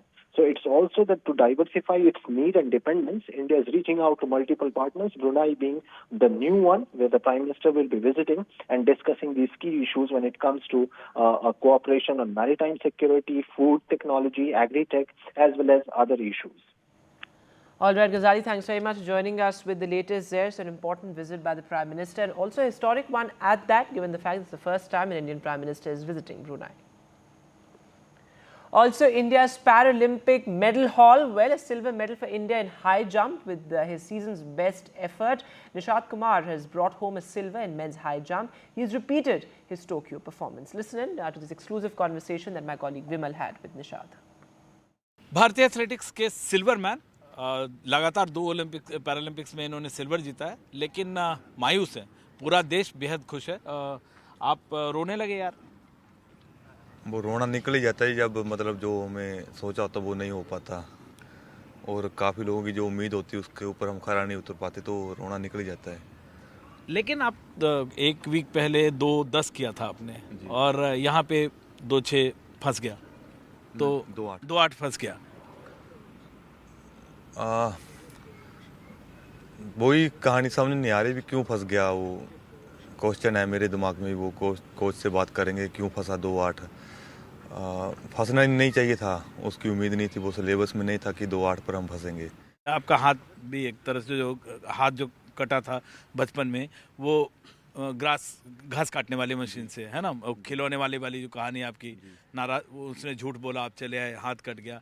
लेकिन वहाँ से जो एक सफ़र रहा आपका, मैंने देखा आपको एक याद है टूर्नामेंट स्टेट लेवल पे जब 3,500 लोगों ने क्राउड ने कलेक्ट करके दिया था, वो उसकी बात अलग है, होती है एकदम। जी वो मतलब मैंने उससे पहले मतलब लाइफ में ऐसा कभी नहीं देखा था। हमारे उधर जो शिंज होती है पहलवान की, तो उसका सीजन आता है, मतलब 1 महीने का रहता है, तो उसमें जो पहलवान जीतता तो उसको सभी दर्शक कलेक्ट करके देते 10-10, मतलब पहलवान खुद खाड़े का चक्कर लाता है तो उसको 10-10 रुपये, 20 रुपये, 100 रुपये अपने कैपेसिटी के हिसाब से देते हैं।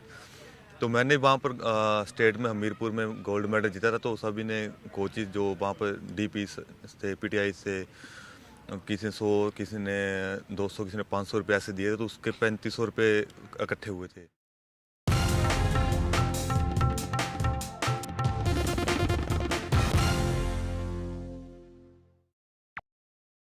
Landslide devastation in Kerala's Wayanad.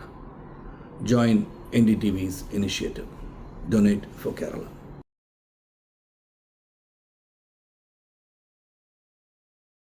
New day, new show, a new experience. Start your day with the news, not views. We bring you stories that matter and impact your life. News that informs and keeps you ahead. From Maximum City, Mumbai, to the seat of power, Delhi, NDTV brings you the best breakfast show.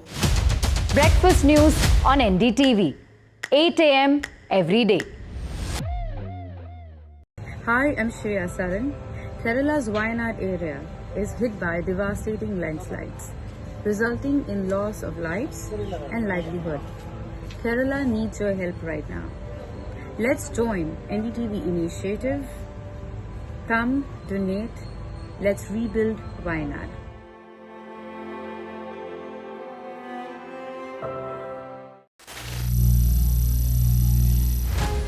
Some people say the metaverse will only be virtual.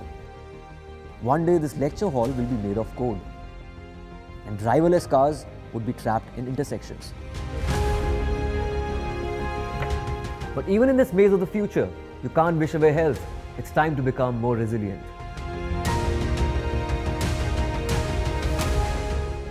"10 years of Banega Swasth India, we have grown and achieved so many milestones.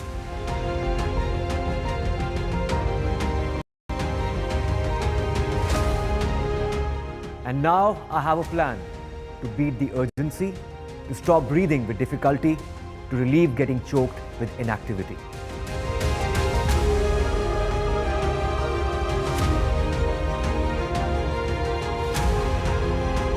Energize our government, our environment, our society, and ourselves. Everyone, everywhere, every day.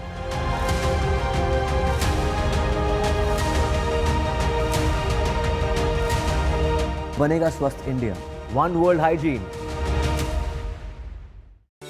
Stay informed and entertained with the new and updated NDTV News app. You can watch all our channels live, listen to podcasts, read breaking and exclusive news from around the world and more. Download the NDTV app today and get access to the best journalism and storytelling on your smartphone or tablet. The NDTV app. News that matters to you. Landslide devastation in Kerala's Wayanad. Join NDTV's initiative. Donate for Kerala.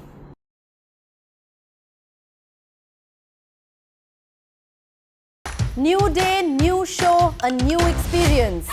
Start your day with the news, not views. We bring you stories that matter and impact your life.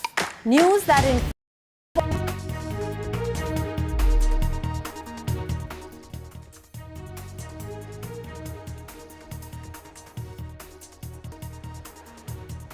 The Supreme Court's tough words on bulldozer action. The Supreme Court raises questions on demolition of homes. Why demolish a home even if person is an accused or a convict, says the Supreme Court. Also saying that there is no demolition that should happen without following the rule of law. The BJP says bulldozer action against illegal construction and encroachments is justified. Two Aam Aadmi Party leaders get relief, but one gets jailed. Relief for Aam Aadmi Party leader Vijay Nair in the alleged liquor scam. In the Swati Maliwal assault case, bail for Arvind Kejriwal's key aide, Bibhav Kumar.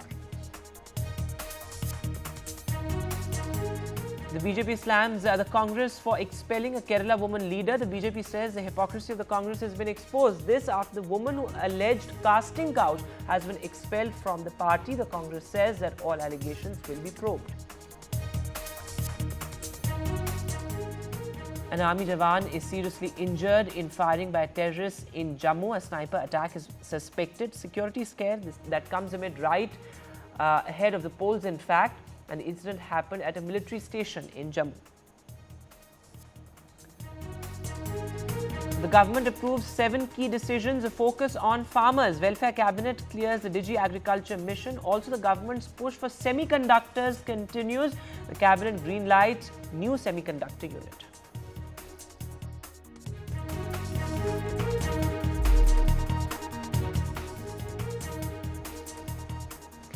Hello and welcome. You're watching NDTV. I'm Vedant Agarwal. Our lead story, well, the huge controversy over 2 films, Emergency and IC-814, the Kandahar hijack, and now government sources have told NDTV that the Netflix head has been summoned in the IC-814 row because the government is taking it very seriously, and that this is a sensitive issue that involves history and the portrayal of terrorists, which is why the Netflix content head was summoned by the government. Now remember, government sources have also said that history cannot be rewritten, though of course there has been no statement yet from director Anubhav Sinha or the producers of the film. This is on social media. There's huge outrage over the names of the 2 hijackers in the film. Let me go across live to my colleague Aishwarya.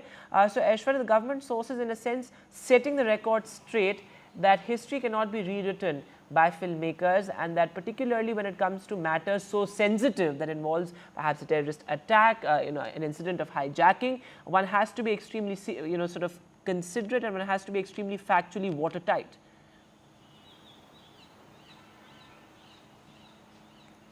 Well, certainly government sources have revealed on why the Netflix India content head had been summoned today by the Information and Broadcasting Ministry over the portrayal of names in the web series IC-814.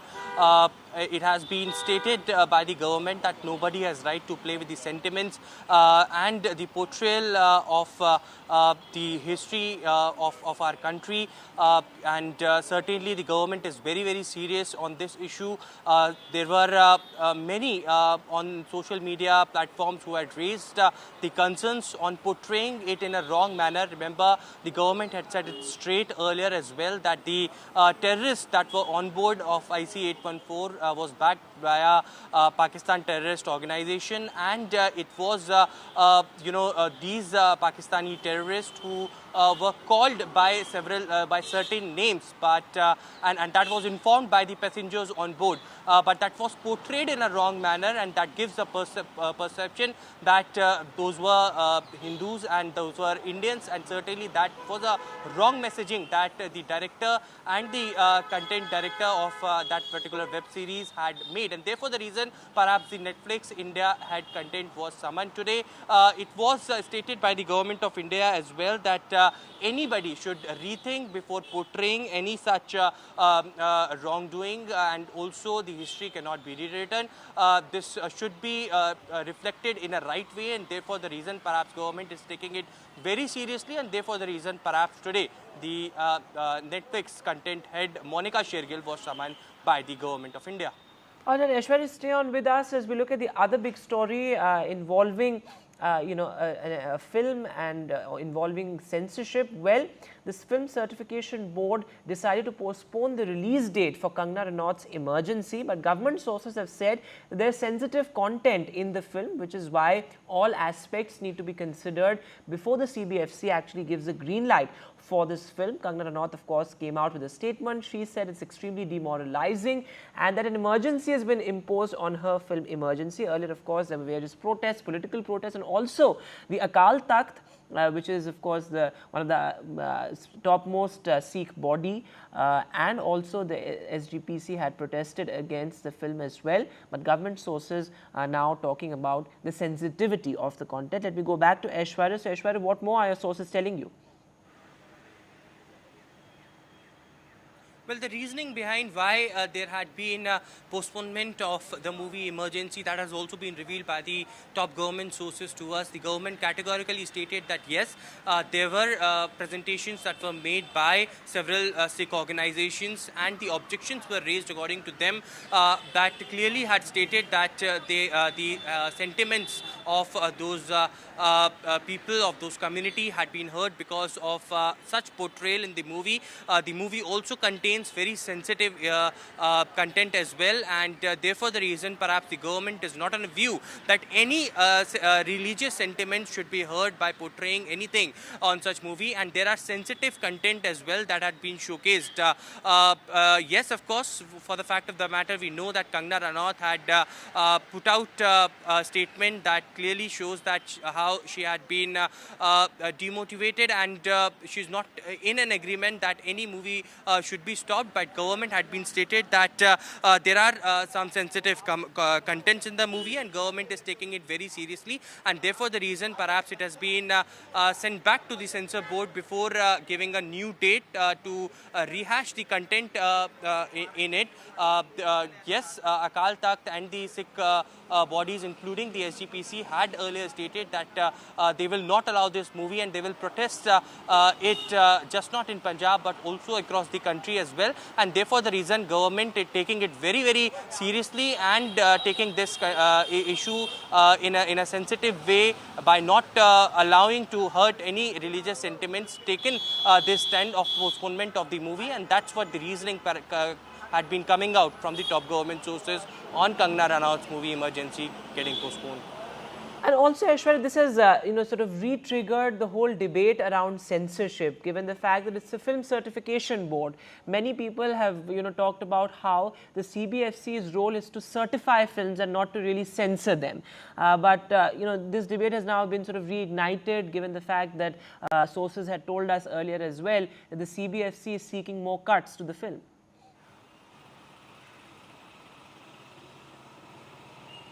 Well, certainly the sources in the CBFC had already stated that they are looking again back to the content of the movie, as there had been objections that were raised, but the government sources also revealed that this is not the first instance when any objection on any movie had been raised, and the delay of the release date had not been taken as a decision by the government. Of course, there are several instances in the past as well when the movie dates had been postponed because of the objections, the last moment as well, and prior to the release as well, when the movie had been banned in several parts of the country earlier, when there had been objections that were raised after the release as well. So when these Sikh organizations had raised the issue, it went back to the CBFC. Of course, censorship and release of the dates are two different things, but the government had been proactively taking in step and they had been interfering in it, as being said by the top government sources to us. And if any requirement is there to cut a few important contents or the sensitive content for that matter that can lead to hurt the religious sentiments, that will not be taken as yes from the government, and therefore the reason perhaps this decision was taken.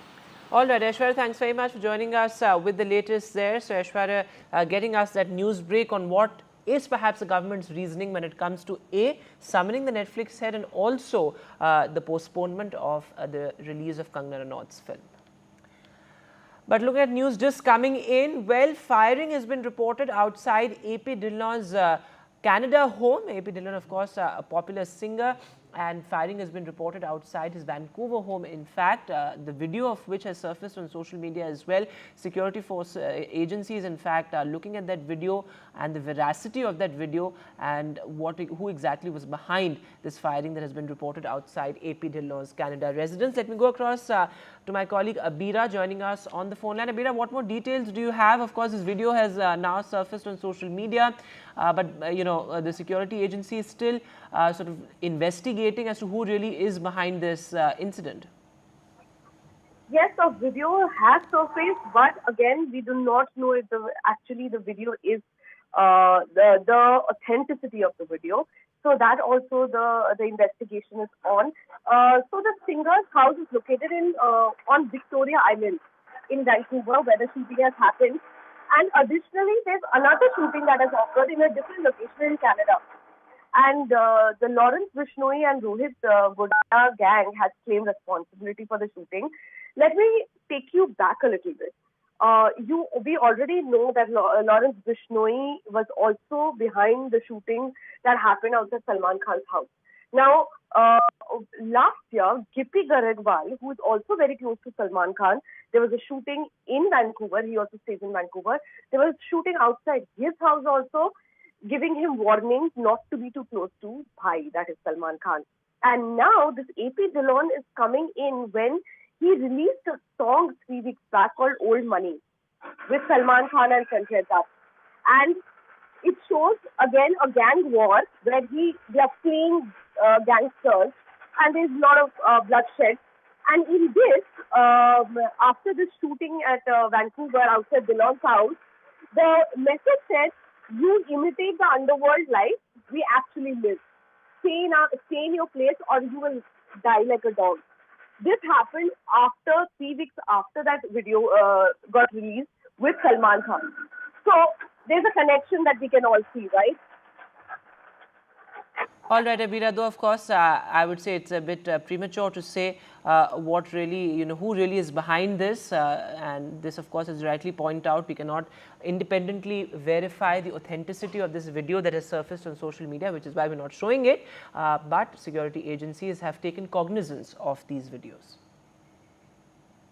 In other news now, the Supreme Court has formed a high-level court-monitored panel to look at the farmers' demands. Remember, farmers have been protesting undeterred at the Jammu border, and this panel that has been formed by the Supreme Court will be headed by a former Punjab and Haryana High Court judge. Remember, there have been various demands put forward by the farmers, the protesting farmers, including, of course, an assured MSP that has been amongst the most contentious demands of the farmers. But apart from this, they also, in a sense, urge the government to, in a sense, look at assured prices, increased prices when it comes to crop diversification, when it comes to newer crops that the government has been talking about so much, particularly in the past 1 year.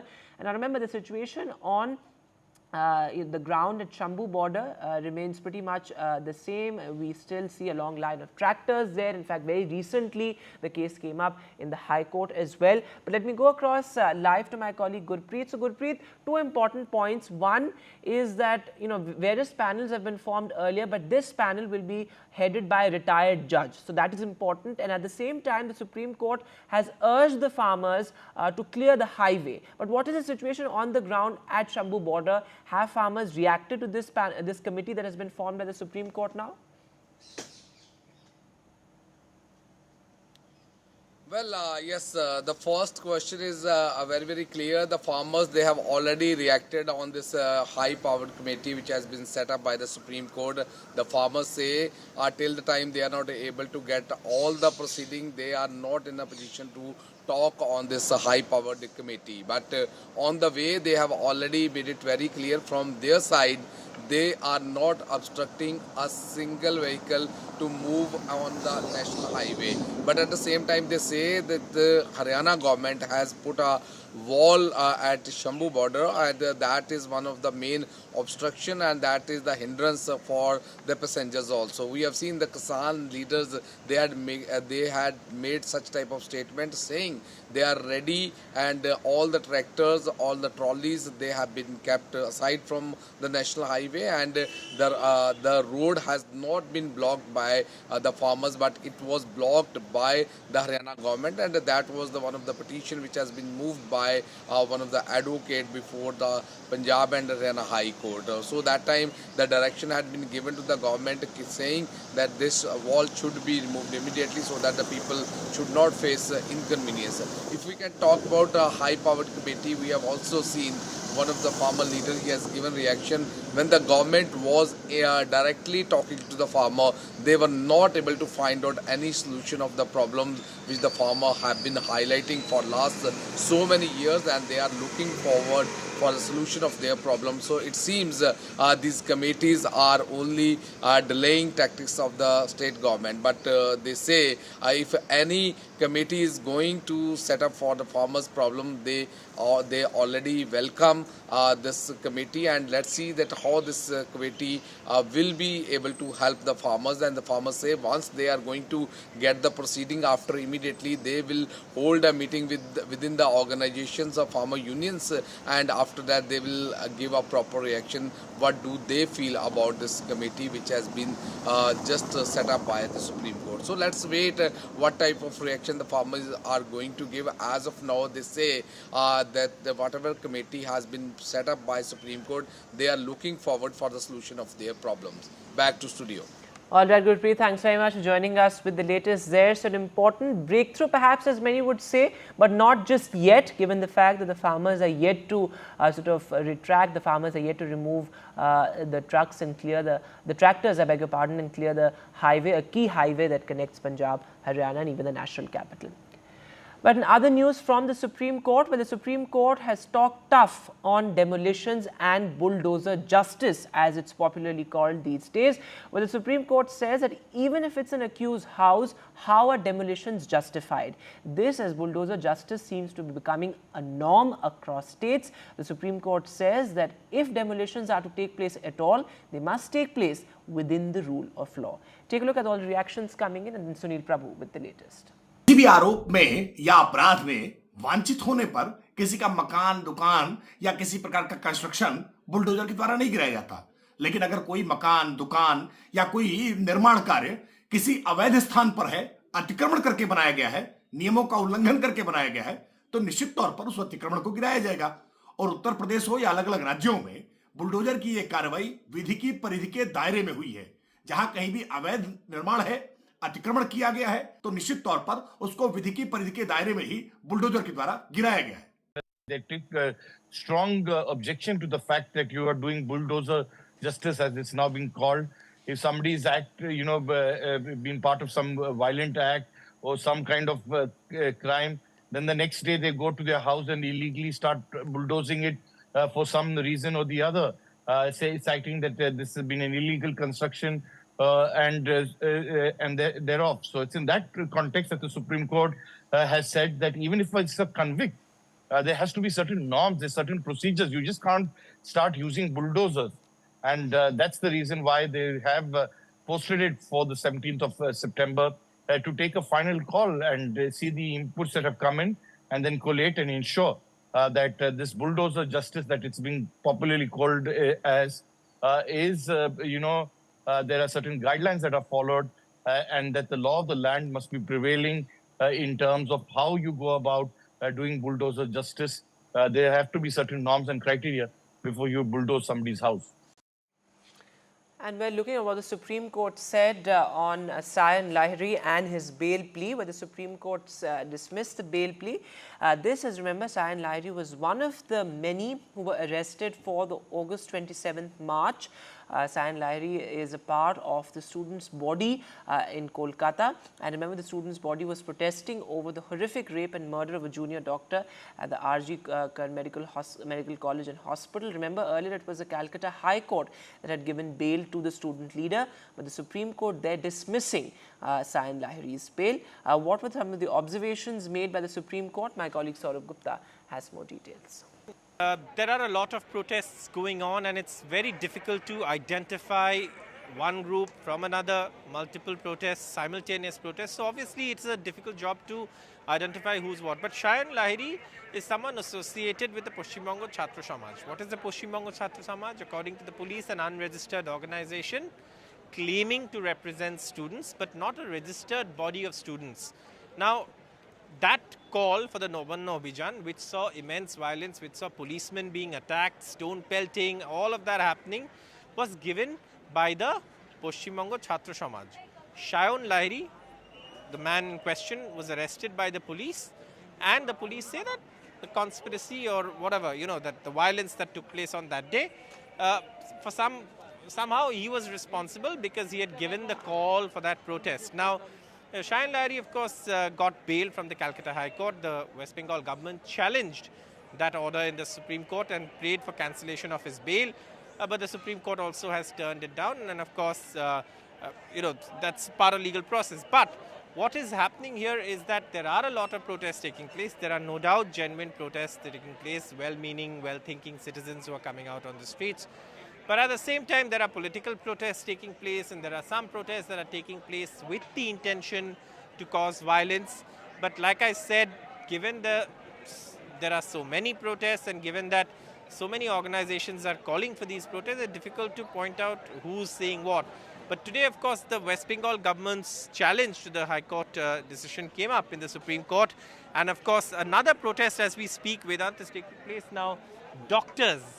Junior doctors are supposed to march towards the police headquarters today, and that protest will take place in a while from now. But what you see at this point is, of course, the preparations for that protest.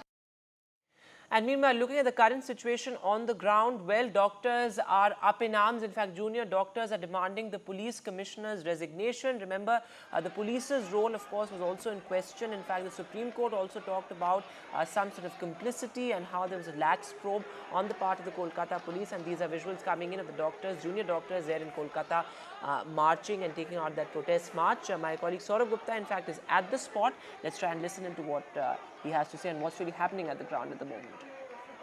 Protesters marching to Lal Bazar, the Kolkata police headquarters, burning an effigy of what is presumed to be an effigy of the Kolkata Police Commissioner, Vineet Goyal. They are demanding, of course, the resignation of the Kolkata Police Commissioner, saying that justice is not being done to the case in which, this young doctor... New show, a new experience.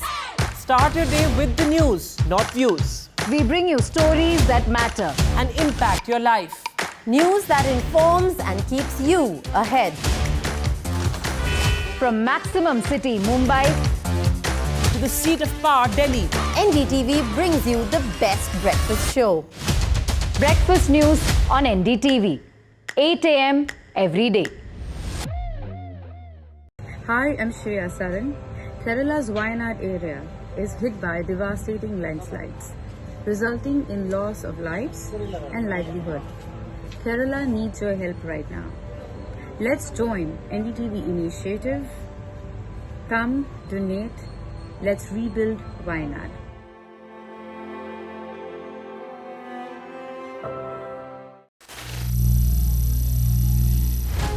Some people say the metaverse will only be virtual. One day this lecture hall will be made of code, and driverless cars would be trapped in intersections.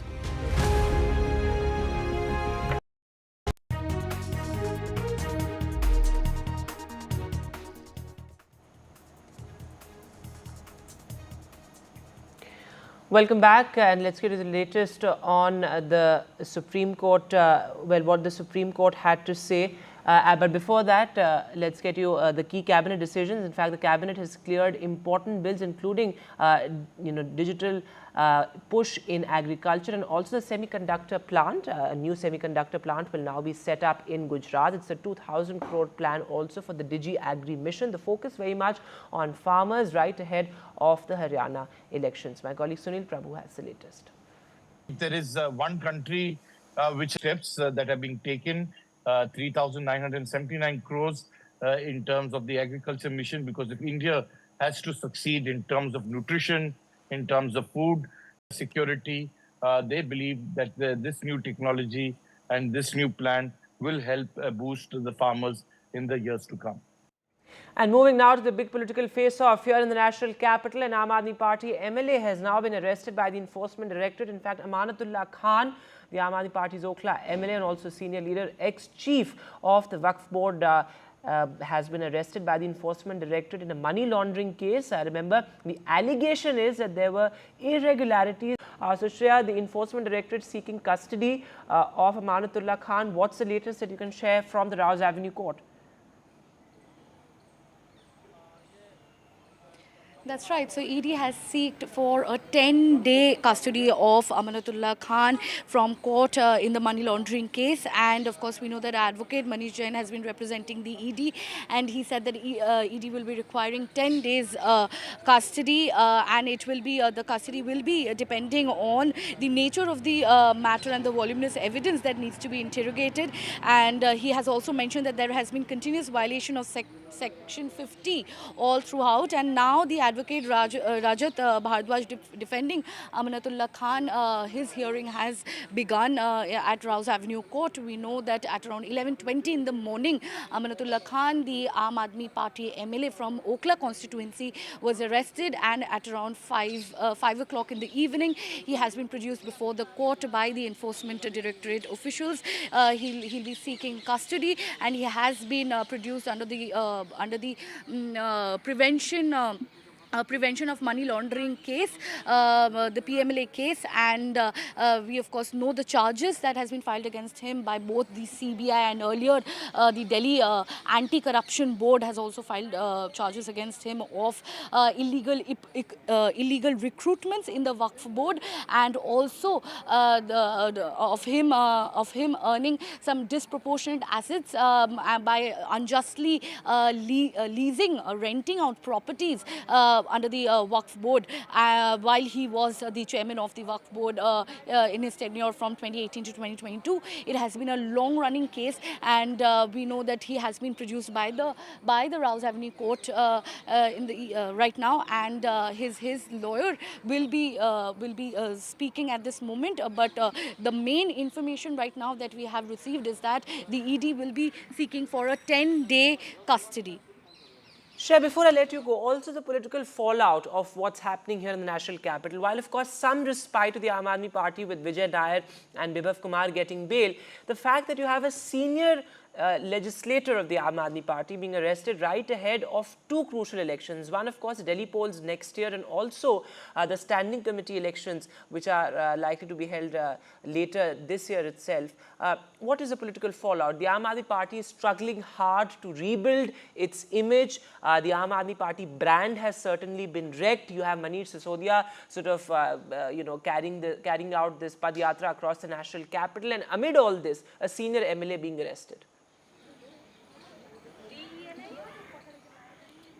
That's right. Of course, Vedant, this particular case has further intensified the political battle between the Aam Aadmi Party and the BJP right ahead of the Delhi Assembly elections and also the MCD elections. As you correctly mentioned, the standing committee formation is the need of the hour, and that is why the elections are being held. And this standing committee is the decision-making body for any for any important development project that needs to be taken place in the national capital. The standard committee has to greenlight it. So this election, both the MCD and the BJP, both the MCD elections and the assembly elections, which the national capital is preparing for, is going to be crucial, because right now Aam Aadmi Party leaders, they are hitting out at the BJP, who's at the center, saying that the BJP is trying to is trying to target the Aam Aadmi Party, is trying to suppress the voices of the Aam Aadmi Party leaders, and they are creating these baseless cases against the leaders, because we know earlier almost 8 leaders of Aam Aadmi Party had been linked with this PMLA case, the prevention of money laundering case, and now it is Amanatullah Khan who is now in the forefront, who has already been detained by the ED officials, and if he gets arrested officially, and if he does not get bail before the elections, it's going to be a very hard time for the Aam Aadmi Party to fight the elections. And of course, we know that the BJP's the opposition leader, he has also said that he has called Amanatullah Khan as this notorious politician, an anti-social element, and the fact that the corrupted practice of this particular Aam Aadmi Party leader is coming out in the open for the public to see. It's highlighting how Aam Aadmi Party has been working, has been functioning all these years, and now they do not have any defense for these malpractices. Although several Aam Aadmi Party leaders, including Sanjay Singh and Manish Sisodia, has gone on record stating that the ED is being used as a tool by the BJP, by the central government, as a tool of intimidating the party and breaking the party apart by accusing the senior leaders in these money laundering cases where no evidence has been found, but right now we know that he has been arrested by ED, Yes. and he has been produced by the ED officials at the Rouse Avenue Court, and the further hearing is ongoing. Yes, the right Rouse Avenue Court yet to pronounce its order, but the Enforcement Directorate has sought a 10-day custody. Thanks very much, Shreya, for joining us with the very latest there.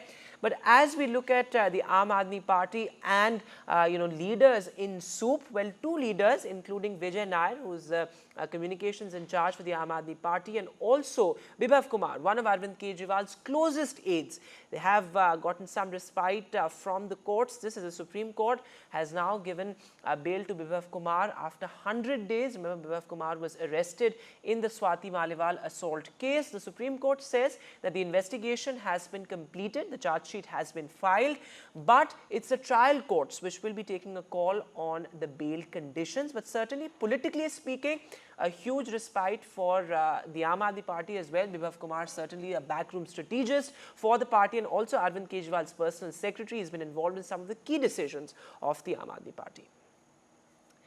Meanwhile, the Supreme Court's key order on demolitions. Well, the Supreme Court says that demolitions and bulldozer justice certainly cannot be the norm, and if demolitions are to take place at all, they must take place within the rule of law. The Supreme Court says that a house cannot be demolished simply because it belongs to an accused or a convict. This, as bulldozer justice, seems to be becoming the norm rather than the exception.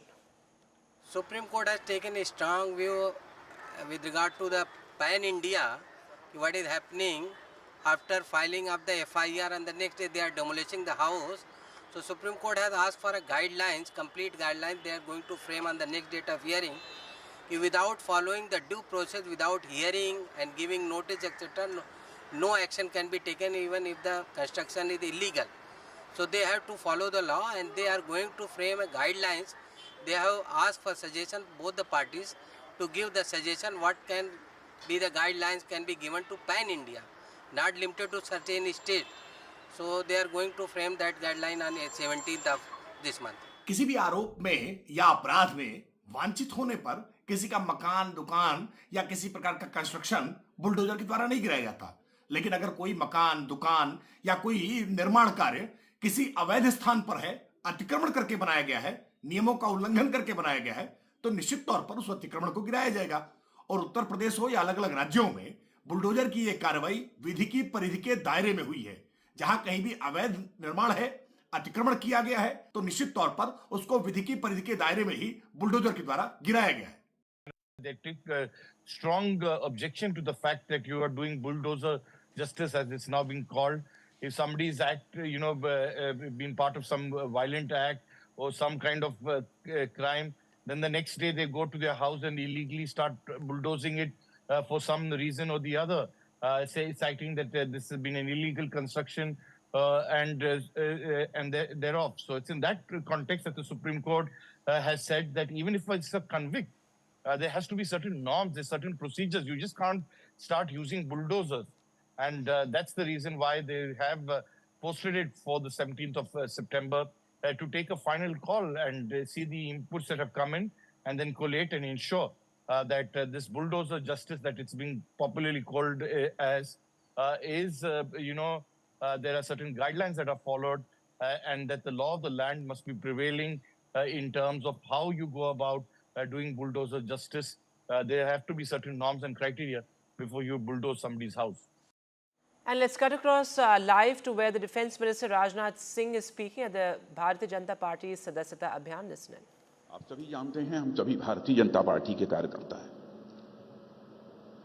बहनों भाइयों, Bharatiya Janata party एक राजनीतिक party है और इस सच्चाई को कोई नकार नहीं सकता कि नेताओं की कथनी और करनी, नेताओं की वर्ड्स और डीड्स में अंतर होने के कारण भारत की राजनीति और भारत के नेताओं पर से जनता का विश्वास कम हुआ है। भारत की राजनीति में इसके पहले नेताओं की कथनी और करनी में अंतर होने के कारण जो विश्वास का संकट पैदा हुआ था, क्राइसिस ऑफ क्रेडिबिलिटी जो पैदा हुई थी, उस क्राइसिस ऑफ क्रेडिबिलिटी को, विश्वसनीयता के संकट को किसी ने चुनौती के रूप में स्वीकार किया है तो हमारे प्रधानमंत्री श्री नरेंद्र मोदी जी ने उस चुनौती के रूप में स्वीकार किया। कोई यह कह सकता है कि अपना प्रधानमंत्री होने के नाते उनकी प्रशंसा में मैं बात कर रहा हूं। बहनों भाइयों, प्रशंसा में बात नहीं कर रहा हूं। बहुत सारी सरकारों को इस आजाद भारत में काम करते हुए आपने भी देखा है, हम लोगों ने भी देखा है। जब से मैं केंद्र की बात कर रहा हूं, गुजरात राज्य में जो मुख्यमंत्री रहे उस समय की बात नहीं कर रहा हूं, क्योंकि 2014 में जब वो भारत के प्रधानमंत्री बने उस समय मैं पार्टी का राष्ट्रीय अध्यक्ष था। जब हमारा चुनावी घोषणा पत्र बन रहा था उस समय भी हमारे प्रधानमंत्री जी ने बार बार यह कहा कि अध्यक्ष जी इस बात की सावधानी बरतिएगा कि चुनावी घोषणा पत्र में जो कुछ भी कहा जाए उसका हम अक्षरशः पालन कर सकें। और 2019 में भी चुनावी घोषणा पत्र बनाने की जिम्मेदारी आपने मेरे ही कंधों के ऊपर दी थी और इस बार भी के चुनाव में भी वह जिम्मेदारी आपने मेरे कंधों के ऊपर दी। बार बार आपका यह आग्रह रहा है घोषणा पत्र संभल कर बनाया जाना चाहिए कि कहीं ऐसा न हो कि जो हम कह रहे हैं हम उसे पूरा न करें। यानी हमारे कथनी और करनी, हमारे वर्ड्स और डीड्स, हमारे कहने और करने में कोई अंतर नहीं होना चाहिए। इसलिए मैं कहना चाहता हूं मेरे बहनों भाइयों, हम सबको गौरव की अनुभूति होनी चाहिए कि हम एक ऐसी राजनीतिक पार्टी के कार्यकर्ता हैं जो राजनीतिक पार्टी केवल इस दुनिया की सबसे बड़ी ही राजनीतिक पार्टी नहीं है बल्कि सबसे क्रेडिबल, सबसे विश्वसनीय राजनीतिक पार्टी यदि कोई है तो भारतीय जनता पार्टी।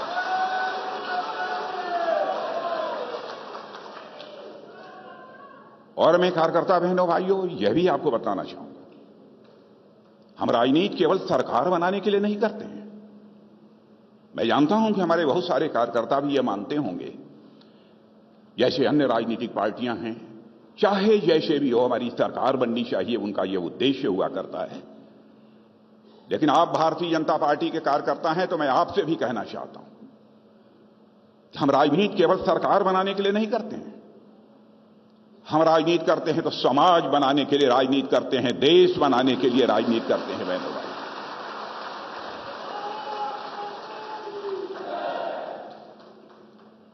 भारतीय जनसंघ के रूप में जिस समय हम लोगों ने अपनी राजनीतिक यात्रा प्रारंभ की थी तब से लेकर आज तक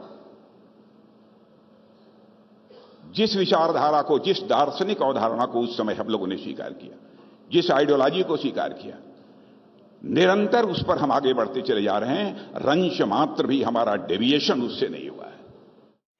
And well, let's look at the other big headline. Well, doctors up in arms in Kolkata. This after the horrific rape and murder of a junior doctor at the RG Medical College and Hospital. It's been 3 weeks, but no real justice. The doctors, in fact, demand the resignation of the Police Commissioner of Kolkata. This as, of course, doctors march towards the CBI headquarters as well. There is heavy security deployment in Kolkata as we speak. In fact, my colleague Saurabh Gupta is at the spot and he sent us this report. Protesters marching to Lal Bazaar, the Kolkata police headquarters, burning an effigy of what is presumed to be an effigy of the Kolkata Police Commissioner Vineet Goyal. They are demanding, of course, the resignation of the Kolkata Police Commissioner, saying that justice is not being done to the case in which, this young doctor at Archikor Medical College and Hospital was brutally raped and murdered. Now what you see is the burning of the effigy of the Police Commissioner of Kolkata, Vineet Goyal, demanding his resignation. However, the probe right now has been handed over to the CBI. And the CBI is investigating the case, and the CBI has not made any public statements over the progress in the case, though the CBI says that this is a court-monitored investigation and they will apprise the court of the progress they've made. And if the court is unsatisfied with the progress made by the agency, then the court will take whatever decision has to. But at this point, you can see a situation of confrontation between the police and the protesters. However, things are peaceful except for that burning of the effigy of the Kolkata Police Commissioner as what is essentially a doctor's protest from College Square to the Lal Bazaar Police Headquarters of Kolkata Police has been stopped here, and that effigy burning taking place as the protesters are stopped by the police here in these barricades. Now this, of course, is right next to the barricades that have been put up to stop these protesters from proceeding towards Lal Bazaar, the Kolkata Police Headquarters. With camera person GD Shankar in Kolkata, Saurabh Gupta, NDTV. Meanwhile, on the day the doctors are protesting and demanding the Kolkata Police Commissioner's resignation, the Supreme Court dismissed Sayan Lahiri's bail plea. Remember, Sayan Lahiri was one of the many leaders, student leaders who were arrested during the August 27th march. Earlier, of course, the High Court had granted bail to Sayan Lahiri, but the Supreme Court has dismissed the bail. This, of course, as the outrage continues. Listen into this report that my colleague Saurabh Gupta sent us earlier. There are a lot of protests going on, and it's very difficult to identify one group from another, multiple protests, simultaneous protests. So obviously it's a difficult job to identify who's what. But Sayan Lahiri is someone associated with the Paschim Bango Chhatra Samaj. What is the Paschim Bango Chhatra Samaj? According to the police, an unregistered organization claiming to represent students, but not a registered body of students. Now, that call for the No Banno Abhijan, which saw immense violence, which saw policemen being attacked, stone pelting, all of that happening, was given by the Paschim Bango Chhatra Samaj.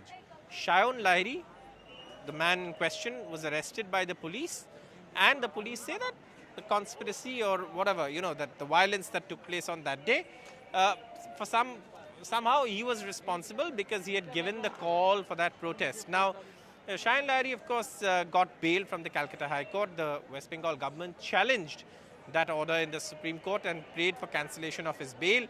But the Supreme Court also has turned it down. And of course, that's part of legal process. But what is happening here is that there are a lot of protests taking place. There are no doubt genuine protests taking place, well-meaning, well-thinking citizens who are coming out on the streets. But at the same time, there are political protests taking place, and there are some protests that are taking place with the intention to cause violence. But like I said, given there are so many protests, and given that so many organizations are calling for these protests, it's difficult to point out who's saying what. But today, of course, the West Bengal government's challenge to the High Court decision came up in the Supreme Court. And of course, another protest as we speak, Vedant, is taking place now. Doctors. Junior doctors are supposed to march towards the police headquarters today, and that protest will take place in a while from now. But what you see at this point is, of course, the preparations for that protest. And we're moving now to the other big headline. Members of the civil society have now written to the Kerala Chief Minister over the Mollywood Me Too movement. Now remember, this includes prominent people like Arundhati Roy, Indira Jaisingh, K. Ajitha, prominent authors, advocates who say that this is a pivotal moment in the Kerala film industry. They say that accountability must be fixed. In fact, they also question the Kerala government over the delay in publishing and releasing the Hema Committee report.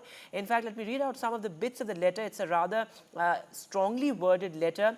They say that the response of the public and media in the state to the Hema Committee report has and been very supportive. Solidarity with women working in Malayalam cinema is crucial for the report. They say it's a pivotal moment and we are all witness to history that is being made in the Kerala and Malayalam cinema. In fact, they also say now for another question that is frequently asked in these contexts, why is she not going to the police? The answer is multi-pronged because, of course, we've seen a lot of insensitive commentary around the Me Too movement, including victim shaming and victim blaming. But they say that the government must also ensure the safety of women at workplaces and, of course, also ensuring that there are basic facilities like toilets on sets, introduction and enforcement of contracts, specifying salaries, the terms of employment. All of these aspects that were raised in the Hema Committee report as well. The Kerala government is yet to respond to this letter. And actor Edavela Babu has now moved for anticipatory bail. Now this, remember, as various actors, including actor Siddiq, also filmmaker Ranjit, they have filed for anticipatory bail. Anticipatory bail essentially means protection before arrest. They have not been arrested yet, but they have been booked in sexual assault cases. In fact, actor Mukesh, who's also an MLA, he's been booked for rape. But actor Siddiq and Edavela Babu both have been booked for sexual assault and they have now moved an anticipatory bail application. In fact, actor Edavela Babu has approached the Kerala High Court over this as well. So far, the High Court has not really said anything or not really taken suo motu cognizance of the Hema Committee report either, and all the accounts that were narrated by all these women, but the accused men moving courts. And India's Paralympic stars now, well, Nishad has truly scripted history by winning a silver medal in high jump. And remember, this has been a great medal haul. In fact, there are two more events that India is participating in on day 4. But listen in to what Nishad told NDTV after his career best performance. भारतीय athletics के silver man, लगातार 2 Paralympics में इन्होंने silver जीता है, लेकिन मायूस है, पूरा देश बेहद खुश है। आप रोने लगे यार? वो रोना निकल ही जाता है जब मतलब जो हमें सोचा होता वो नहीं हो पाता और काफ़ी लोगों की जो उम्मीद होती है उसके ऊपर हम खरा नहीं उतर पाते, तो रोना निकल ही जाता है। लेकिन आप 1 वीक पहले 2:10 किया था आपने और यहाँ पे 2:06 फंस गया, तो 2:08 फंस गया। वही कहानी समझ नहीं आ रही भी क्यों फंस गया। वो क्वेश्चन है मेरे दिमाग में, वो कोच से बात करेंगे क्यों फंसा 2:08। फंसना नहीं चाहिए था, उसकी उम्मीद नहीं थी, वो सिलेबस में नहीं था कि 2:08 पर हम फंसेंगे। आपका हाथ भी एक तरह से जो कटा था बचपन में, वो घास काटने वाली मशीन से, है ना, खिलौने वाली जो कहानी आपकी, नाराज उसने झूठ बोला, आप चले आए, हाथ कट गया। लेकिन वहाँ से जो एक सफ़र रहा आपका, मैंने देखा आपको एक याद है टूर्नामेंट स्टेट लेवल पे जब 3,500 लोगों ने, क्राउड ने कलेक्ट करके दिया था, वो उसकी बात अलग होती है एकदम। जी, वो मतलब मैंने उससे पहले मतलब लाइफ में ऐसा कभी नहीं देखा था। हमारे उधर जो शिंज होती है पहलवान की, तो उसका सीजन आता है, मतलब 1 महीने का रहता है, तो उसमें जो पहलवान जीतता तो उसको सभी दर्शक कलेक्ट करके देते 10-10, मतलब पहलवान खुद खाड़े का चक्कर लाता है तो उसको 10-10 रुपये, 20 रुपये, 100 रुपये अपने कैपेसिटी के हिसाब से देते हैं। तो मैंने वहाँ पर स्टेट में हमीरपुर में गोल्ड मेडल जीता था, तो सभी ने कोचिज जो वहाँ पर DP से, PTI से, किसी ने 100, किसी ने 200, किसी ने 500 रुपये ऐसे दिए थे, तो उसके 3500 रुपये इकट्ठे हुए थे। And India's other star at the Paralympics, Aadmi, who has won 2 gold medals at the Paralympics, the first Indian to do so. In fact, the Prime Minister has now spoken to her. The Prime Minister congratulated Aadmi on her performance. Hello. Namaskar, sir. Thank you so much. Thank you, sir. Thank you. हाँ जी, कल match था sir.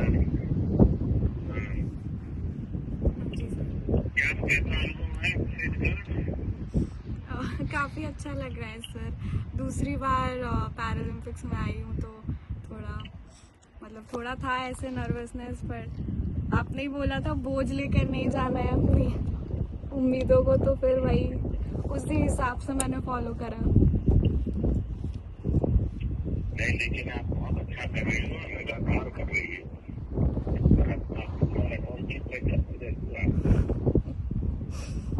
Thank you sir. मेरी तरफ से बहुत बधाई है। आप बहुत प्रगति करो। बिल्कुल मौका करना मत पकड़िए, खूब मेहनत करोगे और अच्छे परिणाम मिलने वाले हैं।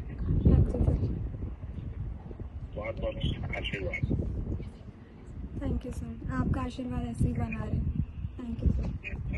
परमात्मा के आशीर्वाद है और आपको कभी भी होनी है आपकी। Thank you sir. अच्छा जी, अच्छा बेटा।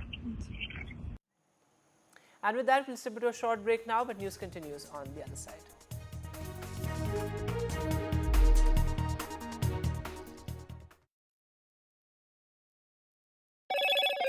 Hello, Moto. Motorola Razr 50 Ultra comes with Google Gemini.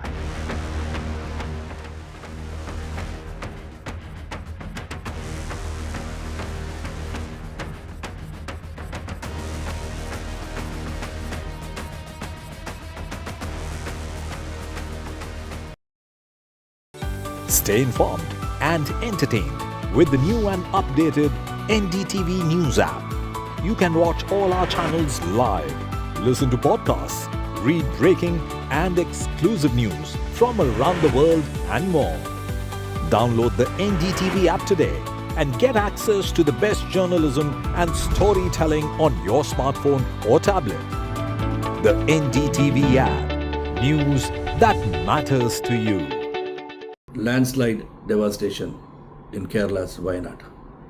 Join NDTV's initiative. Donate for Kerala.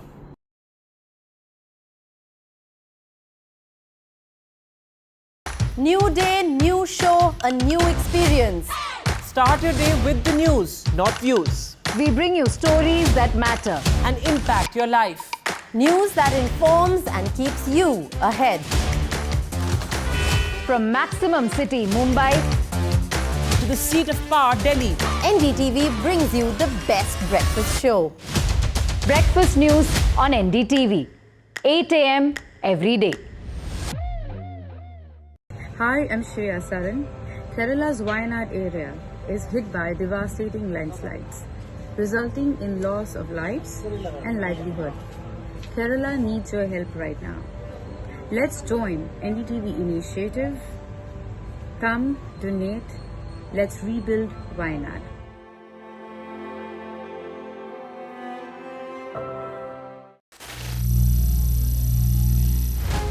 Some people say the metaverse will only be virtual. One day this lecture hall will be made of code, and driverless cars would be trapped in intersections. But even in this maze of the future, you can't wish away health. It's time to become more resilient.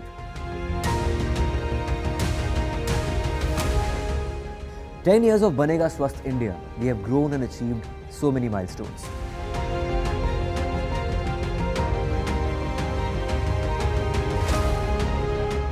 And now I have a plan to beat the urgency, to stop breathing with difficulty, to relieve getting choked with inactivity.